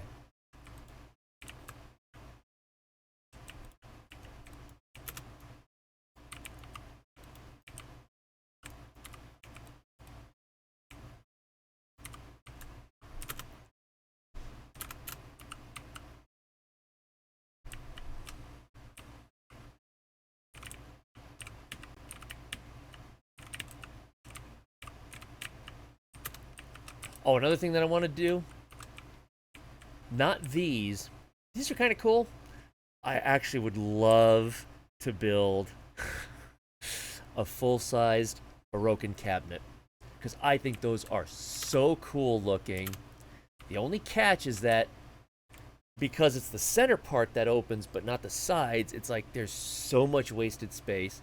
So I would modify it to have like the sides swing out, but I would love to make an Orokin cache real size. That would be amazing.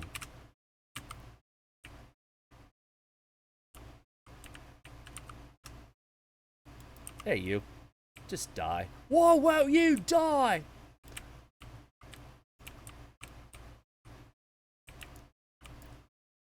Damn nullifiers. Oh, there's one. Oh, give me that.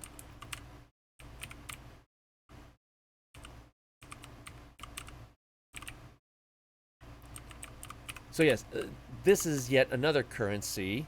This is a currency for the one syndicate that I'm in. So you collect those, and then you can use that to trade in for getting stuff.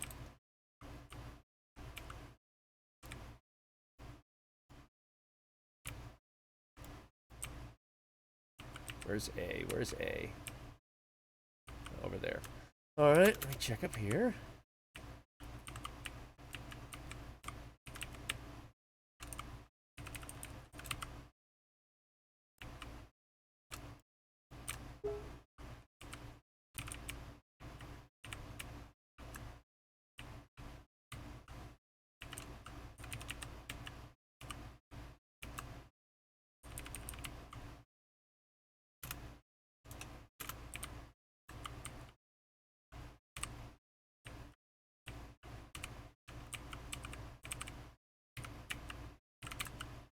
And these cabinets are cool. I'll bet I could build one of these. But the Orokin ones are just so much nicer.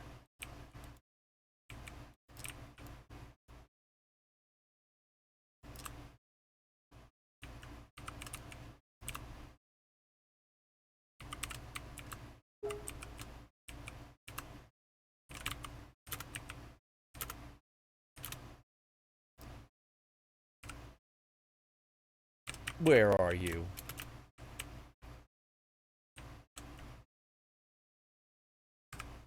Actually, hold on.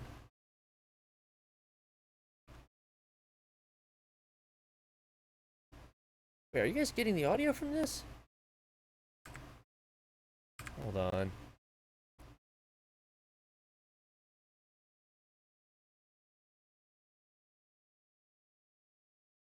It's going through there.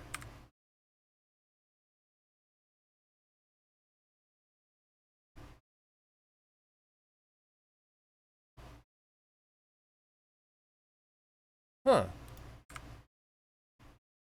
I can hear the audio on my end, but it's not showing up on OBS. That doesn't make any sense. Why is it not showing up? It's clearly there.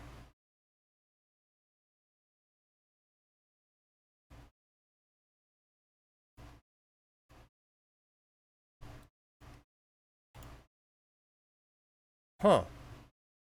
I'm gonna have to look into that. I'm not sure. Yeah, I hear you. Hold on. That's not what I wanted. No, no, no. There it is. That's weird. The other one is set up to work. Why didn't it take?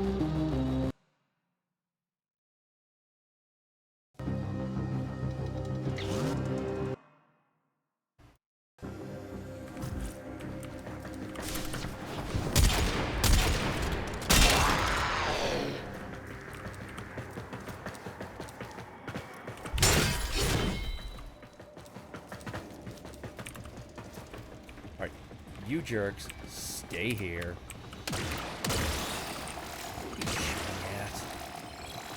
Really?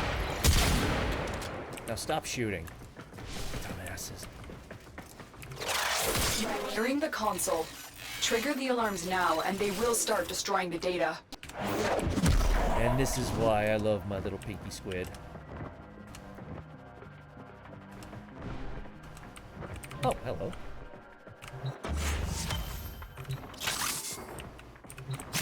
Sachi! How's it going?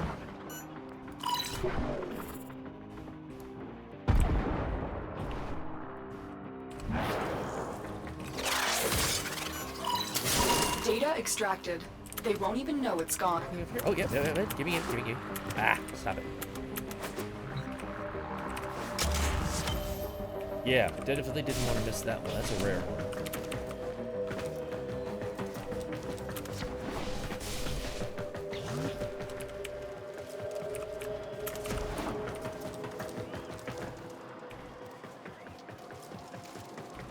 You know what? Screw you guys. They're pains in the butt. I wish we had the option to decide whether we wanted them to come along or not. They're good on certain types of missions, like exterminates and stuff, but with spies, they get to be spies and rescues. A bit more trouble than they're worth.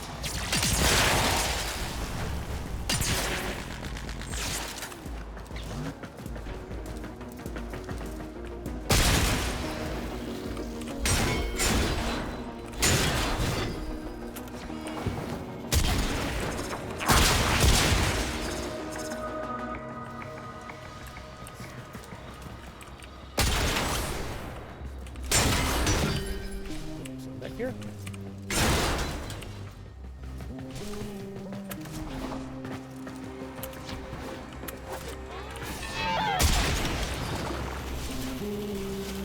I heard you. Where are you?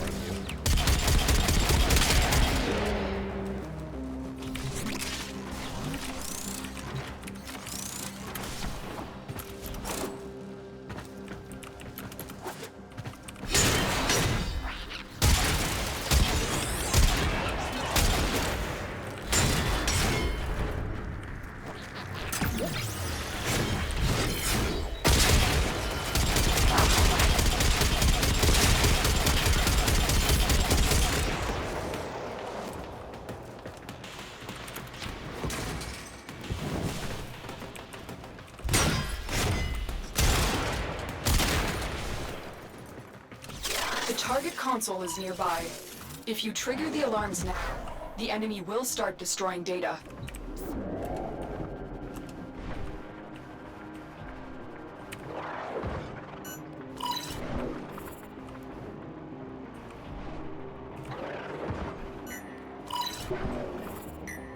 I don't need to use the ciphers, but they're cheap. Excellent work. A clean extraction with no alarms.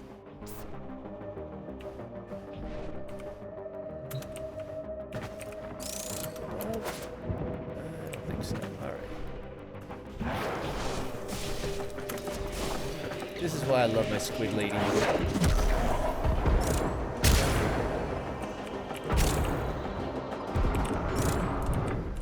Whoop! Don't want to fall off. Don't.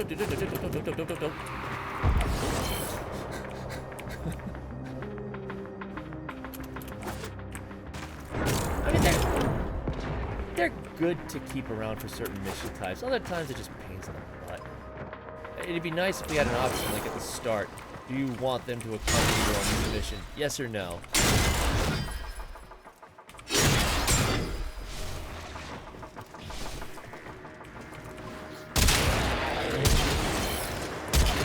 No, you don't.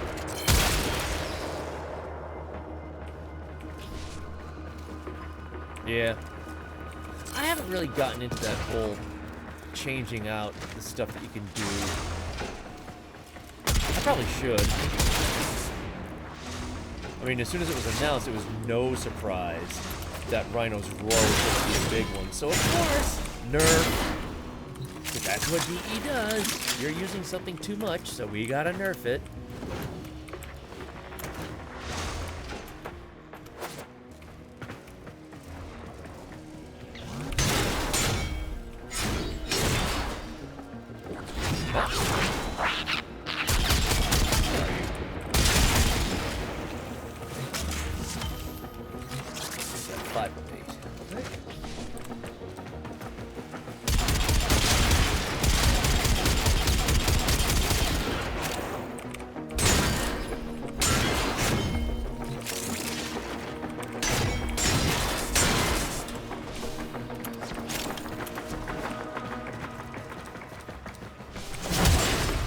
There's the exit. Okay.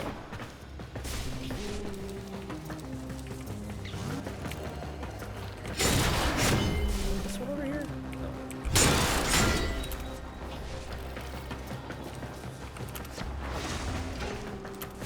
This is one mission type I used to hate. I used to dread when it was time to do a spy. Oh. Toodles.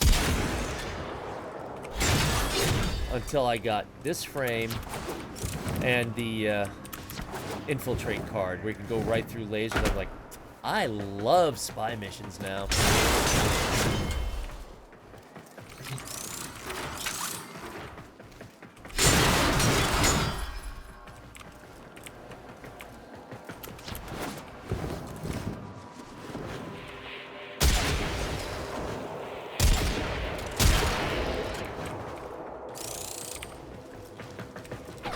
Whoa, hi!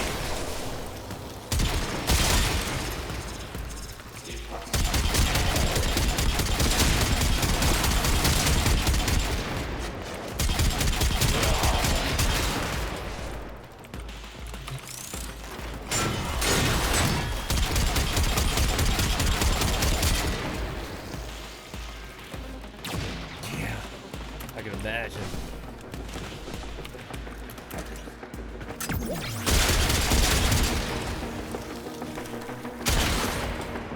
I will admit, I do need to start looking into how to make these better. Because, I mean, I've got no reason to not try Steel Path and all those.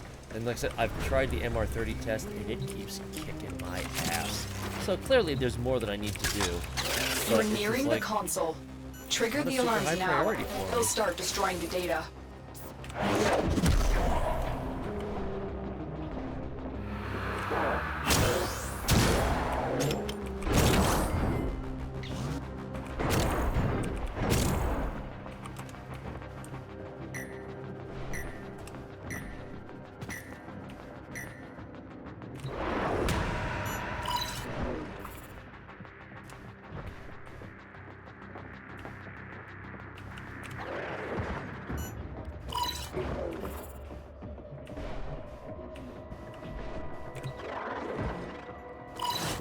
Data extracted. Won't even know it's gone. We have everything we came for. Get to extraction. No reason to kill them, but, you know, they're corpers. So, why not?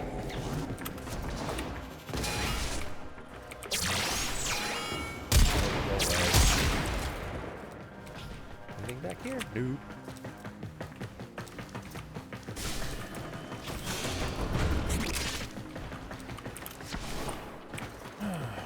still missing 2. Not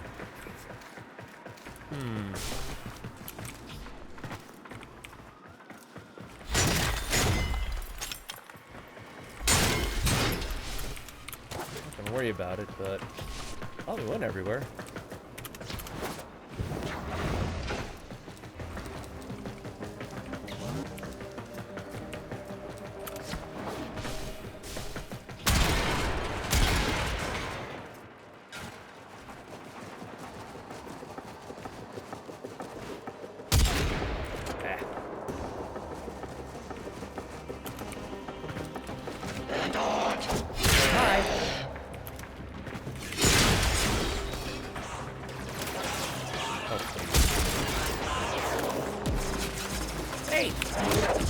Not trying to find me. Ah. Oh, I guess he left. I'm just gonna walk away. Okay. Blam.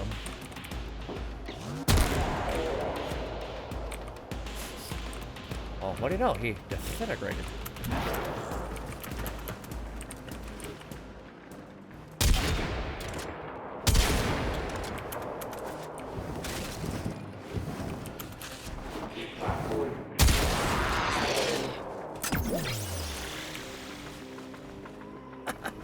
What's left of them?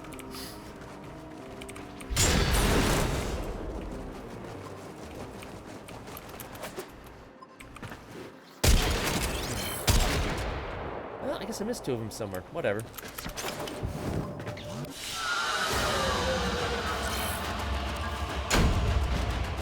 Outside map boundaries?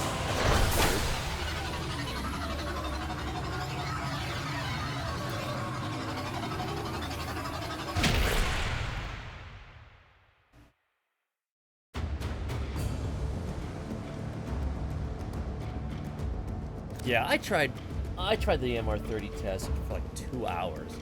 And I was finally just like, whatever, I'm done. And I'll keep going back into it from time to time. But yeah, I mean, I have energy pads hotkeyed for 8. So I just drop them like crazy whenever I need to.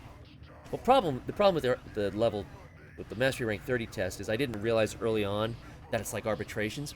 So you need to kill that drone first before you go after the bosses. Because I was wiping out everybody else, and the boss is just like, oh, why isn't this boss dying?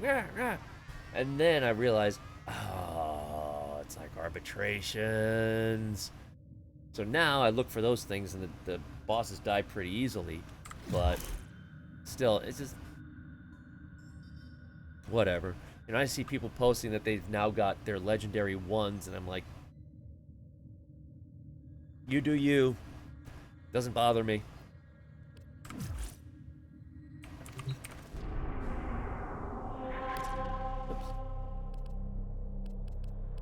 I don't really need anything. I already have all the prime weapons that have been made available. Everything prime I'm done with, so I don't need well, okay. I could always use Forma. But let me see, hold on.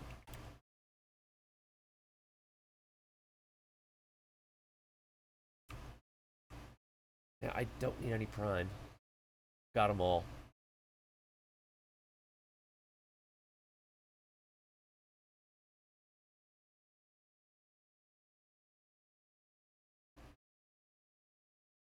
Some necromech things I need to do.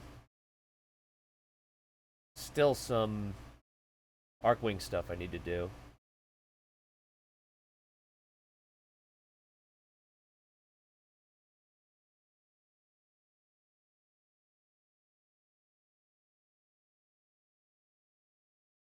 You know, I don't know that I tried the Arca Plasmor, which is kind of funny because that's usually my go-to for crowd control. Huh.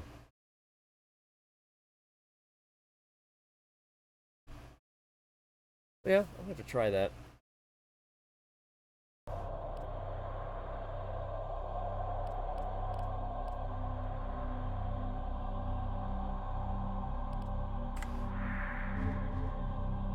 Yeah, right now I got a new lich. Dictating terms to relevant personages in mining, personnel, and security. This sector has a new master. Shut up, bitch. I like the new. They've added another female voice. I like her because she's at least fun. This one is too serious. That's why I always liked when I got the guy, Lich. He's funny. He's just flat out funny. Yeah, I do kind of want this one because My primate ancestors 53% attempted to fill toxin? the moon by hurling stones at yeah, it. yeah. Your attempts I'll to take fill that. me are no different. You have been out-evolved, adversary. Then all I need for the Kuva weapons is this and the. Hold on. Yeah, this and the Tsar. I still have to finish leveling up the Grattler, but I need the heck of the Tsar, and all the Kuva weapons are done. Then it's off to the Sisters of Parvos. Not gonna lie, I'm not looking forward to that. I mean, I don't like those Grenham missions at all, but you're forced to do those. And I don't know. I'm just not really totally looking forward to it. But I would have no problem getting the 10 at Arca Plasmor. I'll take that.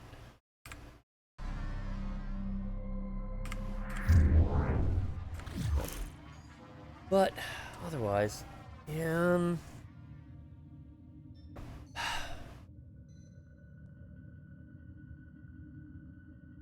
it's almost midnight.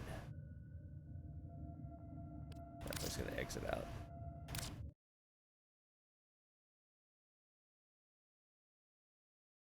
Kind of at a point where I'm so close with this, I just want to keep going. Especially this. This was a big piece. Getting this done.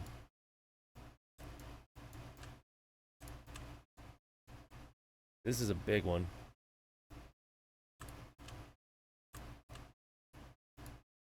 So now, if I can figure out... I just need to figure out a way to properly connect the ring to this. And then I can start printing this and waiting 2 days to do it. Oh my god.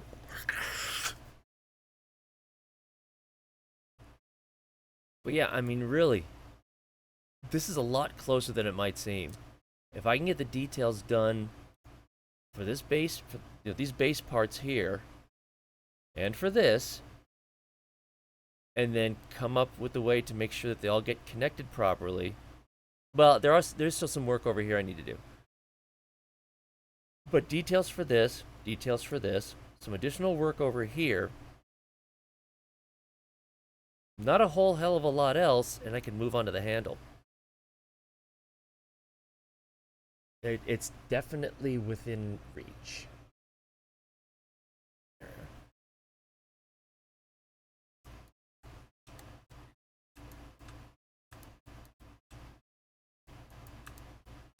But yeah, this is going to be like the Dara Vandal. It's going to take so long to print parts, and that's okay.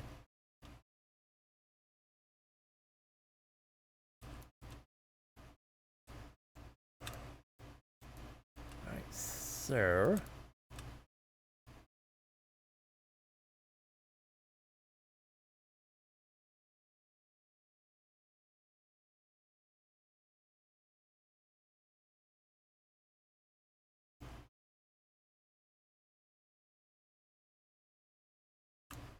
Wait.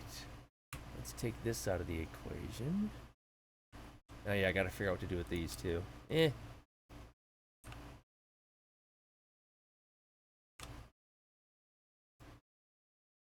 could just focus on this.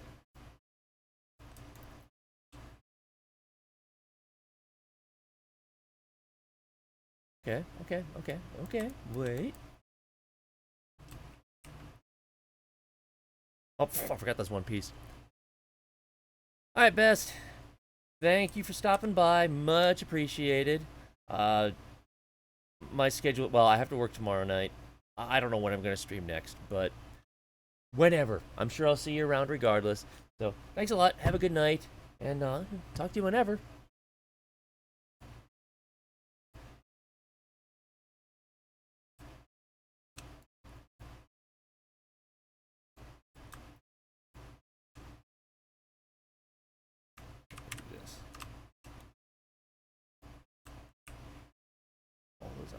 way. Move you out of the way. Wow. That's a lovely mess.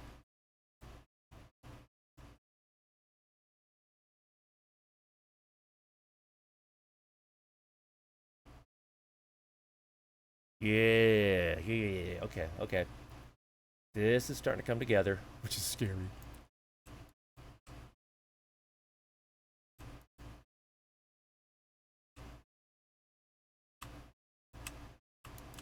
So let me do this.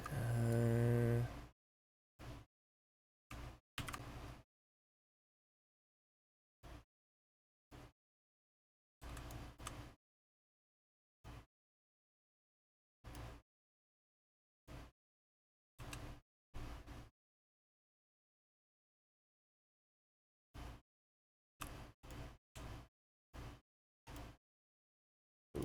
All right. So now you're one piece.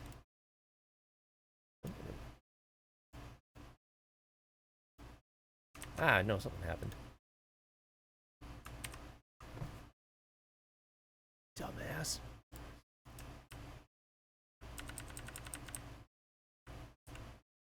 Gotta bring it up to the right height.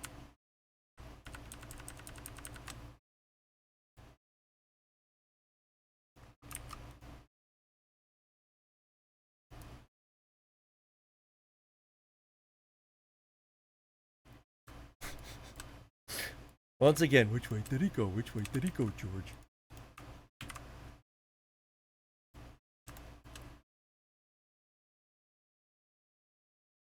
Oops, come on. Looking too fast here.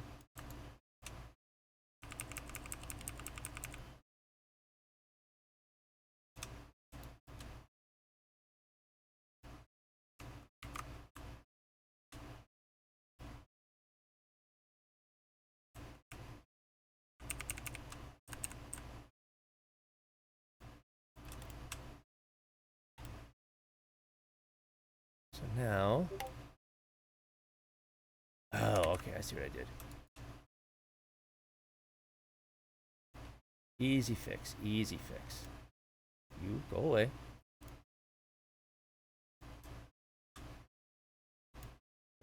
Alright.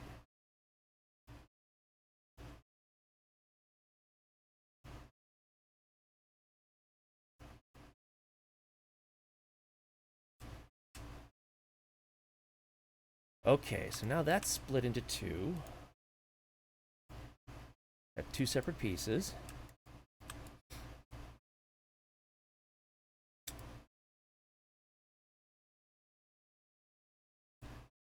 That's gonna get connected into there. I could...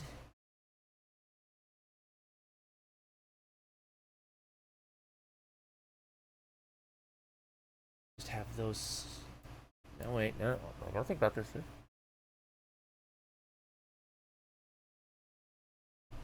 Unfortunately, I gotta think this one through properly because I don't need the hammerhead to go flying apart.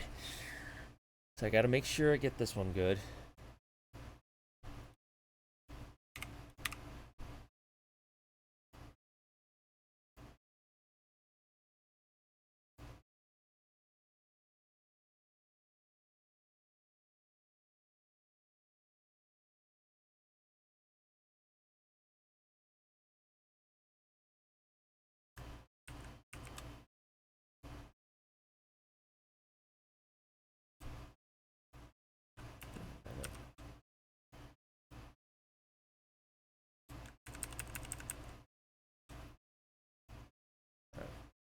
Explains that.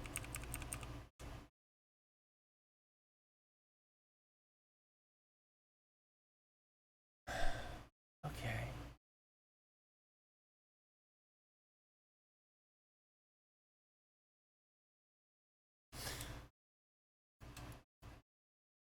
I'm just being extra cautious here because I've run into problems where I think, great, that's how it'll all fit together and that'll be awesome.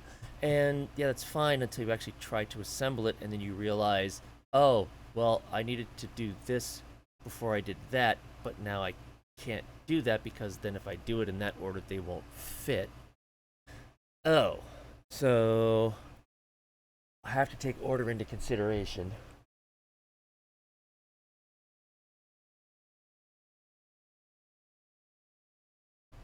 And I can't put the rings in first because of this piece.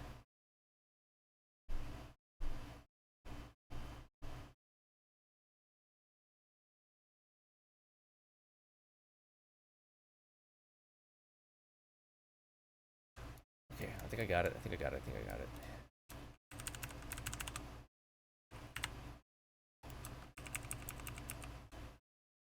So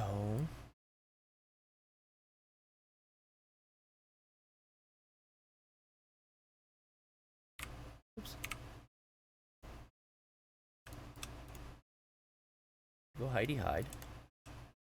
You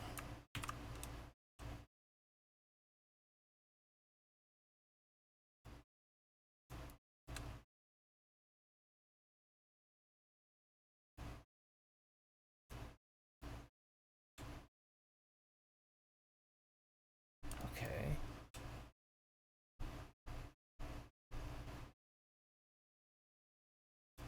Okay, okay. Yep, yep, this will work. This will work.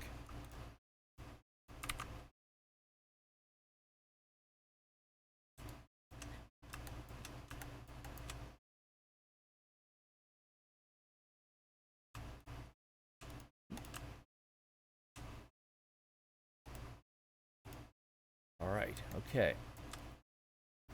So now that's not a concern.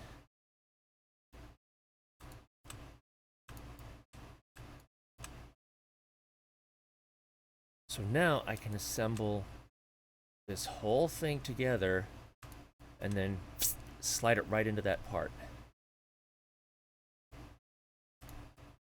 Oh, and is a technical term. I don't expect you to memorize that.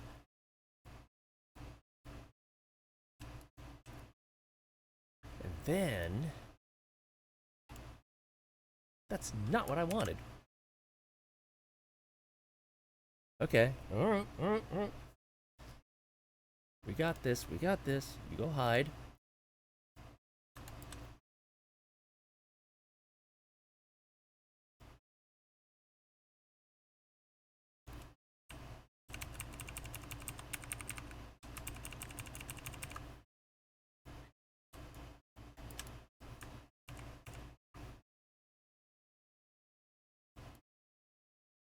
Good. Okay. Buckethead.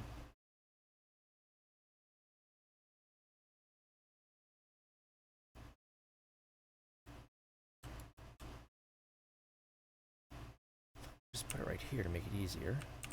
No. No, because they will interfere with that. Alright, so put them over here.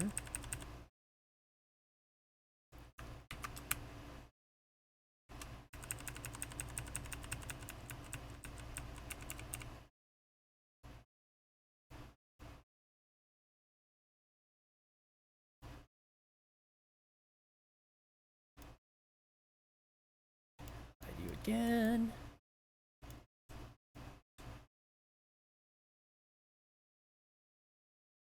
I'm picky on getting the colors right. Don't judge me. Then you two go there. Well, hold on before I do that.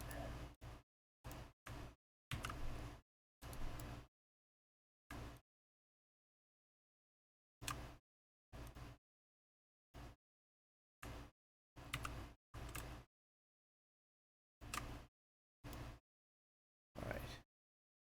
Hide you. Hide you. Alright, now. Merge you two together. Merge you two together. Okay. Getting there. Getting there.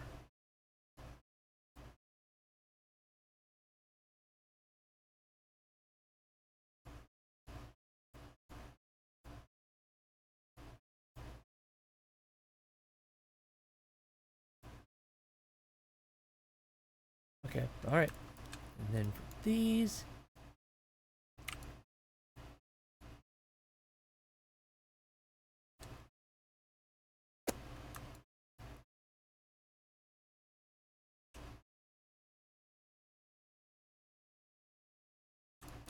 Okay.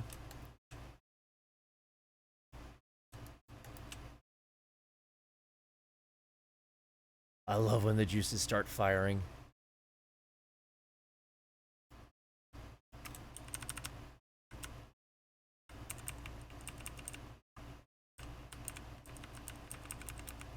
And no, that was not a horny gel reference. Don't be that guy.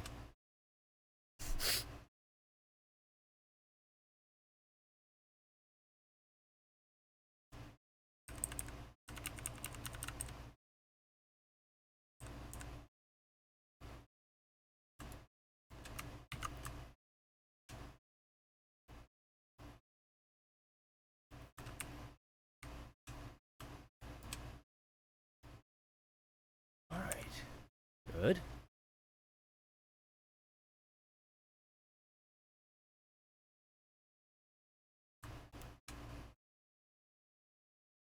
That.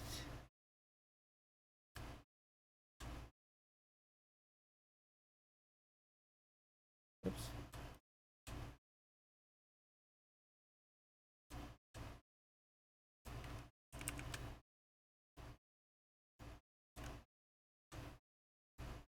Did I do it again? Yeah, I did. Dumbass. That must be getting tired. You can't have it remove a section if it's not in contact with it.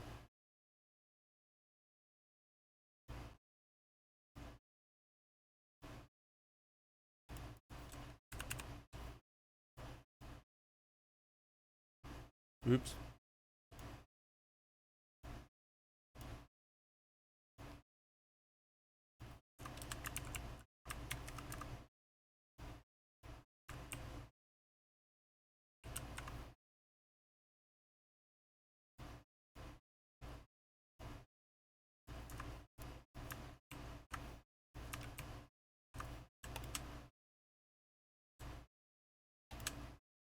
Okay.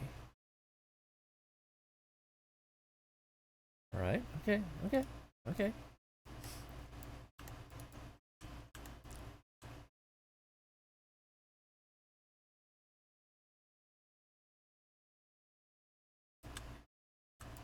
Then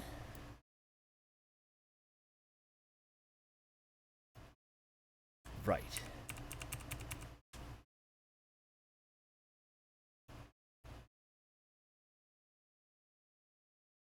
No, that won't work. That won't. Not that way anyway. Hold on. Oh, I will get this. I will get this. In the meantime, unless you want me to sing to you.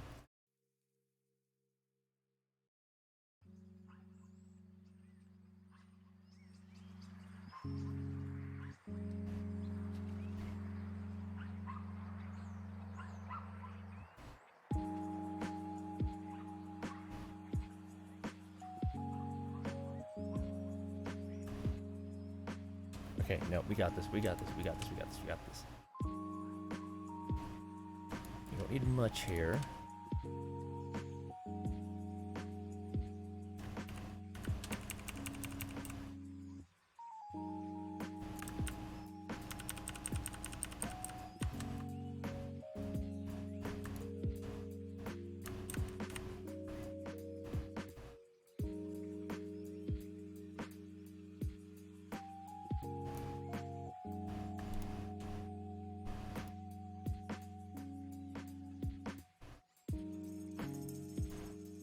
All right, there you are. Oh, you're already centered. Nice.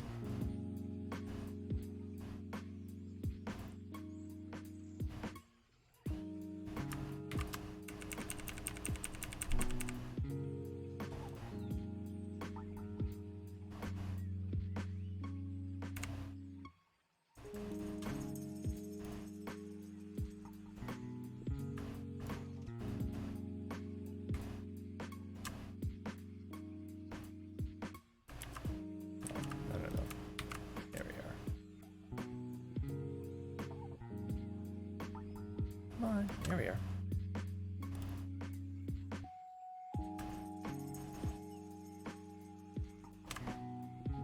Did I do it again? Yeah, I did.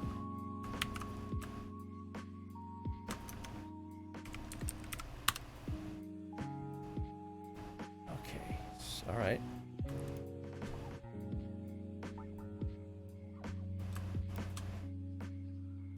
Merge you two together. Merge you two together.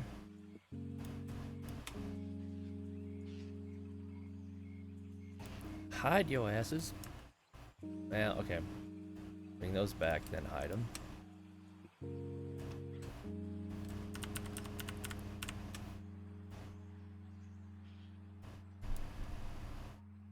Okay. Boom. All right. Okay. So now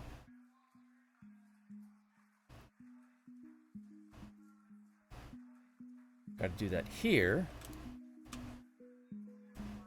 So that way before this even comes into play,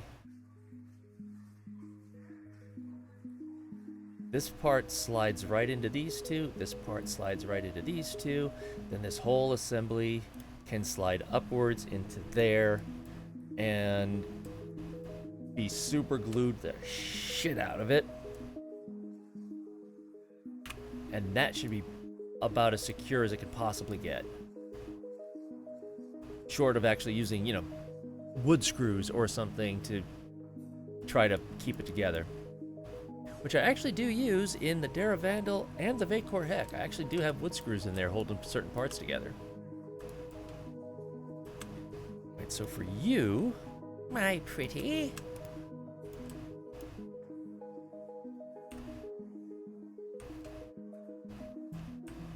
and move you over here.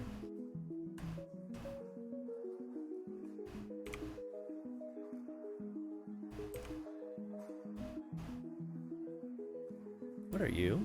Oh, you're going away for now.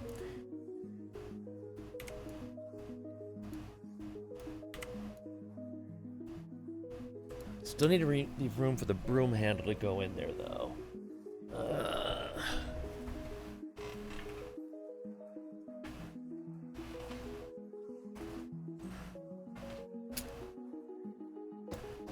broom handle at its widest point is...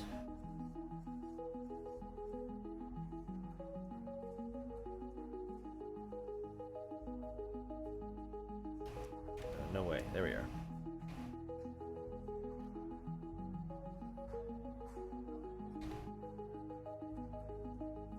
Just a hair under 27 millimeters. Okay.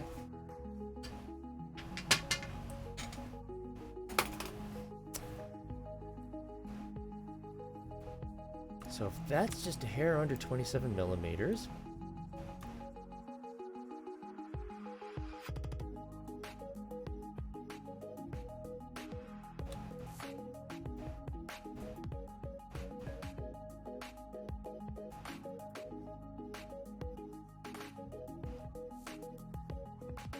there. So now I've got the hole for the broom handle already.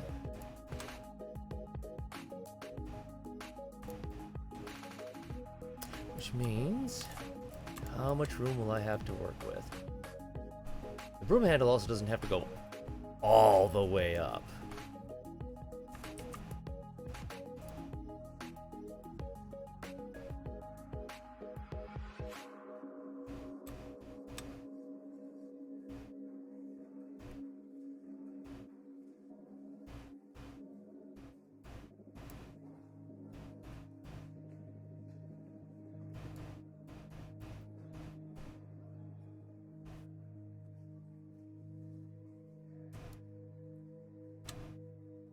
So even if I stop it there,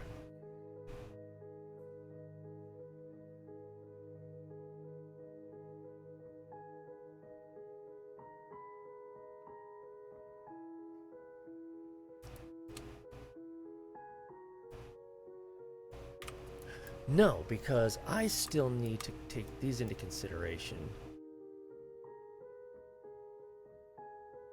I can use those for support.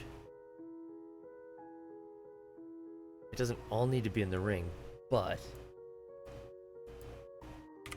I can add at least a little bit.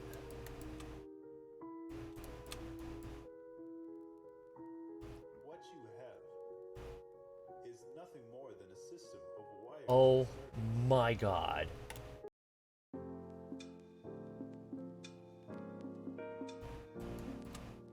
At this point, I might switch to classical, except they might play opera. I'm not a big opera fan.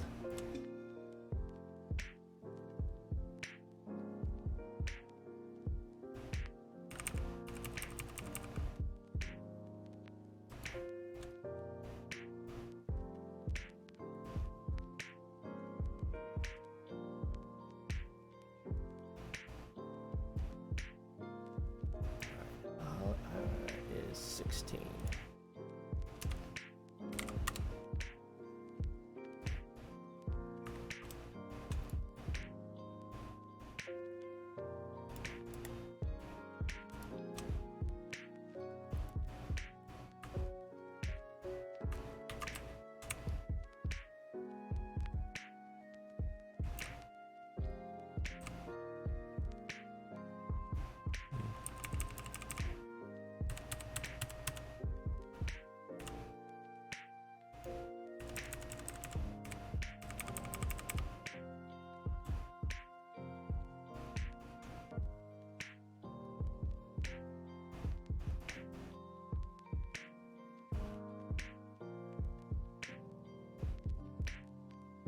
Wait.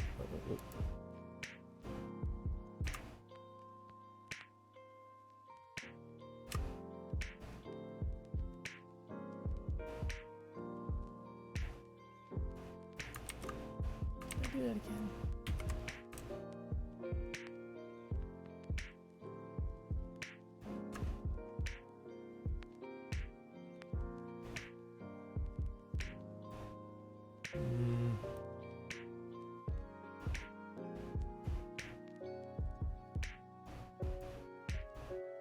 Stop. Fine.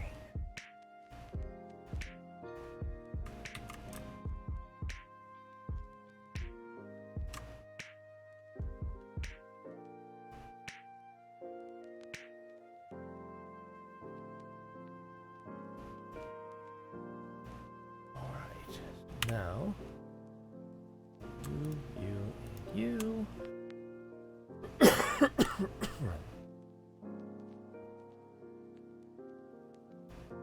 You two come together, and you two come together. Yes. All right. Didn't want that. Thank you.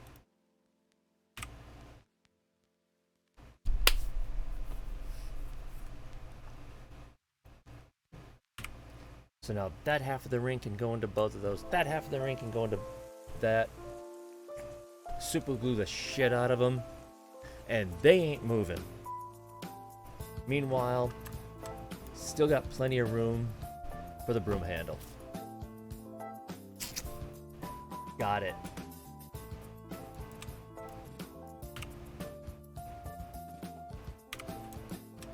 And then those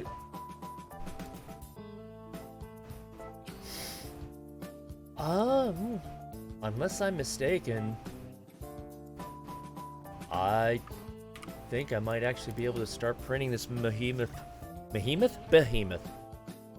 Me speak goodly. English is hard.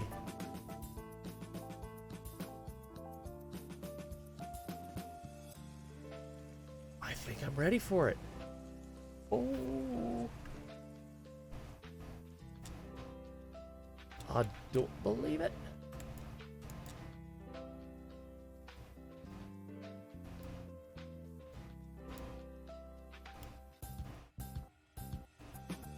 So it's not right here. There we are. Get away from there.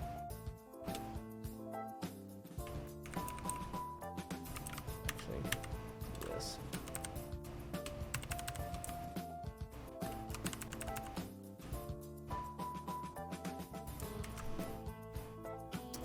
That's what it was.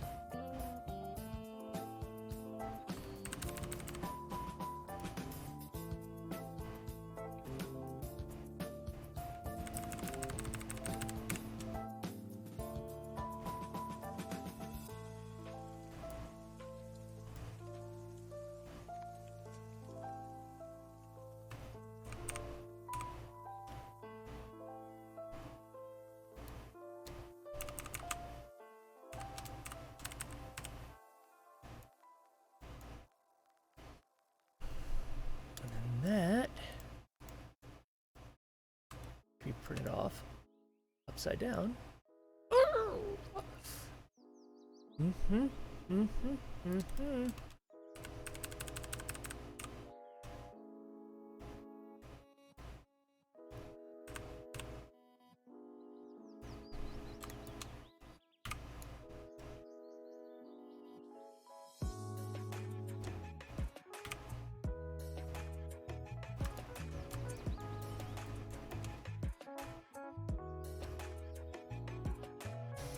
Wow, okay. Really gotta find new music.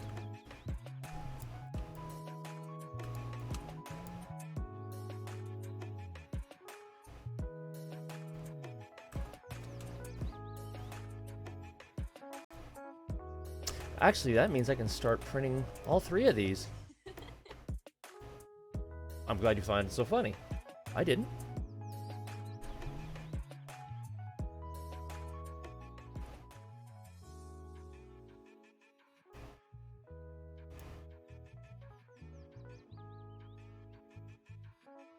Wow. I can start printing these. Oh my god. Okay, okay, okay.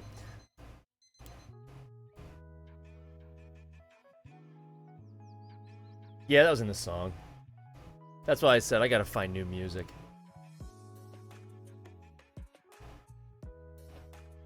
I mean, this pretzel rock is fine, but I upload these to YouTube, and I might make them public. I don't know yet, just so anybody else can watch them out there if they need to, if they don't like Twitch or whatever.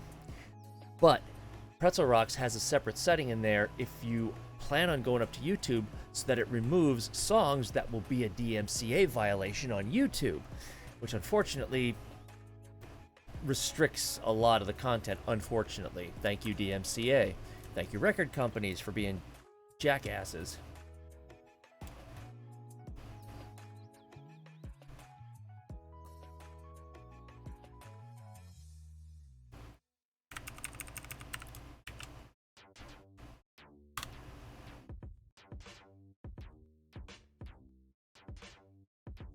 Oh, this has a kind of an 8-bit video game vibe to it. Oops, I didn't want to do that.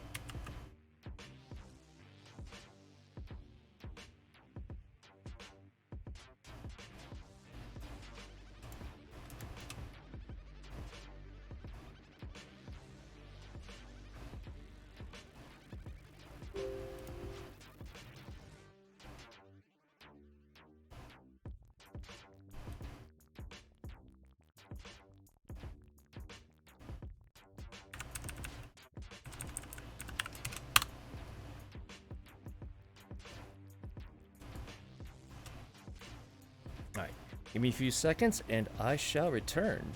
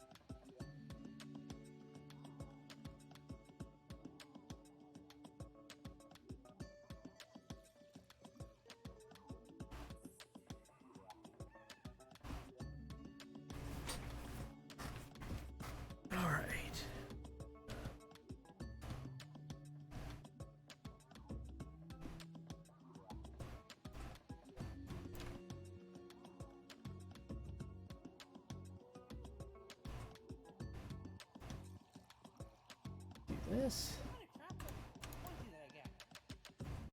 Mm-hmm. Oops, didn't want to do that. Yike. Oh no.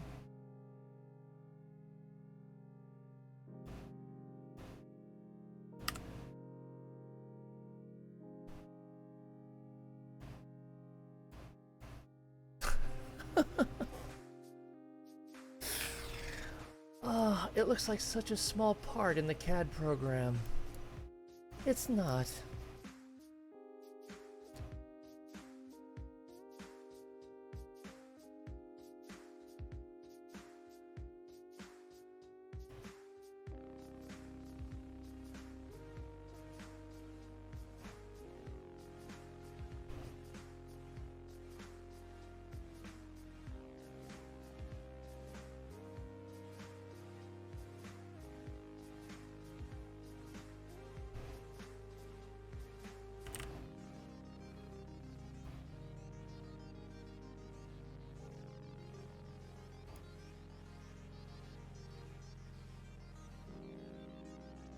Alright.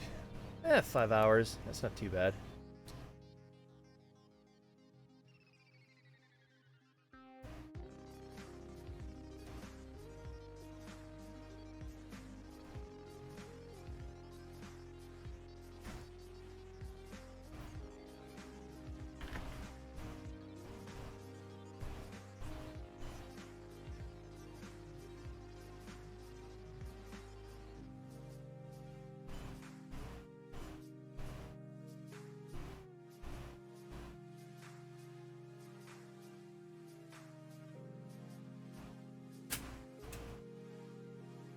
Hey, caught me at a good time.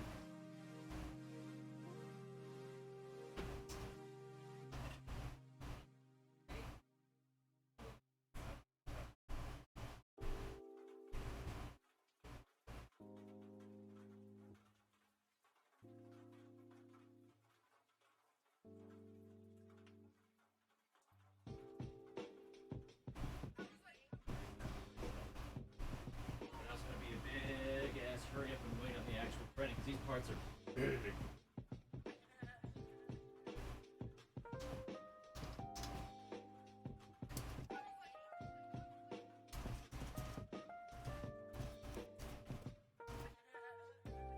All right.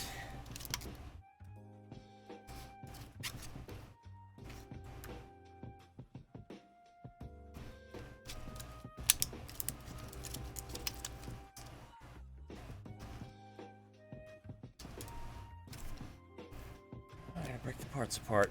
Fun, fun. Oh, there we are.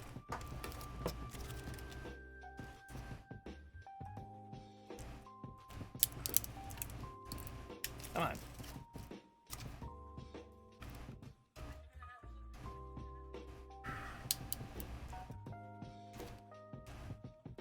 The support for this part doesn't want to come off. Oh, there we go. Woo, nice.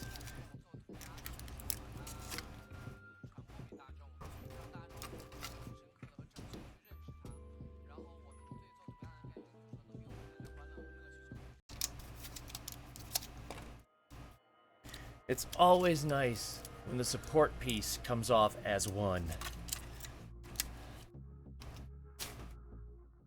So, that should be... That.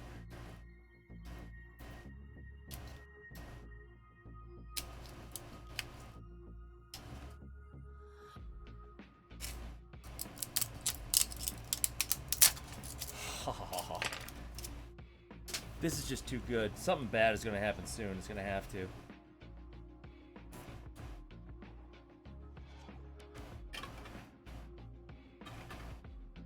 So.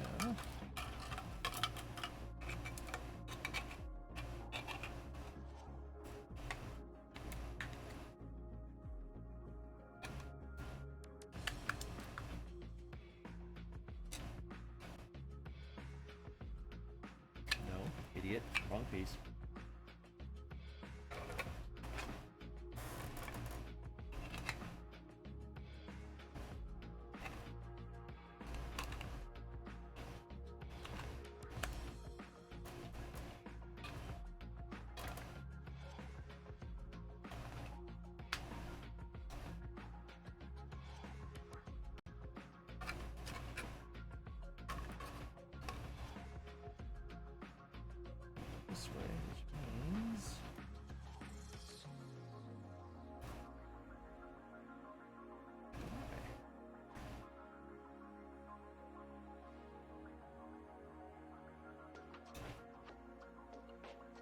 Ah, right, I need to make the other mirrored left part, or lower part. That's alright.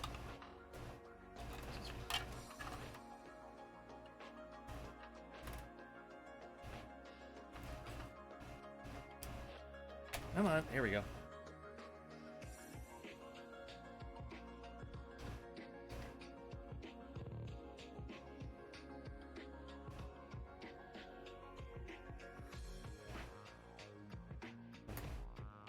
So, yeah, they're backwards.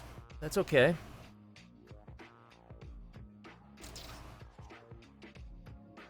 There you go. That's, yeah. It's gonna be big. She gonna be big. Ah, no, nothing's broken.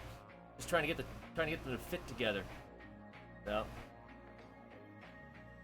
Yeah. Yeah, this hammer is... Yeah.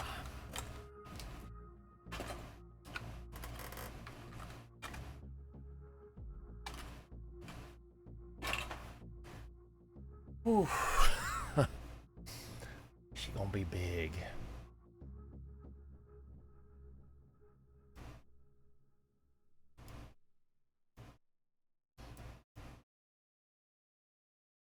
Which one was this? That's the upper mirrored. So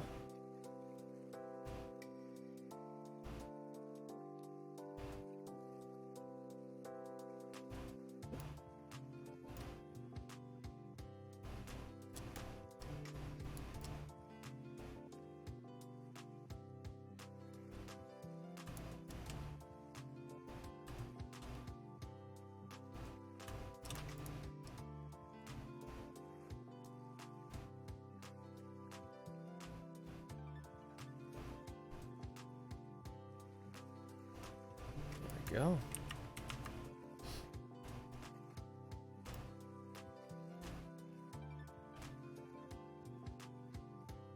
Slice. Thank you.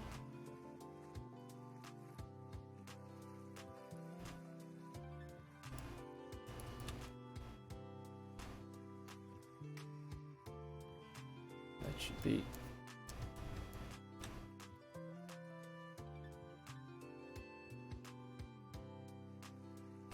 Alright. So now...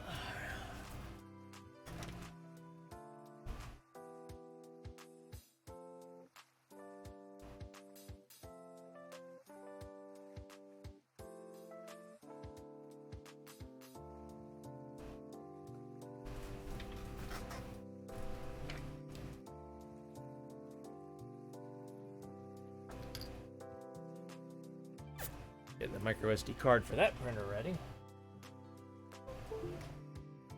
I don't know. The more I have the interface for that other printer up with Octopi, the more I'm kind of liking not having to go back and forth with an SD card.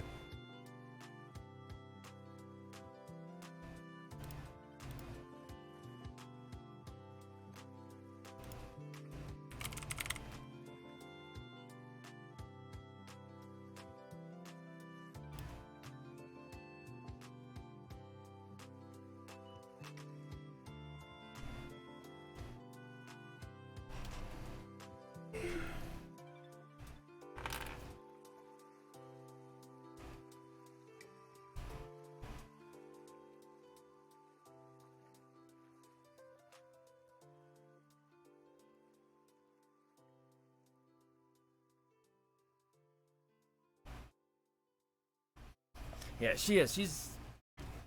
She's gonna be a beast, but I'm hoping that there'll be a balance between the lighter weight plastic and a long wooden shaft to try to balance out the weight. And if worse comes to worse and it still doesn't balance the weight out very well, then I can easily... Well, I could make the shaft something other than wood, or I could use a thicker wood, or I can put a whole bunch of weights inside that handle piece at the bottom. there are a couple of different things that I can do. So, I mean, I'm gonna put it all together, low quality, as a prototype build, see how it feels, and go from there. If I think it feels good and it balances okay with just the broom handle, I'll stick with that. But I'm a long way from being finished, but man, I made a lot of progress today. I'm very... Bree! Bree! What are you doing?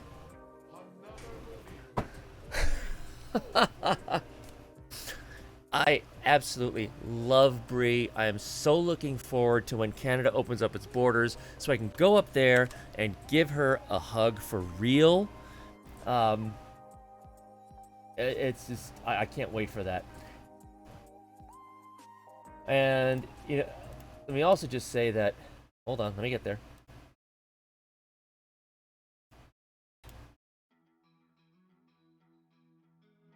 Another believer. Please hold for redemption. Now, Bree, you knew I had to do this.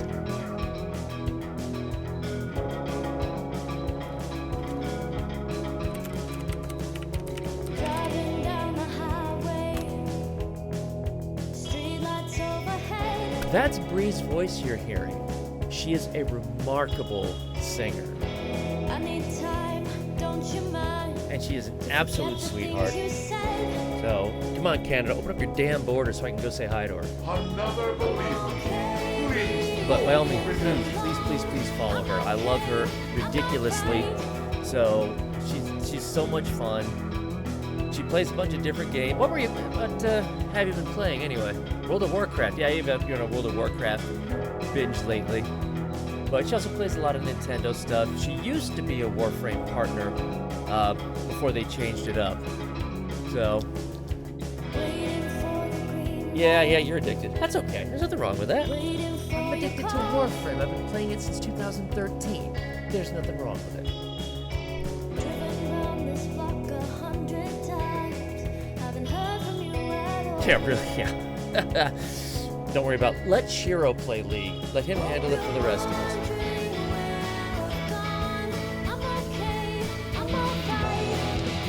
It's partially a 3D print stream. I was also doing. I did a little bit of Warframe earlier, but yeah, I've got yet another webcam, so we can see the Foundry in action.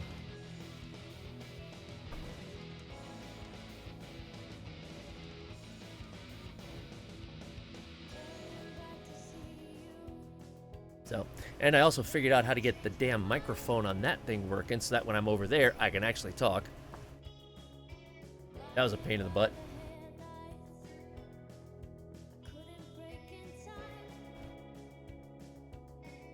Oh, yeah. Back to the Future. All right. Let's just do this. You can only do so much, but I've given the tour before. I'll give the tour again. So, here. This is my man cave. Sorry about the jittery. So, over here, we got my various autographed albums. Yep, I'm a huge Danger Mounts fan. That's just the exhaust from my air conditioner. That's actually not as much as I've had. Yes, Pat Benatar signed. My mom got me that back in '87.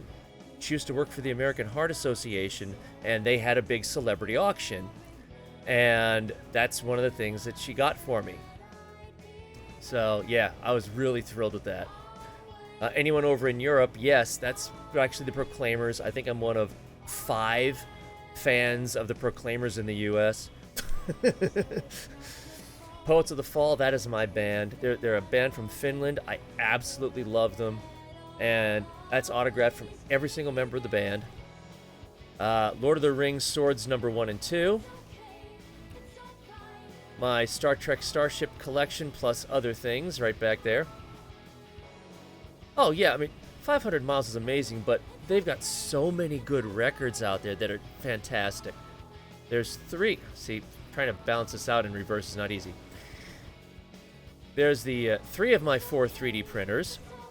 No, those are not printed. That's actually a collection a subscription collection, and it's really cool because when you get a starship, they send a color magazine all about that starship as well, and then you can put those into a binder. So they send the binders too. Now those are all upstairs, but yeah, it's cool. I've also got, so you can't really see it from here. Hold on. There we are. This is hard to do this in reverse. But up top, that blue bottle, that was one of these super ridiculously tough to get Fallout soda bottles that they had available. But my wife actually meant the Nuka-Cola, that's it. And I put LEDs behind it so it glows like it's supposed to. So my wife actually was able to snag that for me at the local Target. Right down there is one of those Pepsi Perfects that they did for the Back to the Future anniversary. Can't believe I snagged that one because Pepsi really screwed that whole promotion up. It was bad. So yeah, more of my Star Trek starships. My Back to the Future, and the other one is Terminator. So, and my other two printers. Yeah, that's right. This is my Okami statue collection over there. Plus my various Blu-rays, 3D Blu-rays, video games, that stuff. And you can't really see it over here, unfortunately, because this doesn't stretch. But there are two more of my Lord of the Rings swords. Yes, that is a stuffed face hugger on the wall. He's actually got a little smiley face to him. That was a Loot Crate special. I was just like, oh yeah, I'm keeping that thing. If you want full nerdism, right, see if I can do this. Right there is my complete Teenage Mutant Ninja Turtles collection on DVD that my wife got for me in the Teenage Mutant Ninja Turtles van. Over there are all of the Lord of the Rings movies with their collectible statues.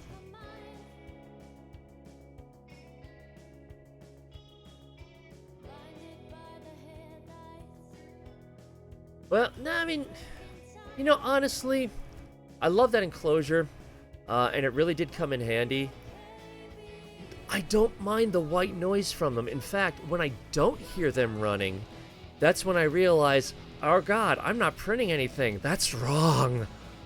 So, oh no, I turned that mic off. Yeah, I have that mic turned off. When I go over there and I know I'm going to talk when I'm over there, then I'll turn it on. Okay, love you too, Bree. Thank you for the raid so much. Yeah, good going with the second vax. Get ready for that one. I personally only had some chills. I think Yog was only tired. My wife only was tired. But I know people who said they got hit by a freight train after their second one. So be aware of that. Yeah, no slowing down. You got a wedding coming up. But, so my other two Lord of the Rings swords. Okay, good. That's awesome. Yeah, you want to get that. And you can't see it on the opposite side of the TV, but I've got Sting hanging over there from Lord of the Rings. Good night, my dear. Love you much. Thanks again for the raid. My little Warframe, I don't have it properly set up. I got to put the stuff back up. But that's my little Lord of the Rings Warframe museum, if you want to call it that. And then up here, not one, but two Sam and Max posters autographed by author Steve Purcell himself. Some Foxtrot things that I got autographed up at PAX East. And my good old, more Star Trek nerd stuff. So, there you go. You got the tour of my man cave. A full-on plaque. Well, that also came with the Starship collection. That if you subscribed and you got X amount of starships, they'd send you the plaque. So, clearly I've got a lot of them. I don't have all of them. I don't want all of them because the selections started to get really obscure. Oh, here's this starship that appeared in this episode that no one has listed as a fan favorite. But hey, it's a starship that we can sell to you, so we're going to give it to you. No, don't want. And that's how it ended up being. All these really obscure ships, and I'm just like, no, I'm done with this. I'm done. So I can always start it up. They've got on record what my last one was, but why? No need. So, but it's cool. It's still pretty cool to have. Oh yeah, my Teenage Mutant Ninja Turtles poster's back there too. So, well yeah, there you go. You got the tour. I don't give a shit that it's a mess because this is my workshop. You know, I designed this room long before I had any consideration of streaming, so I made this room for comfort and for me to do what I want. You know, so is it idle or is it good for a streamer? I don't care. You know, why not ask Adam Savage why he does his videos in his workshop, which is even more of a mess, you know? Function first. But it's my workshop. This is where I do all my printing. This is where I do all my sanding. That's my working from home station where I've been working since March of last year. So, I like it. It's about... Well, when we moved here, all that was here was a really, really crap... You can see right down here where the carpet ends and the colored floor begins. That's where the wall used to be. And it was a really bad... It wasn't even a solid wall. It was just a couple of studs that weren't even spaced properly and paneling. Wood paneling, that's it. It was so awful. So I said, nope. And this was all cinder block here. So I walled up everything. Foam board insulation, then fiberglass insulation on top of that, then the drywall. Broke up the rooms the way I wanted to. Moved that wall 3 feet back. So yeah, this room here is about 440 square feet, but it was also meant to be a home theater. So, you know, because that's why I got the sofa over there. I originally, before 3D printing took over, I honestly wanted to have a concession stand right there with working soda machine. That was on my want to do list. But then 3D printing took over, and we haven't had a family movie night in a long time, so the concession stand kind of went away. But it was a good idea at the time.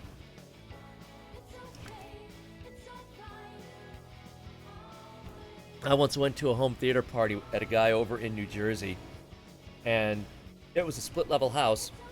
The entire lower section was his home theater. Now, this guy was a collector. He had Laserdisc, he had Beta, he had VHS, DVD. Blu-ray wasn't out yet. This guy had so much pull. We got to see The Lion King before it was released on DVD. They sent him one of the master DVDs to show at this home theater party that we were all at. That's how much pull this guy had. But his walls were just nothing but Laserdiscs and VHS. What was the one before Laserdiscs? The CED discs. That's right. They were 12-inch discs that came in a plastic sleeve. And you shoved this whole sleeve in, it pulled it out, and started to spin it up, and it actually read it with a stylus like a record. But it only held like 30 minutes to a side. So after 30 minutes, you'd have to shove the sleeve back in, let it load it back in, flip it, put it back in. But the quality was significantly better than VHS. And then Laserdisc came along, which is a lot better. And then DVD, which is just like, okay, we're good here. But yeah, his stuff was amazing. But you walk down the stairs of his house, and right there, full concession stand, working soda, everything, popcorn popper, you know, theater style popcorn popper, movie posters all over. It was like, this is so cool. So, but yeah, soda machine never came to be here. 3D printing took over. That's where I do all my sanding and all that other stuff. Yeah. But that's it. That's my room. That's where I do everything. This is, as much as parents can bust their kids about, you spend so much time in your room, you never come down for the rest of us. I can't make that call because it would be really hypocritical.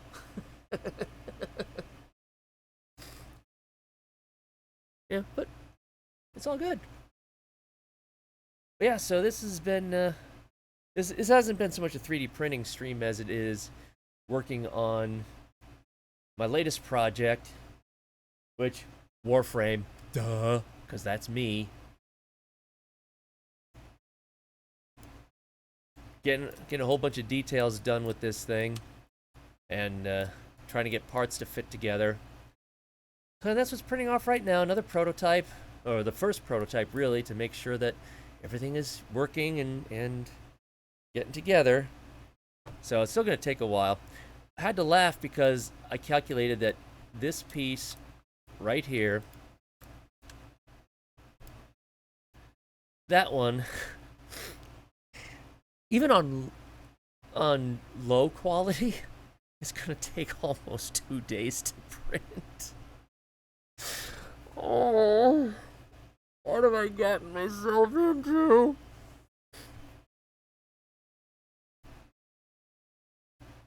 But, I have fun.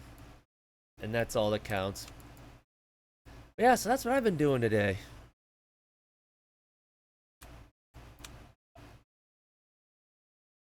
Yeah, I know. And the worst part is, that's in low quality mode. So, if I'm going to start doing these on commission, I want these to be good quality, obviously. Plus, when you do it in rough quality, you have to take that much time to sand it, because you have to get rid of the rough lines. Whereas when you print it nice and slowly and with thin layer lines, you don't have to sand as much. That's probably to print that part at a level that I'll be satisfied with when it comes to quality and durability, because that's actually a really important part to holding this thing together. It's probably going to take closer to 2.5 to 3 days to print that, which I have never done before. And as for what I'm building, if you don't play Warframe,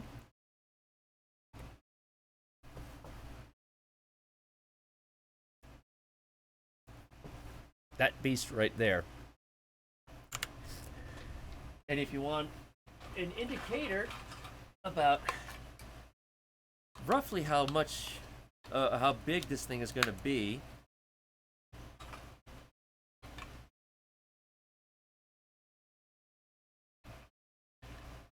get these parts together. Hold on. These aren't the right ones, but I don't care. You'll see the size of it, and that's the issue. Come here, you.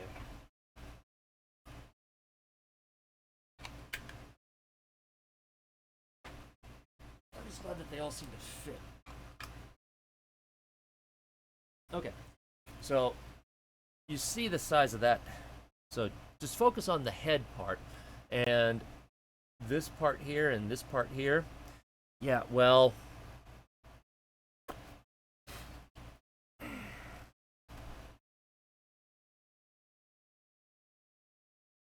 they're actually probably going to be closer to this. But, yeah, this is going to be big. This is going to be a monster. I have not done any... Yeah, big, really freaking big boy. No, I have not done anything with resin. I don't have a resin printer. I've got four working regular 3D printers and one busted one. So, I mean, you see the 3 there, but you don't see the big one back in my studio. Yeah, this isn't where because I do a podcast also, this isn't where I do my podcast. I've got a separate studio back there for that. But that's also where my other 3D printer is, and that's the big one. That's the one that is going to be the only printer that can handle this part, because it's that big. So, yeah, it's fun. But this is my hobby now, and And the only reason why I started streaming this is because I had so many people saying, "Oh, why don't you stream doing that? I'd love to see how you put those things together and all that." I thought, why not? You know, I'm going to be putting the time into it anyway. So if I can stream it, and other people are, you know, they enjoy seeing me putting this stuff together, and they can even learn how to do it themselves based on watching me, that's a win. You know, why not? So, yeah, this has been my project. Yeah, there's a reference drawing that I used for the head. It's, yeah. This is gonna be a project. Oh, yeah, I can get rid of you. So then when I'm ready with the head, because these parts are gonna take so damn long to print, I'll work on the head first, get that going, then I'll work on the handle. So while that's printing, I can work on the handle. Alright, Blitz, thank you so much for showing up. Much appreciated. Have a good night.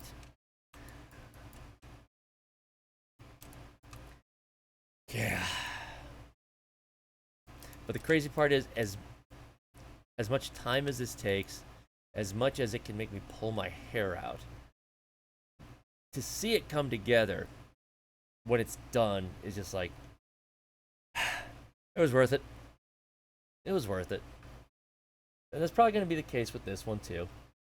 So this doesn't come close. Oh, sorry, the Dara Vandal doesn't come close to this. So, because this is going to be, by my measurements, 56 inches long. The Dara Vandal's only 34. So, yep, that's what I've been doing.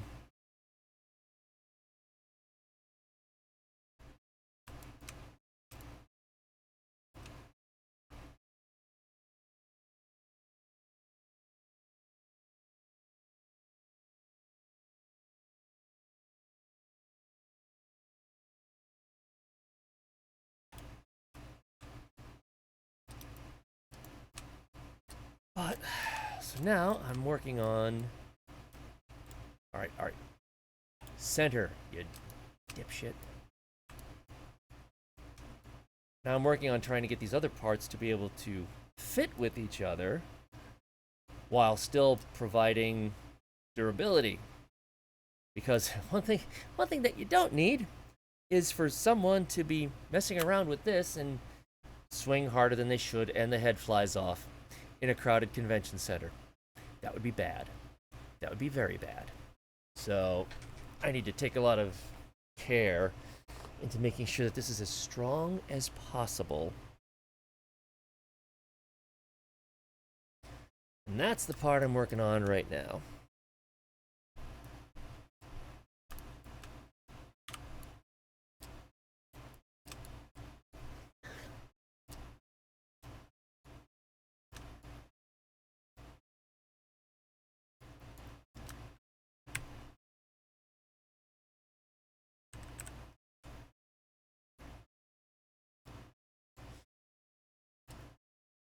Well, this isn't going to do much in support. I just need to split this up.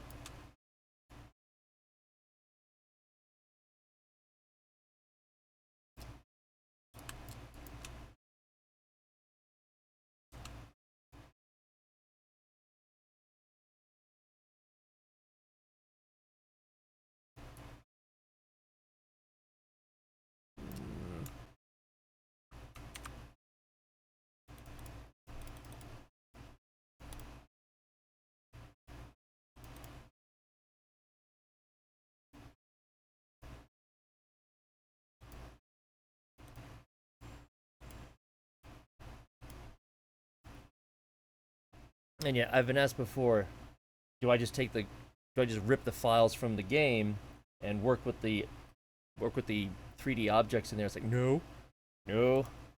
I take hundreds of photos from inside the game, and I forgot about that part. I gotta build that, which is good because that's another thing to make it more secure. I do this all by hand.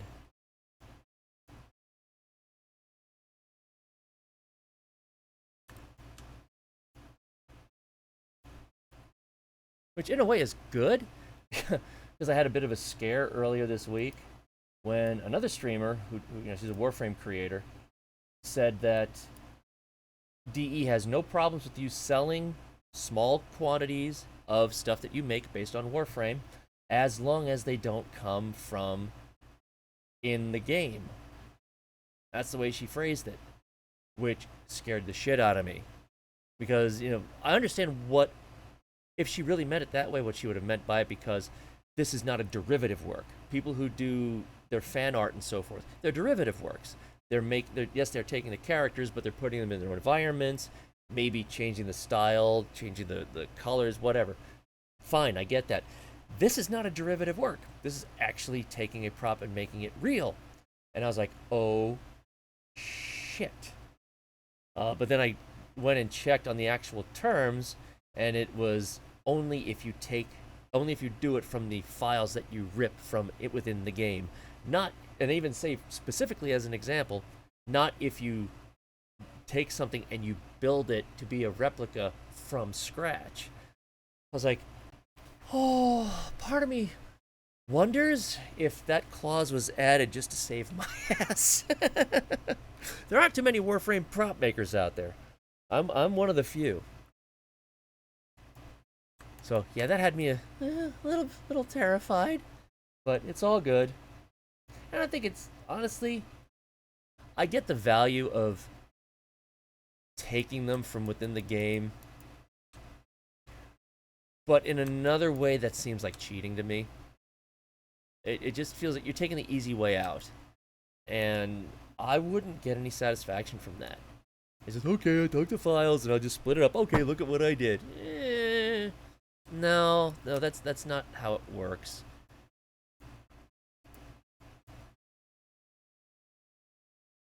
So as much as what I do is a total pain in the ass, if you watch my debut video from last week, I ended up with the equivalent of writer's block, which is not a good thing that you want to have on a stream.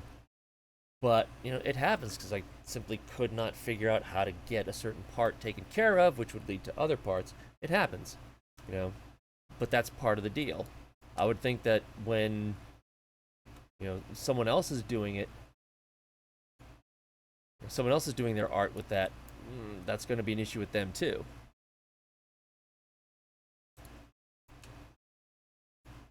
All right.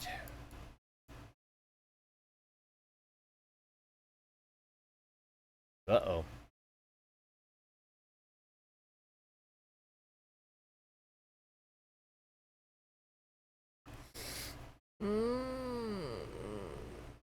I got some dimensions wrong somewhere.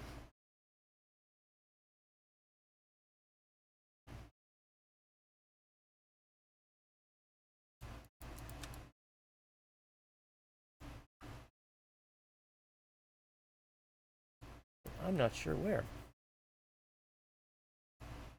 But that ain't right.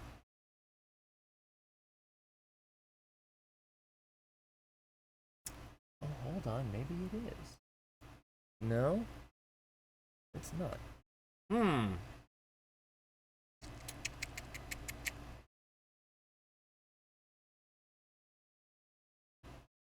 I don't need to figure out a way to fix that. Because that's not the way it's supposed to be.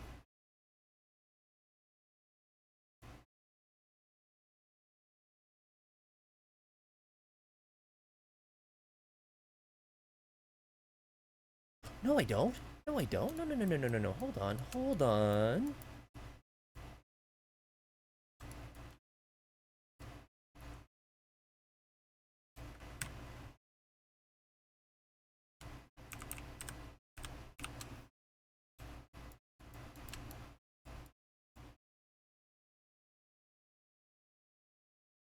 Okay, that I need to worry about, but...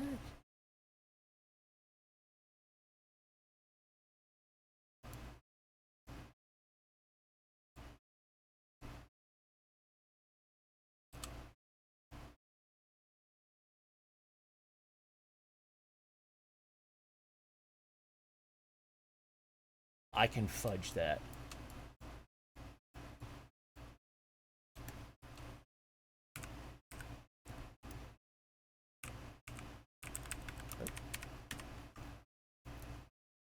Yeah. I can deal with that.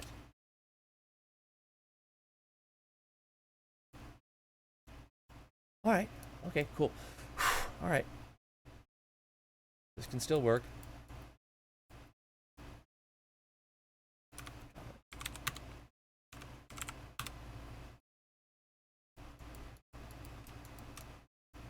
Yeah, I'll fix that.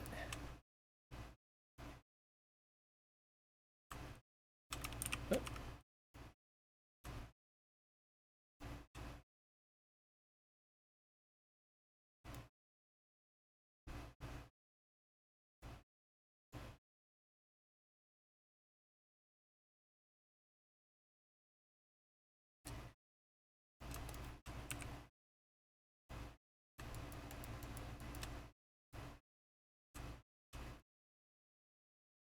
I like. I can deal with that. The issue is that this part here really should not be that way. This needs to keep going up a little bit and be level with that. I can fix that. I'm not too worried about that.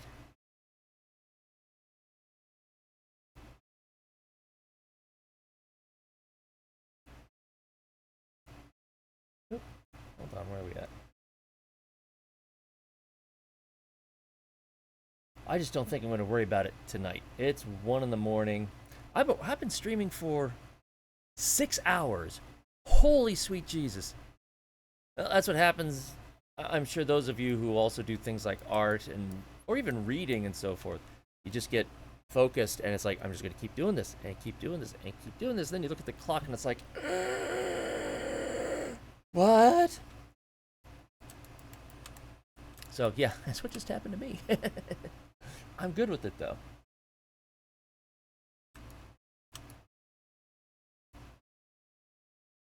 So I think I'm going to call it.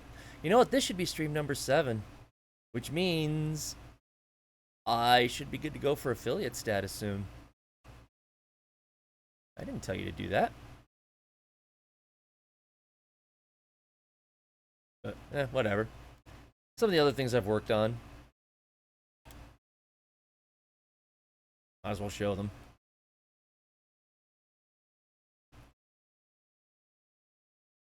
So this is one of the pistols that I did. That's the whole thing put together. And again, started with nothing and just built it up with a very crude template image that I used and hundreds of in-game screenshot shots. Well, this did make me want to scream sometimes. Yeah. Even I had to correct some issues that DE did, because all they did with this, they had the text pointing the exact same way in both doors. So it's like, really? So they didn't even reverse it for the other door. I had to do that. So it would be the correct direction. It's like, great guys, now I have to fix your mistakes. Thanks.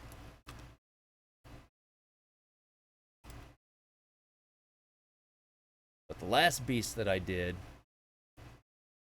was this monster.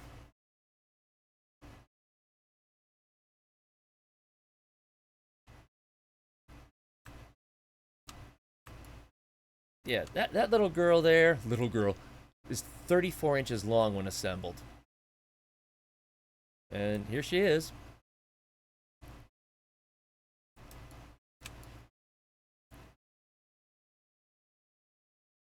Yeah, really. You would think that their manufacturing facilities would have been, more rigorous on their testing like that. Nef Anya would be so pissed if he found out that their weapons were not done correctly. He would take that out of their pay so fast.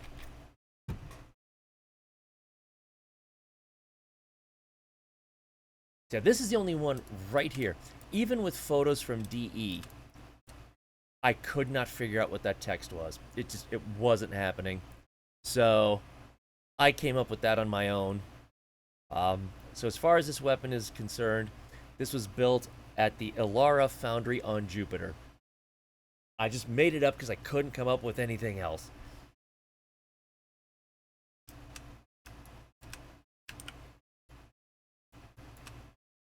But it's fun.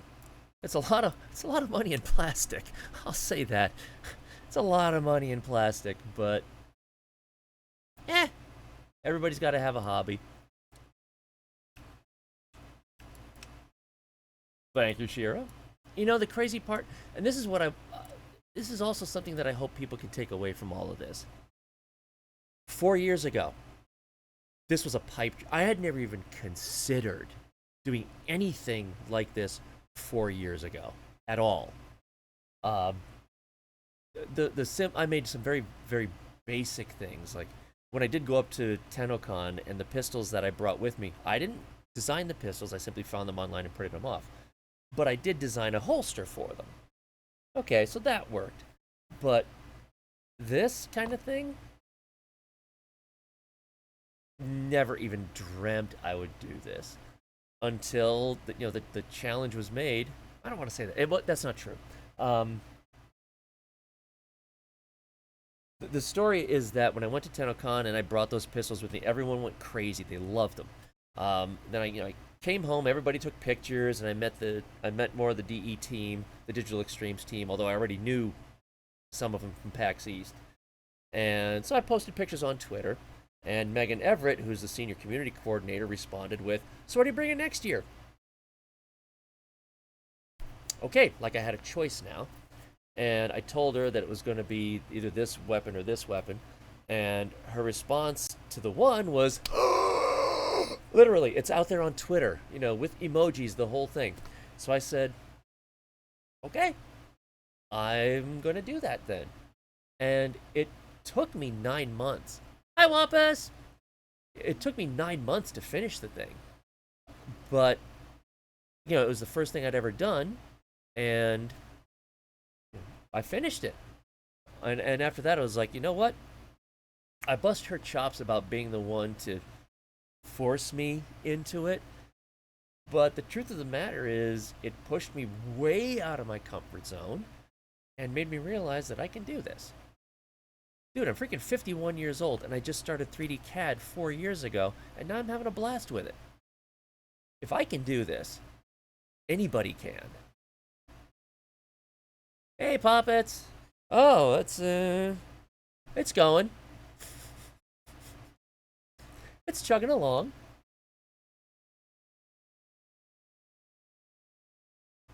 So that's just 2 of the 4. Actually, the printer number 3 isn't doing anything right now. But it will be. Oh boy, will it.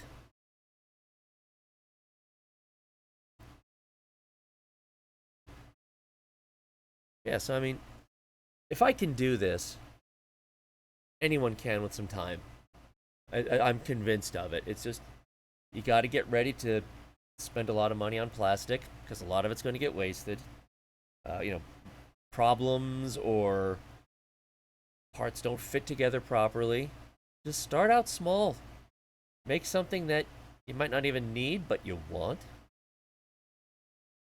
Just start out small and go for it. And yeah, now look at the crazy stuff I'm doing. And I love it. I absolutely have so much fun with it.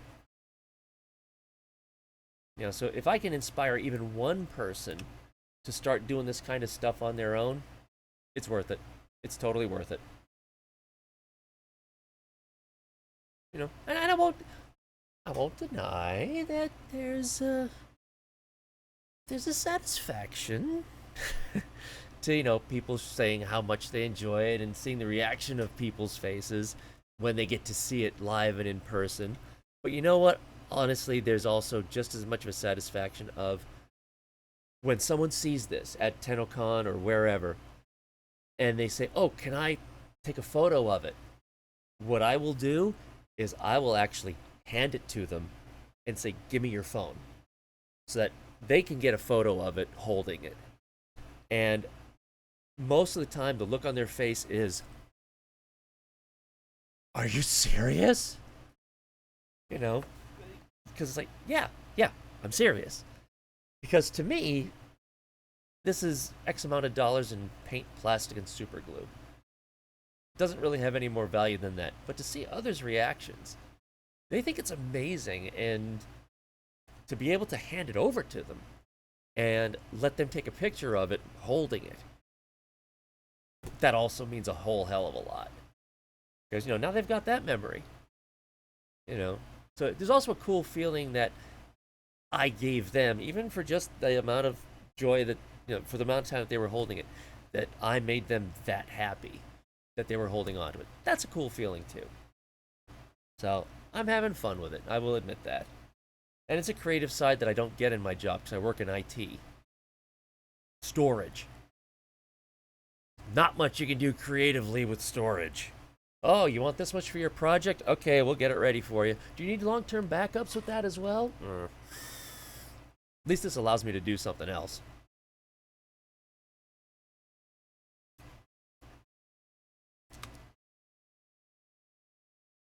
But, yeah. I've made other small things, too. Nothing major. But all the work that I've done is right here. And some of them are available online too, like this one.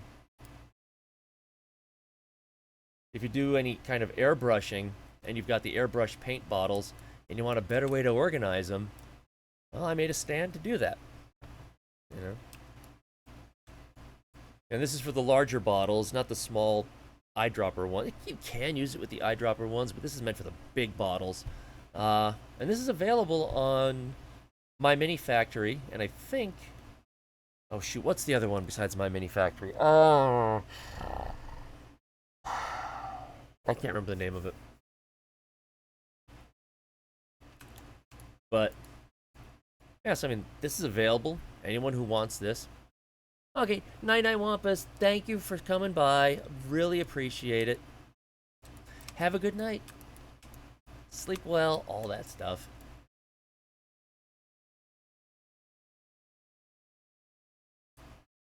So, some of the stuff I have is actually useful.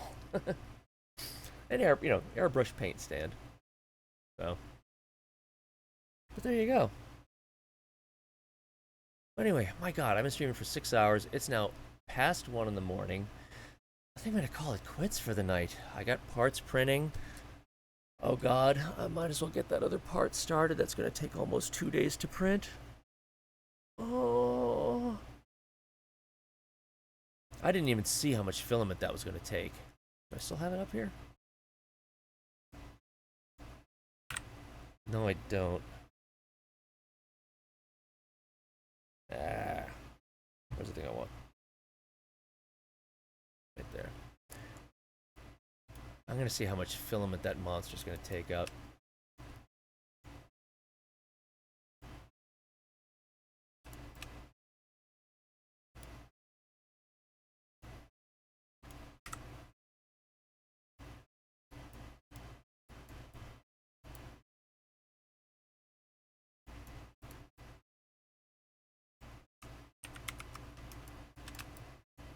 Nope. Stop that. Will you stop? Alright. I'm going to put on low quality so it happens fastest.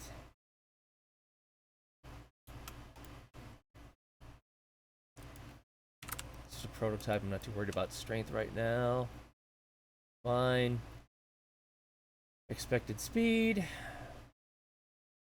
Ooh, walls are too thick. Shorten those down. I don't want to see the results. I don't want to see the results. I don't want to see the results. Oh my God.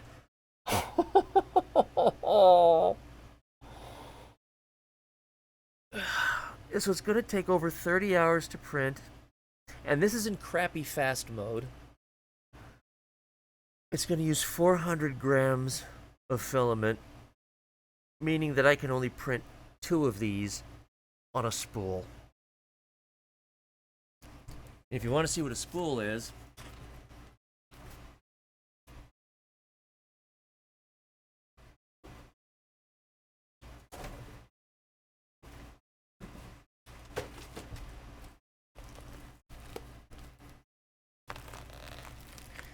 this is a full spool. And that part alone is going to take up 40% of this.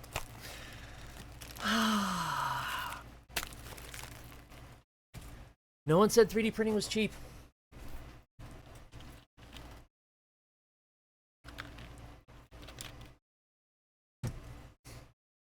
But I'm going to call this, so... Who can we raid? I see 3 candidates out there.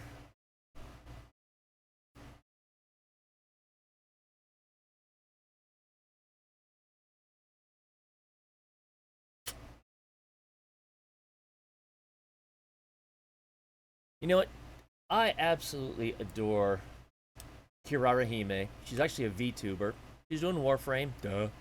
So I will not be surprised if some of you jump ship. I mean, Warframe is not for everybody, and that's okay. But I absolutely adore her. She's a good friend. She's another one who we want to get together with the props and all that so we can just say hi to each other and so forth. So I'm going to throw you her way. If you're into Warframe, great. Please stick around. She really, really knows her stuff about it. And if not, she's simply a good personality and she's adorable. So I would appreciate if you would stick around. At least give her a chance. And I know her. She'd probably raid me if I stuck around.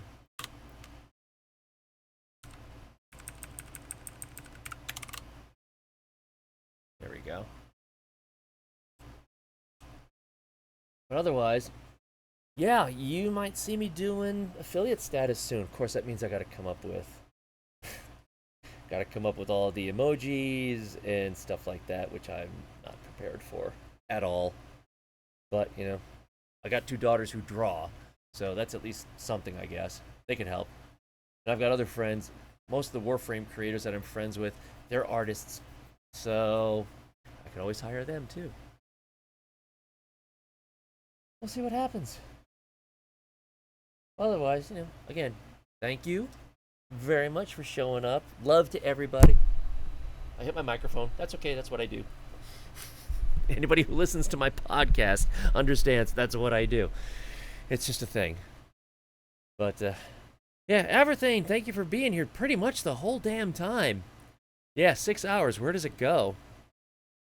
Well, I'll see you on Twitter, and I'll see you on other Twitch streams for sure. TennoCon, a couple of days away. It's going to be fun. I hope. We'll see. They usually have a good time with it. But, that's about it. So I'm beat. Everyone, have a good night. Thank you. Love you lots. And I'll see you around.